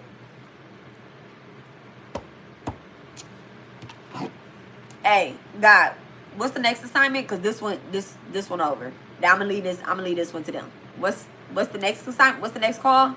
Next caller? What you need help with? Oh, okay. So yeah. So now I'm renting me a commercial kitchen, and I got my first 300 guests, a celebrity hairstylist, y'all, service, and I'm about to throw him the best spiritual party that I could possibly give him. I'm too excited. It's for a funeral, but he was a celebrity hairstylist, well known in Miami and Houston and across the foes, okay? And so 300 people, and I'm the cook. So yeah, anywho, so yeah. So when you're on an assignment, you should just, the art of detachment. And so I was gonna set them up, I was gonna have them good and ready, and she got the fuck up out of there. Like spirit was like, you can't come in here, somebody has blessed you. I literally, you don't got no socks, I'm buying you socks. You can't be in here without no socks. You ain't got the shoes, I got the shoes for you. You don't have a bra, come on, let's go get some bras. Like, I was literally, because I knew she needed that mother attentiveness. I knew she needed that, okay? And spirit told me that I can give her that. But sometimes when your daughter choose a bad lover or a bad partner, you just have to let them go, okay? And that nigga is siphoning. She say that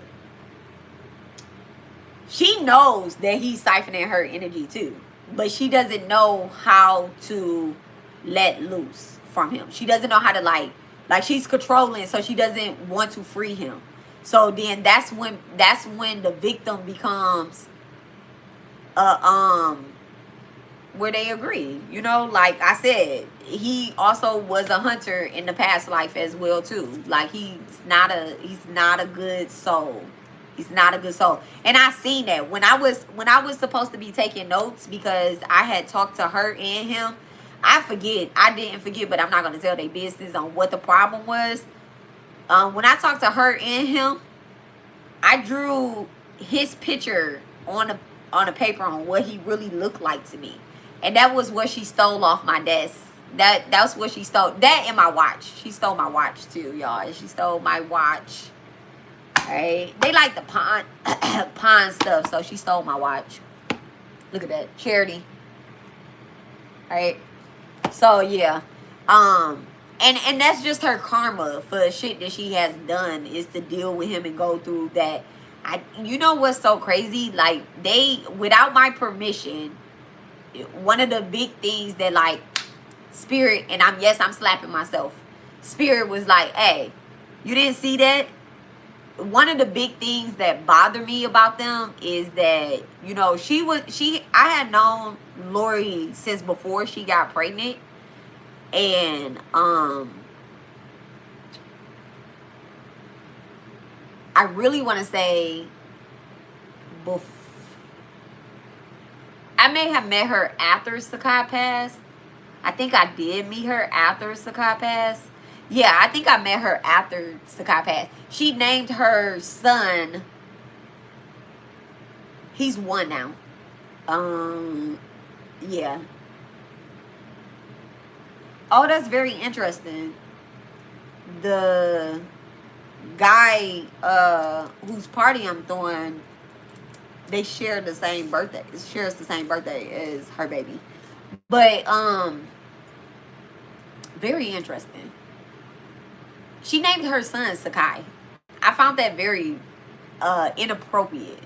I found that very idolizing and inappropriate, because had I not had no other kids, then I would be okay with it. But and I like at the time I would be okay with it. Now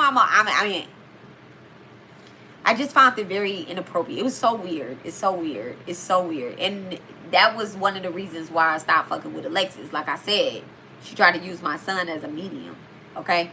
And then also the other thing is too, like, yeah, she named her son Sakai. And I just was like, and then you tried to come around me with this baby. Okay, you tried to come around to me with this baby and put the baby on me. Like, oh, this is your godson. So essentially, it's like they were trying to use a child now to siphon, a child that these two entities had created, to siphon my energy so that I will give my stuff, so that I will give my energy away to them, because it's a baby. So the baby gives good energy to the parents. Like, they give energy to the parents. They give them your children gives you the ability to go the fuck on the next day. They push you. They motivate you.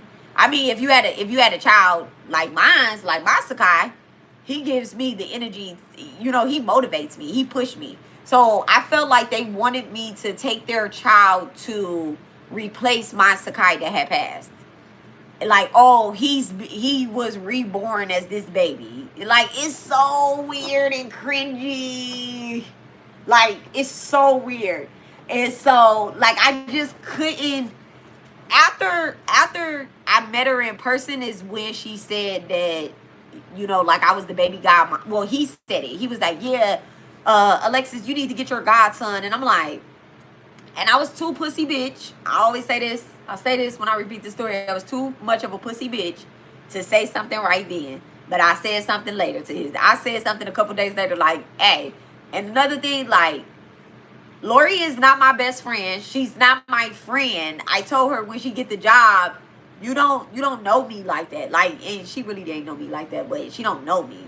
But I said, like, you need to, don't be on there talking my spiritual business to these people. Like, I'm literally giving you a job. Like, bitch, a good job. This a motherfucking, how much, $18 an hour job? This full time, $18 an hour, free food. Like, this ain't no just little job. You get what I'm saying? Like, that I gave you. It's an easy job that she couldn't do, because you can't go in my kitchen and siphon energy. You gotta have your own backbone. So she couldn't keep up with the pace. She was very slow in that bitch. And she looked crazy, y'all. Damn, hold on. She looked crazy. Let me show y'all what she looked like, because a lot of people don't know what she looked like. But let me show you what she looked like. And I don't give a fuck. Y'all know I don't give a fuck. Let me show y'all what this girl looked like.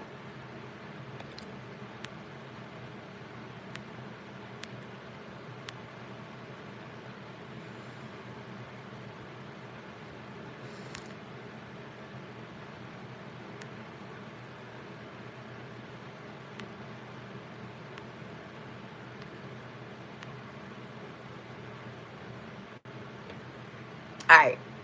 So I had to take everybody else out there because they're not there anymore. But what made her look like this was that, like, when you have an entity attached to you, like I told y'all, like, the cameras, you can't hide it. And so this is when I first seen her. And right after we took this picture, I pulled her to the side. I said, I don't know if you're going to make it here. I couldn't hold it in. Y'all, this is what this girl looked like. Like, why did she look like that? Like, you're what the fuck? It was so weird. It was so weird, but, like, that's what she looked like. And so, yeah.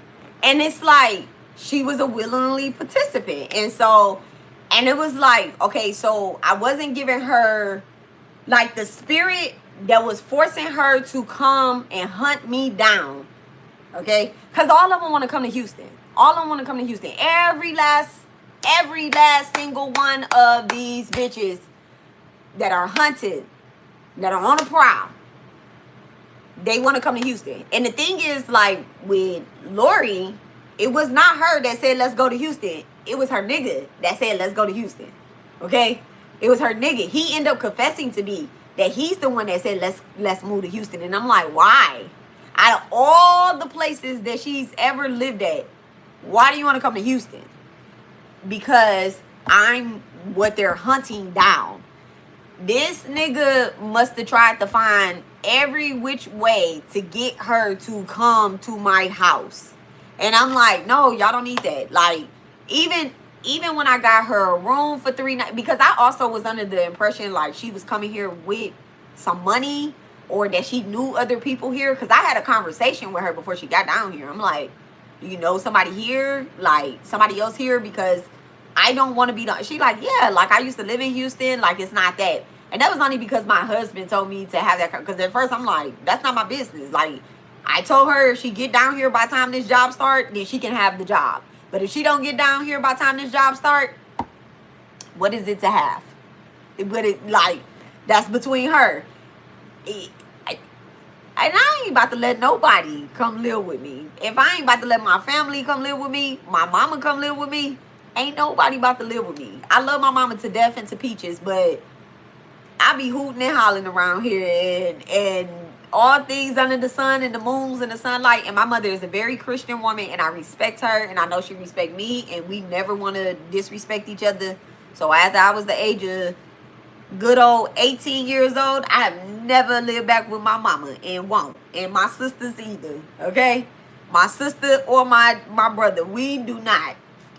Because we just don't. It's not that we don't love Jesus, because we do, but we just don't. We don't want to hoop and holler for the Lord like that, okay? We want to hoop and holler for the deities and for the Divine Mother, okay? That's who we want to hoop and holler for. Ring bells. She want to tap tamarines, and more power to her, because I love a good tamarine, okay?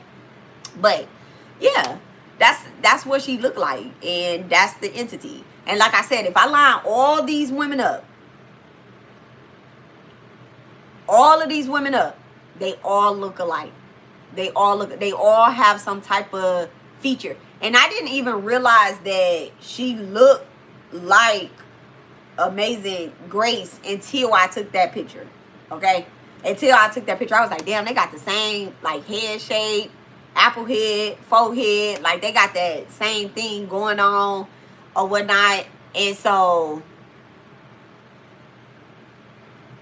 I think, like, between her and Amazing Grace, like, if I had to pick the lesser evil, it sounds crazy, but if I had to pick the lesser evil, I would say that Amazing Grace is lesser evil, because she has I don't know what she have now. I said had, okay?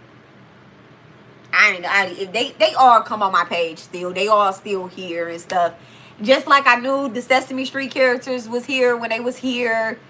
I know when y'all here. Like, I know y'all energy. You get what I'm saying? And so, I would say Amazing Grace, because Amazing Grace,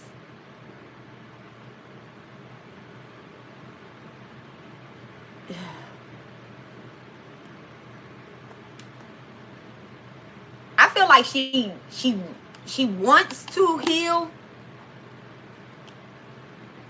but it's just really something like she also want love. She also want the twin flame relationship, the soulmate relationship. Like, yeah, it was so crazy. Like, one day we was having it, we were talking about, she like, can she, I forgot what she said. It was something about, like, can she call in her soulmate, like her husband? Can she talk to him? I'm like, what if he in a relationship somewhere? Like, don't be disrespectful. Wait your time. You know? Like, wait your time. Do whatever you need to do for yourself. Don't try to call in another person's energy, especially a stranger.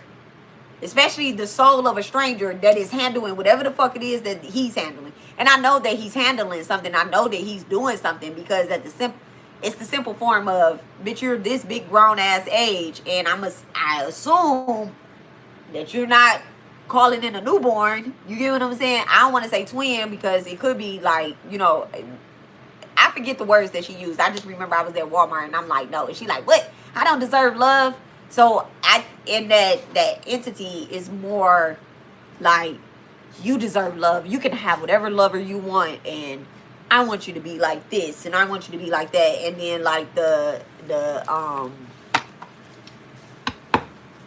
it's just the disrespect to the deities, you know, like, after that. But that's not a me problem, that's a them problem, okay? Like, afterwards, well, I never talked to what's her face, the little one, the one that I just showed her picture.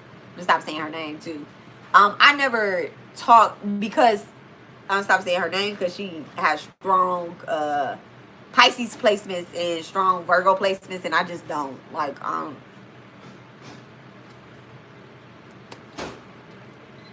If it ain't about money, don't call me. She can't call me anyway. But if it ain't about money, don't. Well, she can, because I did unblock her so that she can send me my Apple Pay. I did. But if it ain't about money, don't call me. Don't talk to me. Don't hoop. Don't holler. You need to send me my money first, okay? Then you send me my money, and then we can work on the healing after that. Don't fucking call me. I'm talking cash money shit. Don't call me. And I'm never going to be apologetic for what I'm saying, because it's the truth. I'm telling my story. It's the truth. I told y'all asses too. Before this here internet. Before this here get into it. So anyway. So, I feel like, but it doesn't matter. You know, disrespect is disrespect. So I don't like, and the Divine Mother always tell me like, hey, this is my battle. It's not yours. If somebody disrespect me, don't be mad at them. But I wouldn't be a daughter of Cali if I didn't get upset when people disrespect the deities. Now, I don't go and try to crush their lives like, oh, you hate the Divine Mother. So, yeah. Amazing Grace, she said that I tried to, you know, get her into a cult, C-U-L-T. I tried to put her in a cult. I tried to, but I'm like, I only talk to you when I talk to you. And, like, I never included you in conversations with, you know, like my godmom. I never introduced her to my god. I never even told her who my godmom is. Never told her who my mambos is. That was never, you know, never gave her any spiritual tea like that. Never. She was my assignment. So I'm not going to go and assign it to my mumbo or anybody like that, like, or to, you know, my godmom, or if I need something, I would have went to them or whatnot. And they had already, you know, my godmom is the one that showed me how to remove the entity.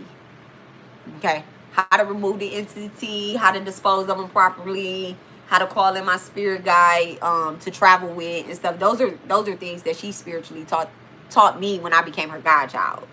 And so, I'm not going to, you know, go take her to them, because then she would have, because she wants to be a healer that, you know, essentially helps people,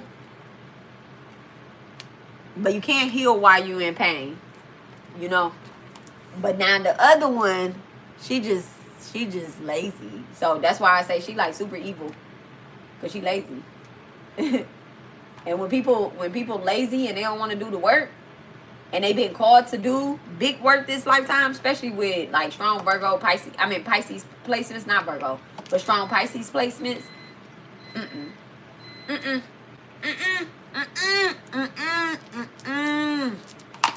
Absolutely not. Absolutely not. Life path number 2, life path number 5, life path number 8, life path number 3, life path number 4. This message definitely could be for you. Life path number 7. I said 5. Yep. Life path number 9. Life path number 6. This message definitely could be for you. Okay? So, yeah. So, yeah. Yep. That is my full moon stories. Okay? The Coven, you know, the cults, the hunting, the witch hunt. That's what I named this video, the witch hunt. They're still looking for us. They're still looking for us. So hopefully this video helps people understand what the hunters look like this lifetime, how they show up. They're not showing up strictly as a hated enemy. Some of them is showing up with a crooked ass smile. You know, recognize their energy. Recognize their energy. Some of them is showing up as people that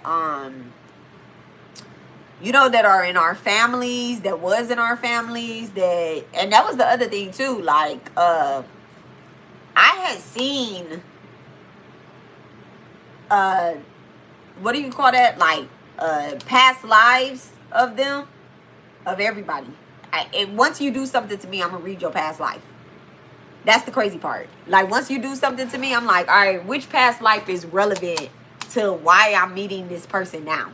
Okay, like which past life is relevant? And so with that being said, like I'll be like, okay, well, I'm supposed to meet this person because we're supposed to be doing this, or I was supposed to be doing this, or this is what we have to heal, or this is the journey that we taking on, or whatever the case is. And so once you do something, but if you never do anything, and we just figure out what it is that we're supposed to work on or heal, because that's the other thing. Like if it's something that I'm like, okay, what do I need to heal within myself? That's the one I'm worried about, right? I ain't worried about these hoes. Like, what do they need to heal in within themselves? They gonna have to figure that shit the fuck out. But when I do the reading, I say, well, what is it that I was supposed to heal or see within myself as to why the situation went this way? Okay, why did the situation happen with me and Alexis? Why did the situation happen with me and the Spiritual Avengers? Why did the situation happen with me and Raven? Or with me and Eva, or with Lori and I, or with Amazing Grace and myself. Like, why did the situations happen? That's what I'm looking at. And so then when I see that, I say, okay, well, was it resolved? If Spirit tell me yes, then I go on about my business and I go on to the next assignment. If Spirit tell me no, which is so crazy, because like with the ones that I called the Sesame Street characters, the girls that was like clicking up to hate me. Well, let me not say clicking up, because it just seemed like their assignment was me at the same time, but they're not friends. And then when another one tried to click up with the other one that was attacking me, that lady ended up blocking what's her name? So like what is that shit? Stashi. I think her name is Tara with Stasi. Tastassi. I think that's her name. Okay. So like me and her crossed paths. I'm just talking. Okay. Me and her had crossed paths when like Eva. Okay. So like somebody had came onto my page while I was live. And this is why I love YouTube and I love receipts that I keep, right? Somebody had came onto my page while I was live. April the 10th, actually. It was April the 10th, okay? Yes, I remember the days. I remember everything. Thank you so much, Spirit. It was April the 10th. I was live on YouTube. And somebody came on my page like, oh, it's another tarot reader named Stashi that's exposing her. So I grabbed I'm live on this live like this.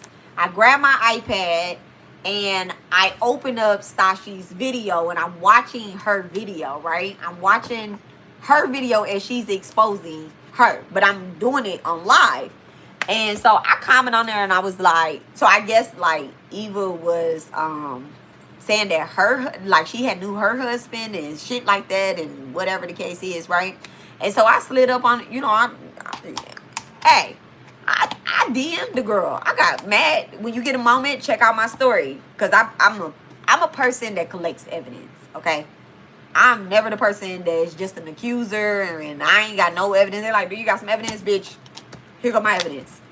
This time I'm dropping evidence. I'm dropping evidence like y'all be seeing me drop cards on this bitch. Y'all never see me with 5 cards on the table and trying to read something. Baby, I wait until I gathered everything down to the past life of her name being Sean Eva, and in the past life the person that killed me, his name was Sean Preston and my name was Eva. Okay, I was my grandmother that was unalived inside of her restaurant because the nigga was getting left. My new nigga had brought me a restaurant, loved me down, okay, and I was getting ready to open that bitch and rock it out with him and his family.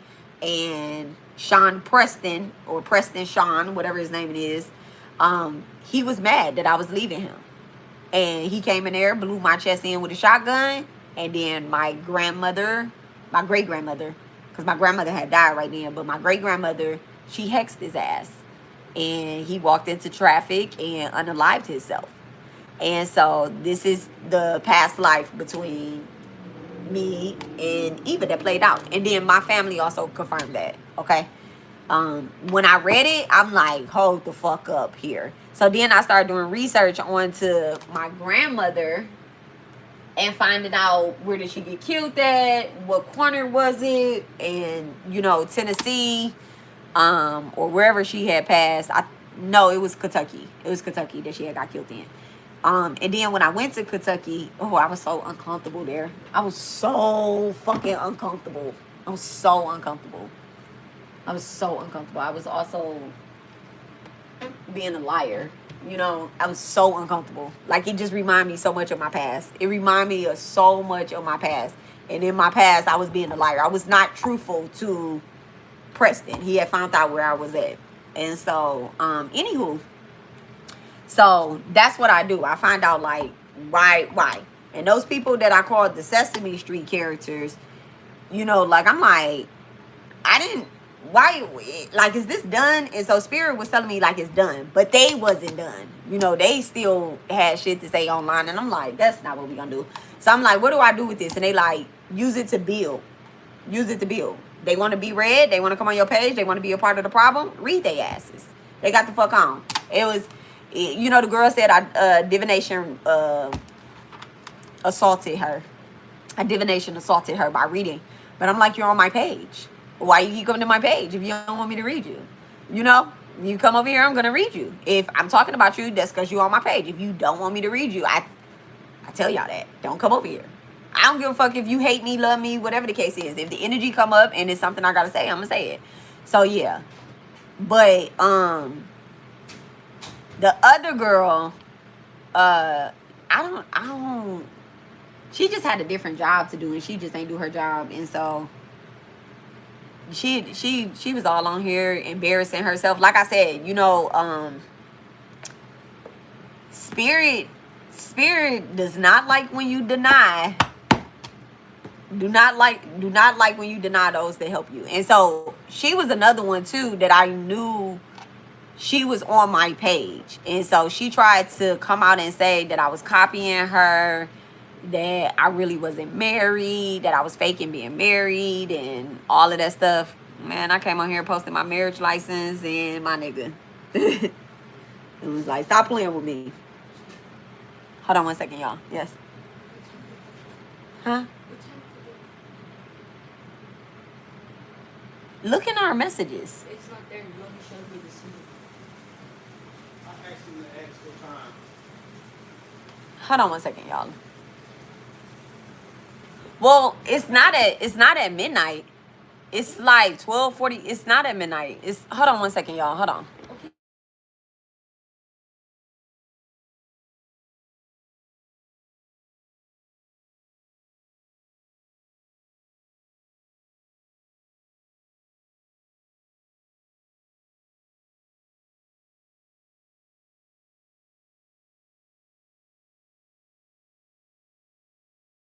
Okay.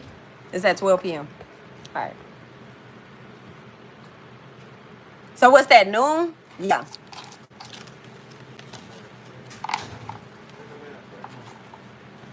So yeah, I don't know what her deal was. She got on quick and then she just tried to act like that I was evil and all this stuff and I was this, and I just was like, girl, you be on the page too, and I don't say nothing to you. I know y'all on my page watching, and that was the thing. Like, I only ever like reshared something from her, I guess, like her community tab. I guess not because I was on her community tab, but because it comes up in my like home screen or whatever. And so I just share it. Like if it's a good statement, I shared it. And so it was like when I went back through my posting, my own community tab, I was like, girl, you ain't never seen me. If I was watching your readings, I'd be commenting on there. And then she was like, some of the, I guess, like, when my kids leave, I'd be like, be safe. I always say that, first of all, because we never coming back up in here. She was like, oh, yeah, I got that from her. I say be safe. Or it was like a whole bunch of boy. I'm like, girl, you just on here embarrassing yourself and literally exposing yourself. This is a part of the truth spell. It's like somebody, but then when they spirit catch on, like, oh no, don't put a name on it, just because it's really you that's being exposed. So just chill, or try to hurry up and call her out before she call you out. And so, and I would have never called her out either. I would have never said nothing to her.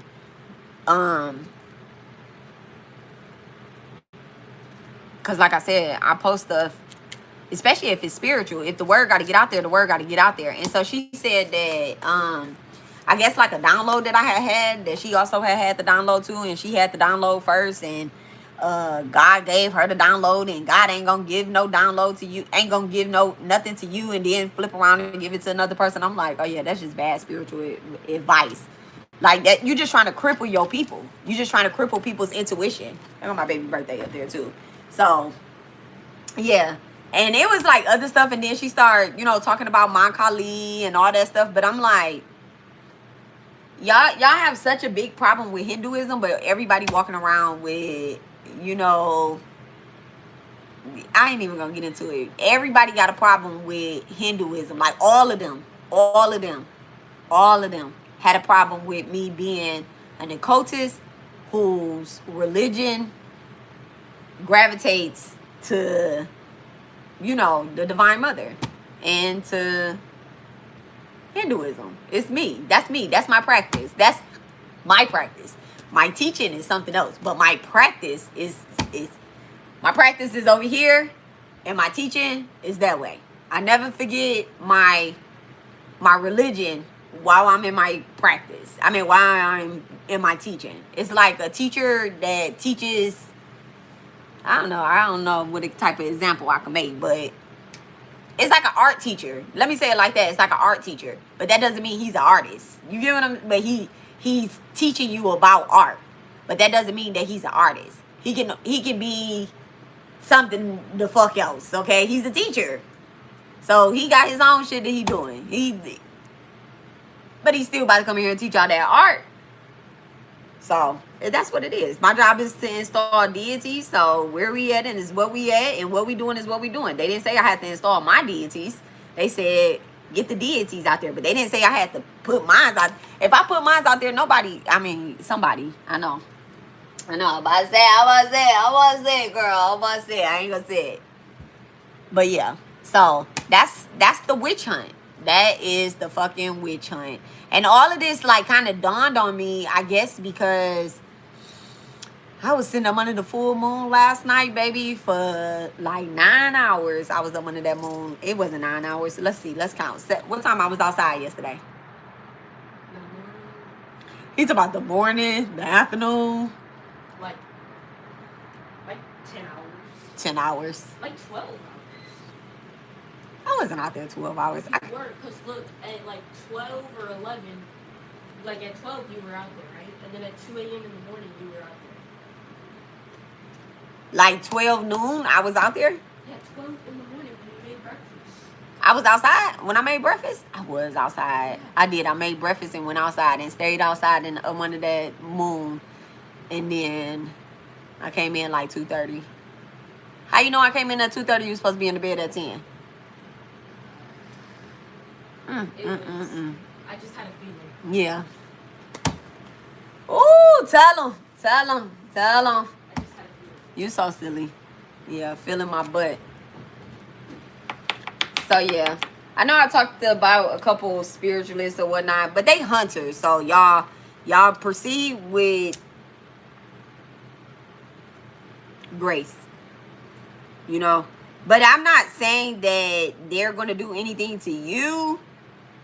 Just if you have a particular calling over your life, and I'm not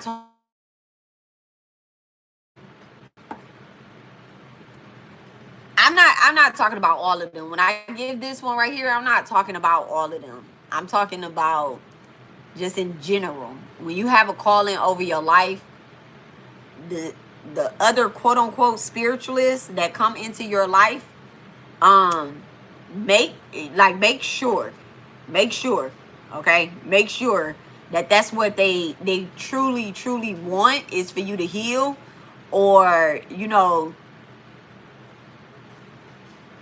do they really want you to suffer more? You know, do they want something from you? Do they want money from you? Do they want power from you? Do they want your energy? Do they want your likeness? You know, do they want your intuition?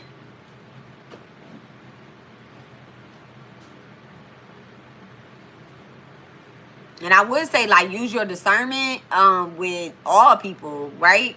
But especially use your discernment when it comes to spiritualists, okay? Because nowadays, being who we are, you know, like being who we are, they could no longer like be our foe. They have to try to be our friend, okay? Like, this 2026, if a bitch don't like me, stay the fuck from by me. But if you like me, hey girl, you know. But we ain't doing that. We ain't doing that. You got to use the discernment.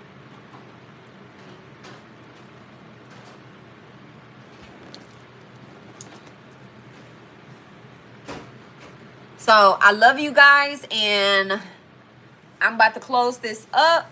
All right, thank you so much, Divine. All right, so I am going to give you a card, okay?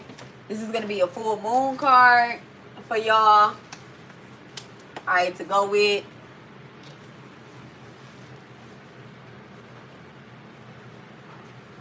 You know what? Let me do...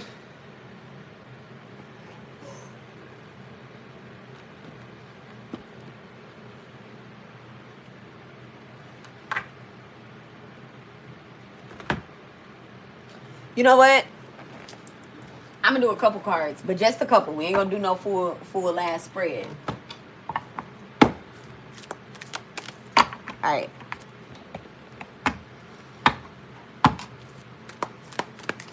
All right, thank you so much, Spirit. What does the collective of spiritualists, occultists, and witches need to know right now? What does the collective need to know? The collective, the spiritualists, the healers, the witches, the warlocks. What do they need to know right now? What do they need to know? Thank you so much, Divine. I was literally about to shake it, and then they told me, like, no, it's right there. Returning. Okay? So that's what y'all need to know right now. Returning. That's what I'm feeling. We'll just shake with the dolls and rods.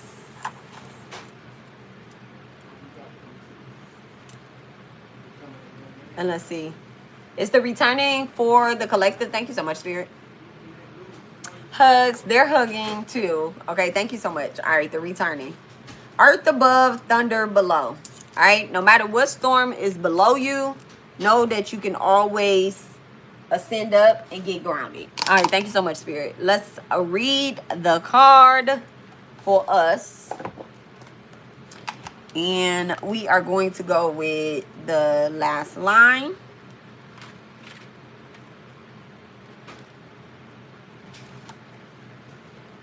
Which is technically line number 1. So it says, a turning point recharges you and eventually brings success. This hexagon is associated with turning of darkness back into light. With the winter solstice and the shortest day of the year, the day when darkness begins to decrease and the hour of daylight starts to increase. This is the cusp of a turnaround, a time for letting go of the old and making a way for the new. A time of new beginnings, and it is awesome, and it starts with rest. Don't move too fast, as a new momentum is just beginning. This turnaround requires that your energy be recharged by rest, by adequate rest, so that your life force is not depleted prematurely. This principle of hibernation, of allowing energy to renew itself by strengthening by rest, applies to many situations. Recuperation after an illness, the slow return of trust after a period of estrangement, and a careful development of new relationships after the splitting apart of old ones. Y'all, if this ain't the card that's supposed to be here after this conversation that we just had, the returning of the witch, okay? But just remember, everyone suffers setbacks from time to time.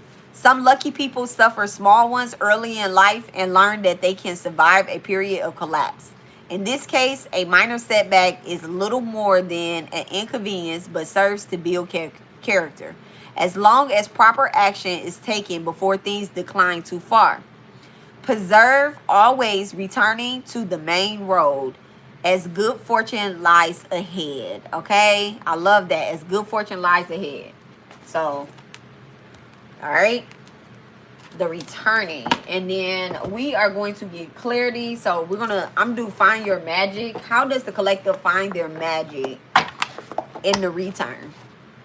How do they find their magic? Thank you so much, Spirit.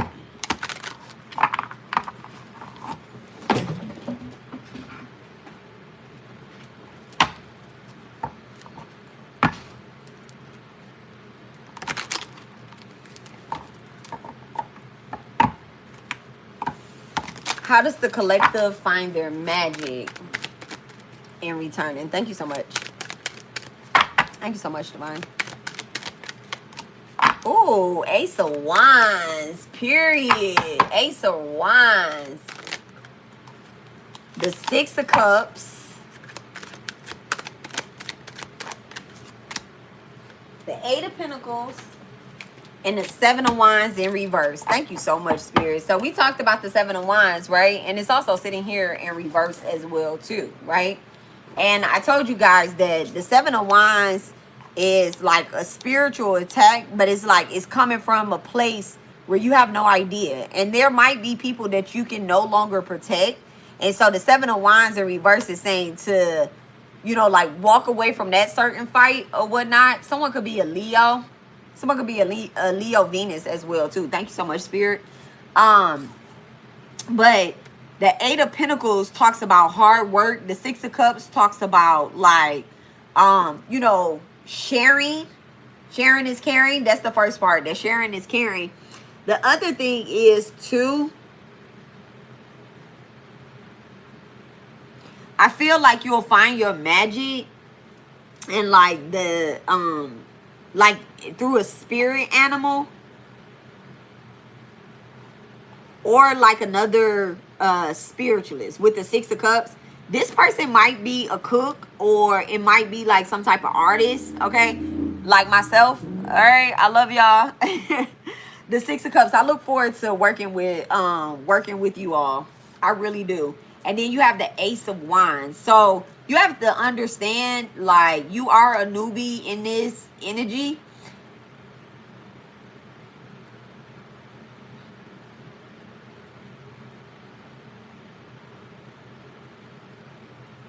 You're a newbie in this energy. So you might be learning or might be exposed during this time that you return to your magic, to like new magic, like stuff that you've never seen before. And maybe even something as deep as, like, you like, is this even real? So kind of like it feels as if, like,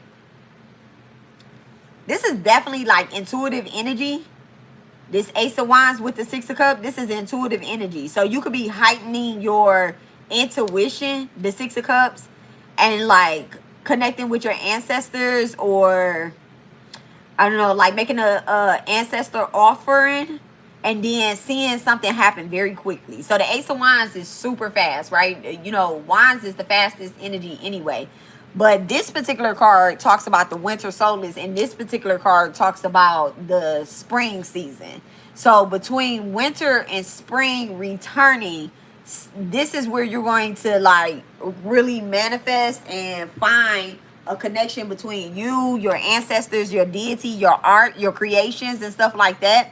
You want to avoid confrontation in this energy. I just feel like that's old energy. Like we over there, we done with it. You know, you realize whatever it is and you just kind of get the fuck on from it. It's like, it's no more to that. Like, that's not what we doing. I don't want to use those cards. Like, that's not what we doing. So be careful with that energy at the start of this new season, at the start of this return. You may also be in contact or be communicating with like people that you crossed paths with before in the past, of course, right? Because we're not meeting anybody new. So you may be in contact with somebody that you crossed paths with in the past. And it may have been some confrontation, but something could be getting squashed. It might be a Pisces as well, too. Thank you so much, Spirit. Somebody to sit on the cusp of Aries and Pisces. All right, Ace of Wands. Ooh, look at that.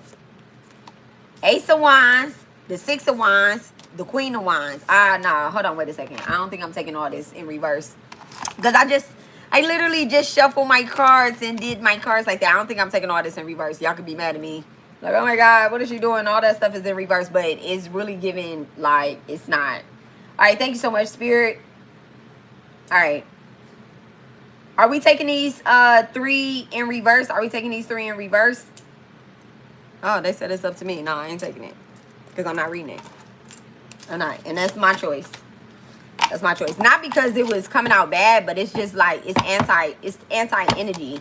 And like, as a newborn, a spiritual newborn or whatever the case is, like, we don't want that.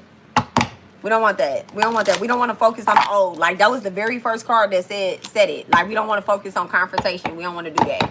And so I'm not going to put my little baby out there fighting for his life, and this is the way that I'm starting. I can see if it came out over here, I'll read that shit to the death, but I'm starting over here. Thanks so much, Spirit. All right, Ace of Wands.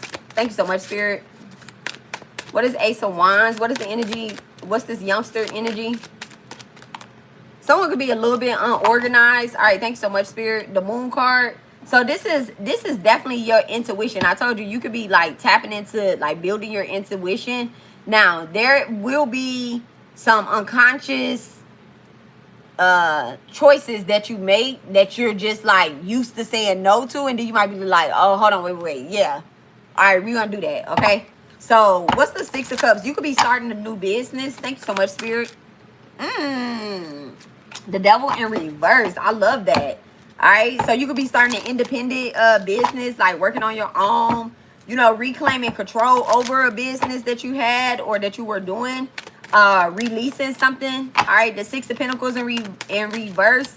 And then you have the Nine of Swords, okay? Someone could be trying to frighten you into not starting this business, or trying to, you know, like hustle you out of some money or get you out of some money. Now, you have the Six of Pentacles with the Six of Cups, all right? The Six of Pentacles with the Six of Cups. So they could be offering you something. You can start seeing 666 around them, especially with the Devil coming out in reverse.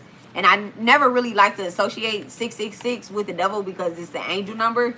But something definitely is ending here. And I feel like it could be causing you a lot of anxiety that you might want to...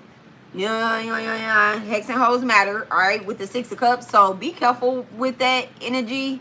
Also, be careful with taking bribes or taking something, well, taking offerings from certain people or taking stuff from certain people. And also, don't let anybody put any offering on your on your altar. Thank you so much, Spirit. All right, nightmares. All right. I don't know why I said nightmares, but nightmares. Let me read that energy of the Nine of Swords. Thank you so much, Spirit. What's the Nine of Swords energy? What is the message you trying to give me? Somebody could be trying to tap into your dream state. King of Pentacles and then the High Priestess. Bitch, what?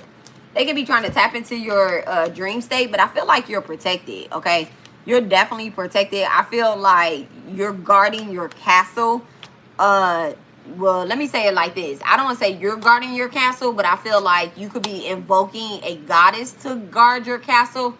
That's when I'm getting the energy off a High Priestess. I'm not picking up as you're the High Priestess. I feel like the High Priestess has brought you home, okay? Whoever the High Priestess is in your life, they have brought you home so that you can go through some type of initiation. I feel that this particular season of returning, someone could be healing their inner child, like strongly healing their inner child through a lot of shadow work and also a lot of like healing herbs or like cooking, just finding your passion in something, whatever it is, that is healing.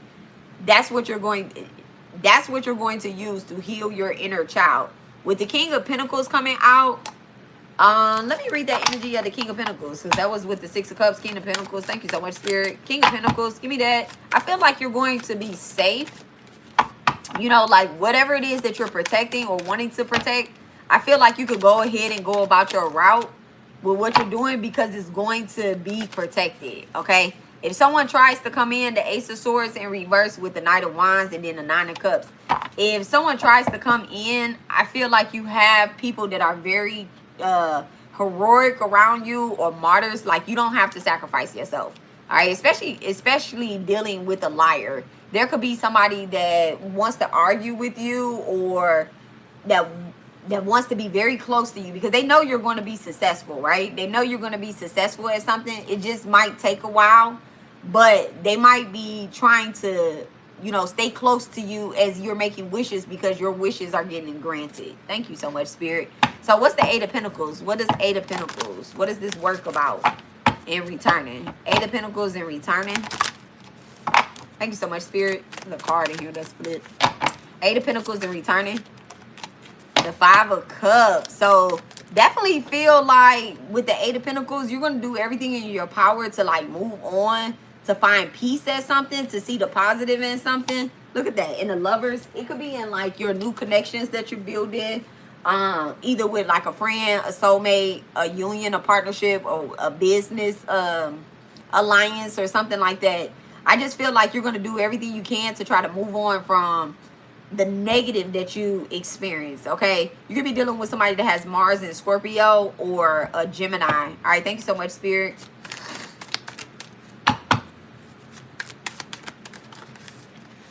The Ten of Pentacles and the Fool. Yeah, I definitely want to say that, like, with the Ten of Pentacles and the Fool, there could be a lot of family disputes.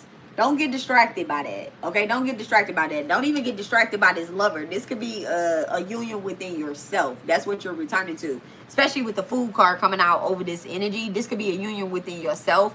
You could be breaking free from a tradition, or from a spiritual tradition. If not a spiritual tradition, it's like a belief. I don't know, it goes back. I don't know, like maybe, I don't know, like maybe you got to be a ride or die or something like that. I don't know, but there's this part of returning is going to be a few inconsistencies. It's going to be a few like conflicts, few conflicts, and you know, the more and more you awake, like we was talking about in the comments and stuff, the more that you're supposed to like awake. Sometimes the journey has to be done by itself. Thank you so much, Spirit. All right, look at that. The Queen of Cups and the Star card in reverse. Thank you so much, Spirit. And that's coming out with that Seven of Wands. All right, that Seven of Wands in reverse. So with the Queen of Cups, right? You have to maintain your faith. If you want to continue to heal, you want to continue to build your intuition, your support, you have to maintain, you literally have to maintain your faith. There's no way around it, okay?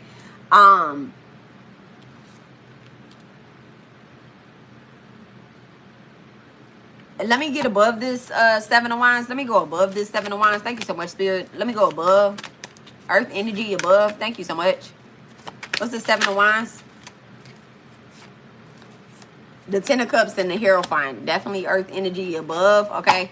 But the Ten of Cups is Pisces. But the Hierophant, that's that Taurus energy. That's that bull, that stubbornness energy, right? With the Hierophant. That's this coming out. The damn Hierophant coming out, like following some type of tradition. And then you have the Devil in reverse, which is breaking the tradition. Okay? So now that I just laid these cards out, now I need to read them, right? I'm reading them, but let me go this way, right? Like from left to right instead of right to left. Left to right, this is the beginning of this, all right? This is the beginning. In the beginning, there's going to be like healing support that has to take place.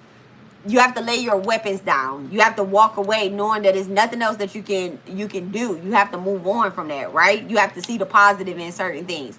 You could be in a situation where like you're financially not there, okay? But then you got the 10 of cups over this 10 of pentacles. This is 10-10 energy right here. So this is the lower level of 2, okay? This is 2, meaning that something has to become balanced, all right? Something has to become balanced in your house and in your finances. But in order for that to happen, you do have to follow tradition. You have to go towards the knowledge, okay? As opposed to someone may need to drop what they feel they know so fucking much about in order to get the fuck up out of this, you know, in order to get up out of whatever situation they in or whatever feeling they in so that they can return to themselves. I feel like spirit is literally trying to pull you up and you like, but I just want to be shackled down. You know, that's the energy that I'm picking up on. Clear? All right, thank you so much, spirit. So, yeah. Get out of here, girl. You didn't do the work or no? All right, someone could be going through a heartbreak. Queen of Cups and the Star card in reverse. Somebody could literally just like be going through a heartbreak or whatever the case is. And it's like they're trying to be strong emotionally, but it kind of feels like they're comforting the person that hurt them. I feel like the person that hurt you is the one that is trying to it feels like a what do you call that? What do you call that person? A narcissist. It feels like a narcissist with the Queen of Cups and the Star card in reverse, the 5 of Cups. All right, it feels like a narcissist. It feels like someone is releasing the narcissist, and I'm okay with that. I'm definitely okay with that. The Hierophant, okay? A complete family does not have to be a husband, a wife, and a child, all right? A complete family is when you are around people that love you. Genuinely love you. Genuinely love you. You could be with a person, you could be in a relationship with a person, and if that person does not love you, that's not a complete family. There's no harmony there. There's no emotional stability there. There's no real security there. Anything can happen in the blink of the eye, and it's like it's done. It's over. You get what I'm saying? So that's not a complete family. All right. I think that with the 10 of Pentacles, that could be the problem. Okay. That could be the problem. Someone definitely could be having family disputes. Thank you so much, Spirit. 10 of Pentacles, 10 of Cups. Returning 10 of Pentacles, 10 of Cups. All right, so you have the 4 of Cups in reverse. Somebody could be making an offer to you, and it's just not like you just like, I don't want it. I don't want it. I don't want it. But eventually you're going to have to take it. Yes. You said it would go like 30 minutes ago. Oh, you said you're going to have to take it. So this is like some type of awareness that you have to that you're going to have to figure out. Someone may have declined some type of offer or whatever the case is, and now they have to accept it. They have to, I don't know, somebody could be coming back to apologize for something that they've done. They realize where they were wrong in something. That, look at that, the 3 of Wands. Thank you so much, Spirit. So yeah, but I feel like they could be coming to apologize or to speak. It comes from a growth perspective, but I just feel like, you know, something's building up. Something is building up. Thank you so much. 7 of Wands in reverse. Again. I thought the 7 of Wands in reverse already came out. Oh, it came out right here. It came out right here. So you got the 7 of Wands 3 times today. So it says giving up, admitting defeat, yielding, lacking self-belief, and surrendering. Exactly what I just said, okay? Someone could be coming to apologize, but I feel like it is coming from a place of growth, all right? They may have healed their solar plexus, but I also feel like this could be an Aries or this could be a Leo, somebody with an Aries or Leo placement. I just feel like let me take my feelings out of it. What's the 7 of Wands with the 3 of Wands? Give me the energy behind this. 7 of Wands, 3 of Wands. Look at that, the 3 of Pentacles. Yeah. So 3 of Pentacles in reverse. So I just feel like exactly what I was about to say. I just feel like you still can't work with this person. You still can't. You there's still conflict. There's still poor motivation between the two of y'all. Like there's no unity in whatever it is. Like somebody could be trying to come back and like I said, they could be trying to make an offer to you, but I feel like it's because you've grown and maybe they haven't. Look at that, the Five of Pentacles in reverse. And so I just don't, I don't know. I just feel like you've been making positive change. I'm reading for you. So I just feel like you've been making some positive changes, and they may feel welcome, but you know, this is their way of trying to, like, literally trying to come in and steal something else again, okay? Like very slowly too. They're slowly but surely approaching you. All right, so let me know how that goes, all right? Justice in reverse. You won't receive any justice, okay? If you avoid any kind of accountability. They're avoiding accountability. All right. I just feel like whatever happened between you and this person, whoever is trying to come in, like this third party, whoever's trying to come in, even come into this reading, there's no accountability. I'm never going to work with anybody that cannot take accountability. Okay. And it doesn't have to be like, you know, oh, let me make a whole video and take some accountability. Like, it just have to be some fucking accountability. It just have to be some type of accountability. It has to be. It has to be. It's not fair. All right, Justice, thank you so much, Spirit. The King of Cups and the Eight of Cups in reverse, all right? So, yeah. Yeah. So, if, you know, all right, thank you so much, Spirit. I'll take that. I'll take my statement back. I'm not saying that I wouldn't help anybody if I was you.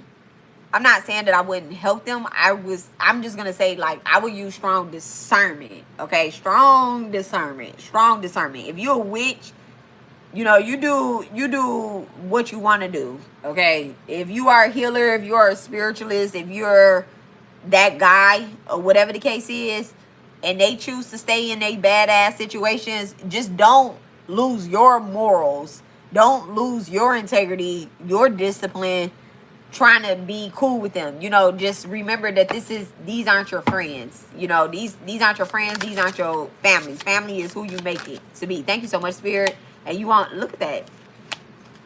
And you're not carrying nobody's shit. You ain't carrying nobody's shit. That's the collapse of it. It's like you're not gonna carry their shit. Nope. Look at that. They want you to carry their bad debt, be responsible for their bad debt, and then look in the spirit realm. They could literally be doing like some type of magic to try to call you back. Clear? Thank you so much, Spirit. I'm done with that. I said I wasn't gonna do all that, but I did. I did all that. I did all that. So yeah, just be careful, my healers, my spiritualists. Y'all just be careful out here. This is such a beautiful moon right now. This is such a beautiful time.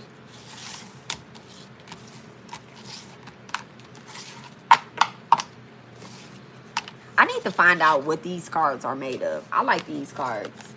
Whatever these cards are made of, I like this.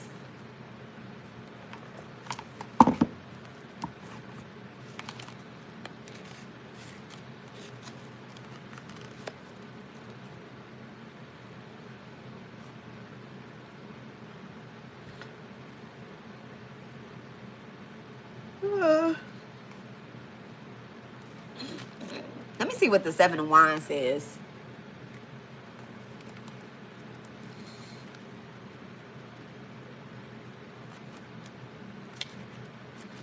That card came out 4 times up here.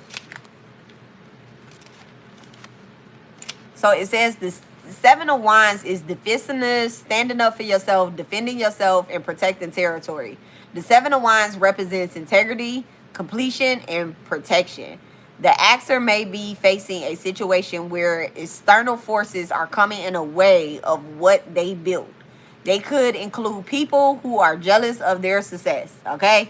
And it says setting boundaries in relationships and fighting for romance. That's the upright love meaning. The upright career means fighting off the competition, defending your position, and facing challenges, okay? Upright finances mean protecting your finances and stability and long-term success. It is time to take valued, aligned action. Have a risk management plan in place to avoid and foresee potential issues in the future. So the Seven of Wands came in reverse literally 4-5 times. Like, it's literally still sitting here, okay? Well, let me say it came out 1, 2, 3. I'm using 3 decks of cards. It came out 3 times. So, I'm exaggerating. And it says, there may be challenges, but you can do it. That's what the affirmation says. It says, all of the obstacles you have overcome to be where you are now. What has to be achieved to create stability in your life, okay? And it's a clear path ahead, but when it comes out in reverse, it's not a clear path ahead. It's not a clear path ahead. It's infertility, like you can't plant no seeds and none of that. Like, somebody probably can't get pregnant, all right, because it's not in a contract. Somebody could be trying to get you pregnant to stop you. It could be a spirit baby that's returning. Boots and shoes being caught off balance and unprepared. The boot working class, the shoe being off fluent. This shows challenges of life, confidence, and action. Okay. I love this. I love this. I love this job. It's such a beautiful job. All right, y'all. So I love you guys. Happy full moon and Capricorn. It's Capricorn. This is Vedic astrology over here. This is Capricorn. This is the It is still Cancer season. God damn it. All right. Y'all so silly. But happy full moon. I love you guys. And remember, that looked like an owl. Wisdom. Wisdom could be returning. Okay? Y'all see the owl? As soon as I picked the card up, I seen the owl. I love it. It also looked like 2 hands as well, too. Oh, there go 3. It's like 3 hands. Me, you, and spirit. So I love you guys. I'll talk to y'all later. Y'all have a rich, wonderful evening on purpose. I'm not sure if I'm going to leave this live or if I'm going to go ahead in private. I'm going to decide later. I'll talk to y'all later. Peace. Don't forget to do y'all full moon rituals where y'all write out everything that y'all desire in life. And then y'all call down the goddess herself and invoke her into your life. All right, make sure y'all have y'all's mantras and everything. Damn, I had a shooting. Make sure y'all have y'all mantras and everything prepared before you call the goddess down. She ain't gonna just, you gotta go out there. You gotta go out there and talk to her. I'm about to go out there and talk to her, my doggone self. So I'll talk to you guys later. I love y'all. Y'all have a wonderful day on purpose.